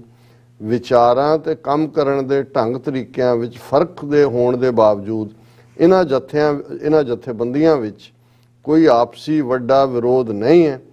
ਭਾਰਤੀ ਹਾਕਮਾਂ ਵੱਲੋਂ 15 ਅਗਸਤ ਵਾਲੇ ਦਿਨ ਪੰਜਾਬ ਭਰ ਵਿੱਚ ਤਿਰੰਗਾ ਥੋਪਣ ਦੀ ਕੋਸ਼ਿਸ਼ ਦਾ ਜਿਵੇਂ ਸਭ ਨੇ ਵਿਰੋਧ ਕੀਤਾ ਤੇ ਖੰਡੇ ਵਾਲੇ ਝੰਡਿਆਂ ਨਾਲ ਜਿਵੇਂ ਪੰਜਾਬ ਪੰਥਕ ਰੰਗ ਵਿੱਚ ਰੰਗਿਆ ਗਿਆ, ਉਹ ਇਸ ਗੱਲ ਦਾ ਸਬੂਤ ਹੈ ਕਿ ਸੰਘਰਸ਼ ਤਾਰ ਨਹੀਂ ਹੋਇਆ, ਮਜ਼ਬੂਤ ਹੋਇਆ ਤੇ ਬੁਲੰਦ ਹੋਇਆ। ਇਹ ਵੀ ਬਾਦਲੀਲ ਜਵਾਬ ਹੈ। ਔਰ ਅੱਖਾਂ ਸਾਹਮਣੇ ਜਿਹਨੂੰ ਕਹਿੰਦੇ ਨੇ ਕਿ ਵੀ ਕਹਿਬੇ ਕੋ ਸੋਭਾ ਨਹੀਂ ਦੇਖਾ ਹੀ ਪਰਵਾਨ, 15 ਅਗਸਤ ਨੂੰ ਦੁਨੀਆ ਨੇ ਦੇਖਿਆ ਕਿ ਪੰਜਾਬ ਤਿਰੰਗੇ ਦਾ ਫਾਲੋਅਰ ਨਹੀਂ ਹੈ, ਪੰਜਾਬ ਖੰਡੇ ਵਾਲੇ ਨਿਸ਼ਾਨ ਦਾ ਫਾਲੋਅਰ ਹੈ, ਖਾਲਿਸਤਾਨ ਦਾ ਜਿਹੜਾ ਉਹ ਝੰਡਾ ਬਰਦਾਰ ਹੈ ਸਾਰਾ ਪੰਜਾਬ। ਫਿਰ ਤੀਸਰਾ ਉਹਨਾਂ ਦਾ ਸਵਾਲ, ਆਜ਼ਾਦ ਸਿੱਖ ਰਾਜ ਦੀ ਪ੍ਰਾਪਤੀ ਲਈ ਹੁਣ ਸਿੱਖ ਕੀ ਕਰਨ, ਖਾਸ ਕਰ ਜਦੋਂ ਸੰਸਾਰ ਦੇ ਹਾਲਾਤ ਬਦਲ ਚੁੱਕੇ ਨੇ ਤੇ ਛੋਟੇ ਦੇਸ਼ਾਂ ਦੀ ਆਰਥਿਕਤਾ ਵੀ ਚਰਮਰਾ ਚੁੱਕੀ ਹੈ। ਇਹ ਸਵਾਲ ਹੈ ਜੀ, ਕੀ ਹੁਣ ਤਾਂ ਹੈ ਹੀ ਨਹੀਂ ਛੋਟੇ ਦੇਸ਼ਾਂ ਦਾ ਕਨਸੈਪਟ। ਇਸ ਦੇ ਵਿੱਚ ਜੋ ਉਹਦਾ ਜਵਾਬ ਉਹਨਾਂ ਨੇ ਦਿੱਤਾ, ਸੰਸਾਰ ਦੇ ਹਾਲਾਤ ਤਾਂ ਬਦਲਦੇ ਹੀ ਆਏ ਹਨ ਤੇ ਬਦਲਦੇ ਹੀ ਰਹਿਣੇ ਨੇ। ਆਜ਼ਾਦੀ ਦੇ ਸਵਾਲ ਸਾਹਮਣੇ ਅਰਥਚਾਰਾ ਬਾਅਦ ਦੀ ਗੱਲ ਹੈ। ਜਦੋਂ ਤੁਸੀਂ ਆਜ਼ਾਦੀ ਲਈ ਹੋ ਉੱਥੇ ਇਕਨੋਮੀ ਸੈਕੰਡਰੀ ਚਲੇ ਜਾਂਦੀ ਹੈ, ਪਰ ਸਾਡੇ ਕੋਲ ਇਹ ਯਕੀਨ ਕਰਨ ਲਈ ਬਹੁਤ ਕੁਝ ਹੈ ਕਿ ਆਜ਼ਾਦ ਪੰਜਾਬ ਦੇਸ਼ ਇੱਕ ਸਮਰੱਥ ਅਤੇ ਤਾਕਤਵਰ ਦੇਸ਼ ਹੋਏਗਾ। ਔਰ ਇਹਦੇ ਬਾਰੇ ਕੋਈ ਦੋ ਰਾਵਾਂ ਨਹੀਂ ਨੇ। ਔਰ ਮੈਂ ਤਾਂ ਅਕਸਰ ਇਸ 'ਚ ਕਹਿਣਾ ਕਿ ਆਪਣੇ ਬਣਨ ਦੇ 10 ਸਾਲ ਦੇ ਵਿੱਚ ਖਾਲਿਸਤਾਨ ਦੁਨੀਆ ਦੀਆਂ first world countries America, Canada, ਇਸ ਲੈਵਲ ਦੀ ਇਕਨੋਮੀ ਸਾਡੀ ਹੋਏਗੀ। ਔਰ ਇਹ ਉਹਨਾਂ ਨੇ ਇਹ ਕਿਹਾ ਕਿ ਭਾਈ ਇਹ ਜਿਹੜਾ ਆਜ਼ਾਦ ਦੇਸ਼ ਦੀ ਪ੍ਰਾਪਤੀ ਲਈ ਸਾਨੂੰ ਉਦੋਂ ਤੱਕ ਸੰਘਰਸ਼ ਕਰਨਾ ਪਵੇਗਾ ਜਦੋਂ ਤੱਕ ਆਲਮੀ ਹਾਲਾਤ ਸਾਡੀ ਆਜ਼ਾਦੀ ਲਈ ਸਾਜ਼ਗਾਰ ਨਹੀਂ ਹੋ ਜਾਂਦੇ। ਅਸੀਂ ਵਿਲ ਕੰਟੀਨਿਊ ਦਾ ਸਟਰਗਲ। ਜਦੋਂ ਵੀ ਆਲਮੀ ਹਾਲਾਤ ਸਾਜ਼ਗਾਰ ਹੁੰਦੇ ਨੇ, ਸੰਘਰਸ਼ ਬਹੁਤ ਲੰਮਾ ਹੋ ਸਕਦਾ ਹੈ, ਪਰ ਗੁਲਾਮੀ ਕਬੂਲ ਕਰਕੇ ਬੈਠਣ ਨਾਲੋਂ ਗੁਲਾਮੀ ਦੇ ਖਿਲਾਫ ਲੜਨ ਵਾਲੇ ਲੋਕਾਂ ਦਾ ਮਾਣ, ਸਵੈਮਾਣ ਤੇ ਰੁਤਬਾ ਬਹੁਤ ਬੁਲੰਦ ਹੁੰਦਾ ਹੈ। ਦੁਨੀਆ ਉਹਨਾਂ ਦੀ ਹੋਂਦ ਨੂੰ ਮਾਨਤਾ ਵੀ ਦਿੰਦੀ ਹੈ ਕਿ ਤੁਸੀਂ ਗੁਲਾਮੀ ਐਕਸੈਪਟ ਕਰਕੇ ਬਹਿ ਜਾਓ ਜੀ, ਹੁਣ ਕੋਈ ਨਹੀਂ, ਅਰਥਚਾਰਾ ਨਹੀਂ ਜੀ, ਛੋੜ। ਉਹਨੇ ਕਿਹਾ ਕੋਈ ਗੱਲ ਨਹੀਂ, ਆਲਮੀ ਹਾਲਾਤ ਅੱਜ ਨੇ, ਕੱਲ ਨੂੰ ਹੋਰ ਹੋਣਗੇ, ਪਰ ਇੱਜ਼ਤ ਵੀ ਦੁਨੀਆ 'ਚ ਉਹਨਾਂ ਲੋਕਾਂ ਦੀ ਹੁੰਦੀ ਹੈ ਜਿਹੜੇ ਗੁਲਾਮੀ ਦੇ ਖਿਲਾਫ ਲੜਦੇ ਨੇ। ਔਰ ਜਦੋਂ ਵੰਸ ਸਾਨੂੰ ਇਹ ਓਪਰਚੁਨਿਟੀ ਮਿਲੀ, ਅਸੀਂ ਦੁਨੀਆ ਦੀਆਂ ਫਸਟ ਵਰਲਡ ਕੰਟਰੀਜ਼ ਦੇ ਵਿੱਚ ਹੋਵਾਂਗੇ। ਫਿਰ ਸਵਾਲ ਹੈ, ਪੰਥ ਦੀ ਹਾਲਤ ਖਸਤਾ ਹੈ। ਸ਼੍ਰੀ ਅਕਾਲ ਤਖਤ ਸਾਹਿਬ ਦੇ ਇੱਕ ਤੋਂ ਵੱਧ ਜਥੇਦਾਰ ਹਨ, ਕੌਮੀ ਹਾਲਾਤ ਬਦਤਰ ਹਨ, ਸਿੱਖਾਂ ਵਿੱਚ ਲੀਡਰਸ਼ਿਪ ਦੀ ਘਾਟ ਹੈ ਤੇ ਹਾਲਾਤ ਖਾਲਸਾ ਜੀ ਕੇ ਬੋਲਬਾਲੇ ਤੇ ਪੰਥ ਕੀ ਜੀਤ ਵਾਲੀ ਸੋਚ ਤੇ ਵਿਚਾਰਧਾਰਾ ਤੇ ਕਿਵੇਂ ਕੰਮ ਹੋ ਸਕਦਾ। ਇਹ ਕਿਉਂਕਿ ਮੈਂ ਇਸ ਲਈ ਚੁਣਿਆ ਨੇ ਕਿ ਇਹ ਆਮ ਲੋਕਾਂ ਦੇ, ਦੇਖੋ ਜੀ ਅਕਾਲ ਤਖਤ ਜੀ ਉੱਥੇ ਫਲਾਣਾ ਜੀ, ਕੌਣ ਜੀ ਇਹ ਕਹਿੰਦਾ ਜੀ, ਉਹਦਾ ਉਹਨਾਂ ਨੇ ਜਵਾਬ ਦਿੱਤਾ ਹੈ। ਜਵਾਬ, ਪੰਥ ਦੀ ਹਾਲਤ ਖਸਤਾ ਨਹੀਂ। ਕਿਸੇ ਵੇਲੇ ਪੰਥ ਅਖਵਾਉਣ ਵਾਲੀ ਪਾਰਟੀ ਅਕਾਲੀ ਦਲ ਬਾਦਲ ਦੀ ਹਾਲਤ ਜ਼ਰੂਰ ਖਸਤਾ ਹੈ ਤੇ ਉਹ ਇੱਕ ਪਰਿਵਾਰ ਦੇ ਕਬਜ਼ੇ ਹੇਠ ਪੰਥਕ ਜਜ਼ਬਾਤ ਅਤੇ ਹਿੱਤਾਂ ਤੋਂ ਟੁੱਟਣ ਕਰਕੇ ਇਹਨਾਂ ਦੀ ਖਸਤਾ ਹਾਲਾਤ ਨੇ ਜੋ ਖਲਾਅ ਪੈਦਾ ਕੀਤਾ ਹੈ, ਉਹ ਕੌਮੀ ਆਜ਼ਾਦੀ ਸੋਚ ਵਾਲੀਆਂ ਜਥੇਬੰਦੀਆਂ ਪੁਰ ਕਰ ਰਹੀਆਂ। ਜੇ ਅਕਾਲੀ ਦਲ ਬਾਦਲ ਦੀ ਹਾਲਤ ਖਸਤਾ ਹੋਈ ਹੈ ਤੇ ਅੱਜ ਉਹ ਸ਼੍ਰੋਮਣੀ ਅਕਾਲੀ ਦਲ ਅੰਮ੍ਰਿਤਸਰ ਹੋਏ, ਦਲ ਖਾਲਸਾ ਹੋਏ ਜਾਂ ਵਾਰਿਸ ਪੰਜਾਬ ਦੇ ਜਿਵੇਂ ਨੌਜਵਾਨ ਇੱਧਰ ਨੂੰ ਤੁਰੇ ਨੇ, ਉਸ ਗੈਪ ਨੂੰ ਵੀ ਭਰ ਰਹੇ ਨੇ ਜਿਹੜਾ ਇਹਨਾਂ ਨੇ ਖਾਲੀ ਕੀਤਾ ਆਪਣੀ ਖੁਦਗਰਜ਼ੀ ਵਾਲੀ ਰਾਜਨੀਤੀ ਕਰਕੇ। ਫਿਰ ਅਗਲਾ ਸਵਾਲ ਹੈ, ਜਿਸ ਪੰਥ ਦੀ ਖਾਤਰ ਆਪਣੀ ਤੇ ਆਪਣੇ ਪਰਿਵਾਰ ਦੀ ਜ਼ਿੰਦਗੀ ਜਲਾਵਤਨੀ 'ਚ ਗੁਜ਼ਾਰੀ, ਉਸ ਪੰਥ ਨੇ ਕਦੇ ਸਾਰ ਲਈ। ਔਰ ਮੈਨੂੰ ਇਹ ਕਮਜ਼ੋਰ ਗੱਲ ਲੱਗਦੀ ਹੁੰਦੀ, ਹੁਣ ਵੀ ਮੈਂ ਸੀਐਟਲ ਜਾਂ ਦੂਜੇ ਬਹੁਤ ਵਾਰ ਮੇਰੇ ਵੱਲ ਇਸ਼ਾਰਾ ਕਰਕੇ ਜਿਹੜੇ ਸਾਡੇ ਹਮਦਰਦ ਨੇ ਕਹਿਣਗੇ ਦੇਖੋ ਜੀ ਇਹਨਾਂ ਨੇ ਘਰ-ਬਾਰ ਛੱਡਿਆ, 35-40 ਸਾਲ ਇਹਨਾਂ ਕੋਲ ਤਾਂ ਸਿਰ ਤੇ ਛੱਤ ਵੀ ਨਹੀਂ ਹੈ, ਕਿਵੇਂ ਹੈ? ਮੈਨੂੰ ਇਹ ਚੰਗਾ ਨਹੀਂ ਲੱਗਦਾ ਵੀ ਇਹ ਜਿਹੜੀ ਐਵੇਂ ਇੱਕ ਹਾਲਾਂ ਆਪਣੇ ਵੱਲੋਂ ਪਿਆਰ ਨਾਲ ਕਰਦੇ ਨੇ ਕਹਿਣ ਲਈ। ਤੇ ਮੇਰਾ ਇਹ ਕਹਿਣਾ ਹੁੰਦਾ ਕਿ ਭਾਈ ਅਸੀਂ ਤਾਂ ਛੱਤ ਥੱਲੇ ਸੌਂਦੇ ਆ, 2 ਵੇਲੇ ਖਾਂਦੇ ਆ, ਉਹਨਾਂ ਵੱਲ ਦੇਖੋ ਜਿਹੜੇ 1.5 ਲੱਖ ਕੌਮ ਦੇ ਸਪੁੱਤਰ ਸਪੁੱਤਰੀਆਂ ਨੇ ਆਪਣਾ ਖੂਨ ਡੋਲਿਆ, ਅਸੀਂ ਤਾਂ ਉਹਨਾਂ ਦੇ ਡੁੱਲੇ ਖੂਨ ਦਾ ਹੱਕ ਲੈਣ ਦੀ ਵਜ਼ਾਹਤ ਹੀ ਕਰਦੇ ਆ, ਵਕਾਲਤ ਹੀ ਕਰਦੇ ਆ। ਹੋਰ ਅਸੀਂ ਕਿਹੜਾ ਇੱਥੇ ਕੱਦੂ 'ਚ ਕੋਈ ਤੀਰ ਮਾਰਿਆ ਹੋਇਆ? ਸੋ ਉਹਨਾਂ ਨੂੰ ਵੀ ਇਹ ਸਵਾਲ ਉਹਨਾਂ ਨੇ ਪੁੱਛਿਆ। ਉਹਨਾਂ ਨੇ ਕਿਹਾ ਮੈਂ ਕੁਝ ਨਹੀਂ ਗਵਾਇਆ, ਪਰ ਜੇ ਤੁਸੀਂ ਮੇਰੀ ਜੇਲ੍ਹ ਤੇ ਜਲਾਵਤਨੀ ਨੂੰ ਗਵਾਇਆ ਮੰਨ ਵੀ ਲਵੋ ਤਾਂ ਇਸ ਦੇ ਬਦਲੇ ਵਿੱਚ ਕੌਮ ਵੱਲੋਂ ਜੋ ਪਿਆਰ ਮਿਲਿਆ ਹੈ ਉਹ ਇਸ ਜਨਮ ਲਈ ਕਾਫੀ ਹੈ। ਅਸੀਂ ਆਉਣ ਵਾਲੀਆਂ ਪੀੜ੍ਹੀਆਂ ਲਈ ਰਸਤੇ ਬਣਾਉਣ ਵਾਲੇ ਲੋਕ ਹਾਂ। ਜਿਨ੍ਹਾਂ ਰਸਤੇ ਬਣਾਉਣੇ ਹੁੰਦੇ ਹਨ ਪੈਰ ਉਹਨਾਂ ਦੇ ਹੀ ਜ਼ਖਮੀ ਹੁੰਦੇ ਹਨ। ਗੁਰੂ ਵੱਲ ਮੂੰਹ ਕਰਕੇ ਤੁਰਿਆ ਸਾਂ, ਸਾਰ ਉਸੇ ਨੇ ਲੀਤੀ ਹੈ ਤੇ ਲੈਣੀ। ਇਹ ਬਹੁਤ ਖੂਬਸੂਰਤ ਹੈ ਕਿ ਜਿਨ੍ਹਾਂ ਨੇ ਰਾਹ ਬਣਾਉਣੇ ਨੇ, ਜਿਨ੍ਹਾਂ ਨੇ ਜਿਹੜਾ ਉਹ ਇੱਕੋ ਲੀਹ ਹੁੰਦੀ ਹੈ, ਲੀਹ ਤੇ ਤੁਰੇ ਜਾਂਦੇ ਨੇ, ਗੁਲਾਮੀ ਇੱਕ ਲੀਹਾ ਹੁੰਦਾ ਕਿ ਵੀ ਤੁਸੀਂ ਜ਼ਿਆਦਾ ਪਾਵਰਫੁਲ ਯੋਗ ਤੁਹਾਡੇ ਕੋਲ ਹੋਏ ਬੋਲਦਾਂ ਦੇ, ਤੁਸੀਂ ਲੀਹਾ ਪਾਉਂਦੇ ਹੋ। ਤੇ ਜਿਨ੍ਹਾਂ ਨੇ ਲੀਹਾ ਪਾਉਣਾ ਉਹ ਜ਼ਾਹਰ ਹੈ ਤਕਲੀਫ ਚੋਂ ਵੀ ਲੰਘਣਗੇ, ਪਰ ਜਿਹੜੇ ਉਹਨਾਂ ਦੇ ਮਗਰ ਆਉਣ ਵਾਲੇ ਨੇ ਉਹਨਾਂ ਦਾ ਰਾਹ ਸੌਖਾ ਹੋ ਜਾਂਦਾ ਹੈ। ਫਿਰ 6ਵਾਂ ਸਵਾਲ ਹੈ, ਕਦੇ ਘਰ ਵਾਪਸੀ ਦਾ ਮਨ ਨਹੀਂ ਹੋਇਆ? ਕਦੇ ਇਹ ਨਹੀਂ ਜੀ ਕੀਤਾ ਵੀ ਮੈਂ ਘਰ ਮੁੜਾਂ? ਉਹਨਾਂ ਕਿਹਾ ਘਰ ਵਾਪਸੀ ਤੇ ਦਿਲ ਕਿਉਂ ਨਹੀਂ ਕਰਨਾ ਜੀ, ਪਰ ਘਰ ਬਣਿਆ ਹੀ ਕਿੱਥੇ ਹੈ ਜਿੱਥੇ ਵਾਪਸੀ ਕਰਾਂ। ਇਹ ਹੈ, ਇੱਕ ਦੇ ਲਈ ਘਰ ਛੱਤਾਂ ਸੀਮੈਂਟ, ਇੱਕ ਲਈ ਘਰ ਕੌਮੀ ਘਰ ਖਾਲਿਸਤਾਨ। ਉਹਨੇ ਕਿਹਾ ਵੀ ਖਾਲਿਸਤਾਨ ਬਣ ਗਿਆ ਕਿਉਂ ਨਾ ਮੁੜਾਂਗੇ, ਪਰ ਹੈ ਬਣਿਆ ਕਿੱਥੇ ਹੈ? ਜਿਸ ਗੁਲਾਮੀ ਦੇ ਖਿਲਾਫ ਲੜਨ ਨਿਕਲਿਆ ਸਾਂ ਉਸੇ ਗੁਲਾਮੀ ਵਿੱਚ ਪਰਤਣ ਨੂੰ ਕਦੇ ਦਿਲ ਨਹੀਂ ਕੀਤਾ। ਕਿ ਜਿਵੇਂ ਛੱਡਿਆ ਔਰ ਇਹੀ ਐਡਮਿੰਟਨ ਜਿਹੜੇ ਸਾਨੂੰ ਡਰਾਈਵ ਕਰਕੇ ਇੱਕ ਤੋਂ ਦੂਜੀ ਥਾਂ ਲਿਜਾ ਰਹੇ ਸੀ, ਹਾਲਾਂ ਉਹ ਭਲੇ ਸੱਜਣ ਸੀ, ਉਹ ਕਹਿੰਦੇ ਜੀ ਇੰਨੇ ਸਾਲ 35 ਸਾਲ ਤੁਸੀਂ ਗਏ ਹੀ ਨਹੀਂ, ਜੀ ਨਹੀਂ ਕਰਦਾ। ਤੇ ਮੈਂ ਉਹਨਾਂ ਨੂੰ ਕਿਹਾ ਵੀ ਜਿਹੜੇ ਬਾਗੀ ਹੁੰਦੇ ਨੇ ਉਹਨਾਂ ਕੋਲ 2 ਹੀ ਰਸਤੇ ਹੁੰਦੇ ਨੇ ਵਾਪਸ ਮੁੜਨ ਦੇ, ਜਾਂ ਜਿੱਤ ਕੇ ਜਾਣਾ ਜਾਂ ਮਰਨ ਲਈ ਜਾਣਾ। ਸੋ ਸ਼ਹਾਦਤਾਂ ਬਹੁਤ ਹੋਈਆਂ, ਉਹਦੇ ਲਈ ਨਹੀਂ ਹੈ। ਹੁਣ ਜਿਹੜਾ ਫਾਈਨਲ ਪੜਾਅ ਹੈ, ਜੇ ਲੋੜ ਪਏਗੀ ਤਾਂ ਜ਼ਰੂਰ, ਜੇ ਗੁਰੂ ਨੇ ਉਸ ਰਸਤੇ ਹੀ ਤੋਰਨਾ ਹੋਇਆ, ਸ਼ਹਾਦਤ ਜਿਵੇਂ ਸਰ ਜਸਵੰਤ ਸਿੰਘ ਖਾਲੜਾ ਕਹਿੰਦੇ ਸੀ ਵਿਰਲਿਆਂ ਨੂੰ ਨਸੀਬ ਹੁੰਦੀ ਹੈ, ਪਰ ਘੱਟੋ ਘੱਟ ਗੁਲਾਮੀ ਨਾਲ ਸਮਝੌਤਾ ਨਹੀਂ। ਖਾਲਸਾ ਬਾਦਸ਼ਾਹ ਜਾਂ ਬਾਗੀ ਇਹ ਉਹੀ ਹੈ। ਔਰ ਇੱਕ ਆਖਰੀ ਸਵਾਲ, ਉਹਨਾਂ ਦੀ ਇੱਕ ਤਸਵੀਰ ਬੜੀ ਚਰਚਾ 'ਚ ਹੈ ਕਿ ਵੀ ਉਹਨਾਂ ਨੇ ਜਵਾਨੀ ਤੋਂ ਬੁਢਾਪੇ ਤੱਕ, ਉਹਨਾਂ ਨੇ ਕਿਹਾ ਤਸਵੀਰ ਦੀ ਚਰਚਾ ਬਾਰੇ ਮੈਂ ਕੀ ਕਹਾਂ, ਗਜਿੰਦਰ ਸਿੰਘ ਜਵਾਨੀ ਤੋਂ ਬੁਢਾਪੇ ਦੀ ਆਖਰੀ ਪੌੜੀ ਤੱਕ ਪਹੁੰਚ ਗਿਆ, ਪਰ ਮੇਰੀ ਇੱਕ ਸਧਾਰਨ ਜਿਹੀ ਤਸਵੀਰ ਦੀ ਅੱਜ ਇੰਨੀ ਚਰਚਾ ਹੋਣੀ, ਇਹ ਗੁਰੂ ਦੀ ਕੋਈ ਖਾਸ ਕਿਰਪਾ ਹੀ ਹੈ। ਸੋ ਅਸੀਂ ਜਿਹੜਾ ਹੈ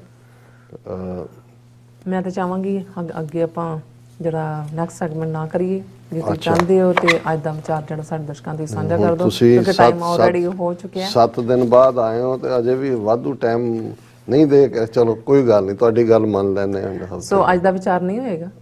ਮੈਂ ਤਾਂ ਕਹਿ ਰਹੀ ਸੀ ਜੇ ਅੱਜ ਦਾ ਵਿਚਾਰ ਕਰਨਾ ਤੇ ਕਰ ਲਓ।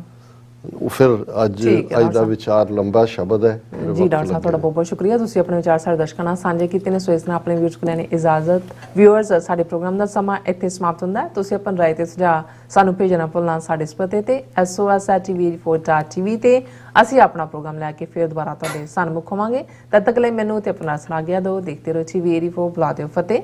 ਵਾਹਿਗੁਰੂ ਜੀ ਕਾ ਖਾਲਸਾ, ਵਾਹਿਗੁਰੂ ਜੀ ਕੀ ਫਤਿਹ। ਰੱਬ ਰਾਖਾ।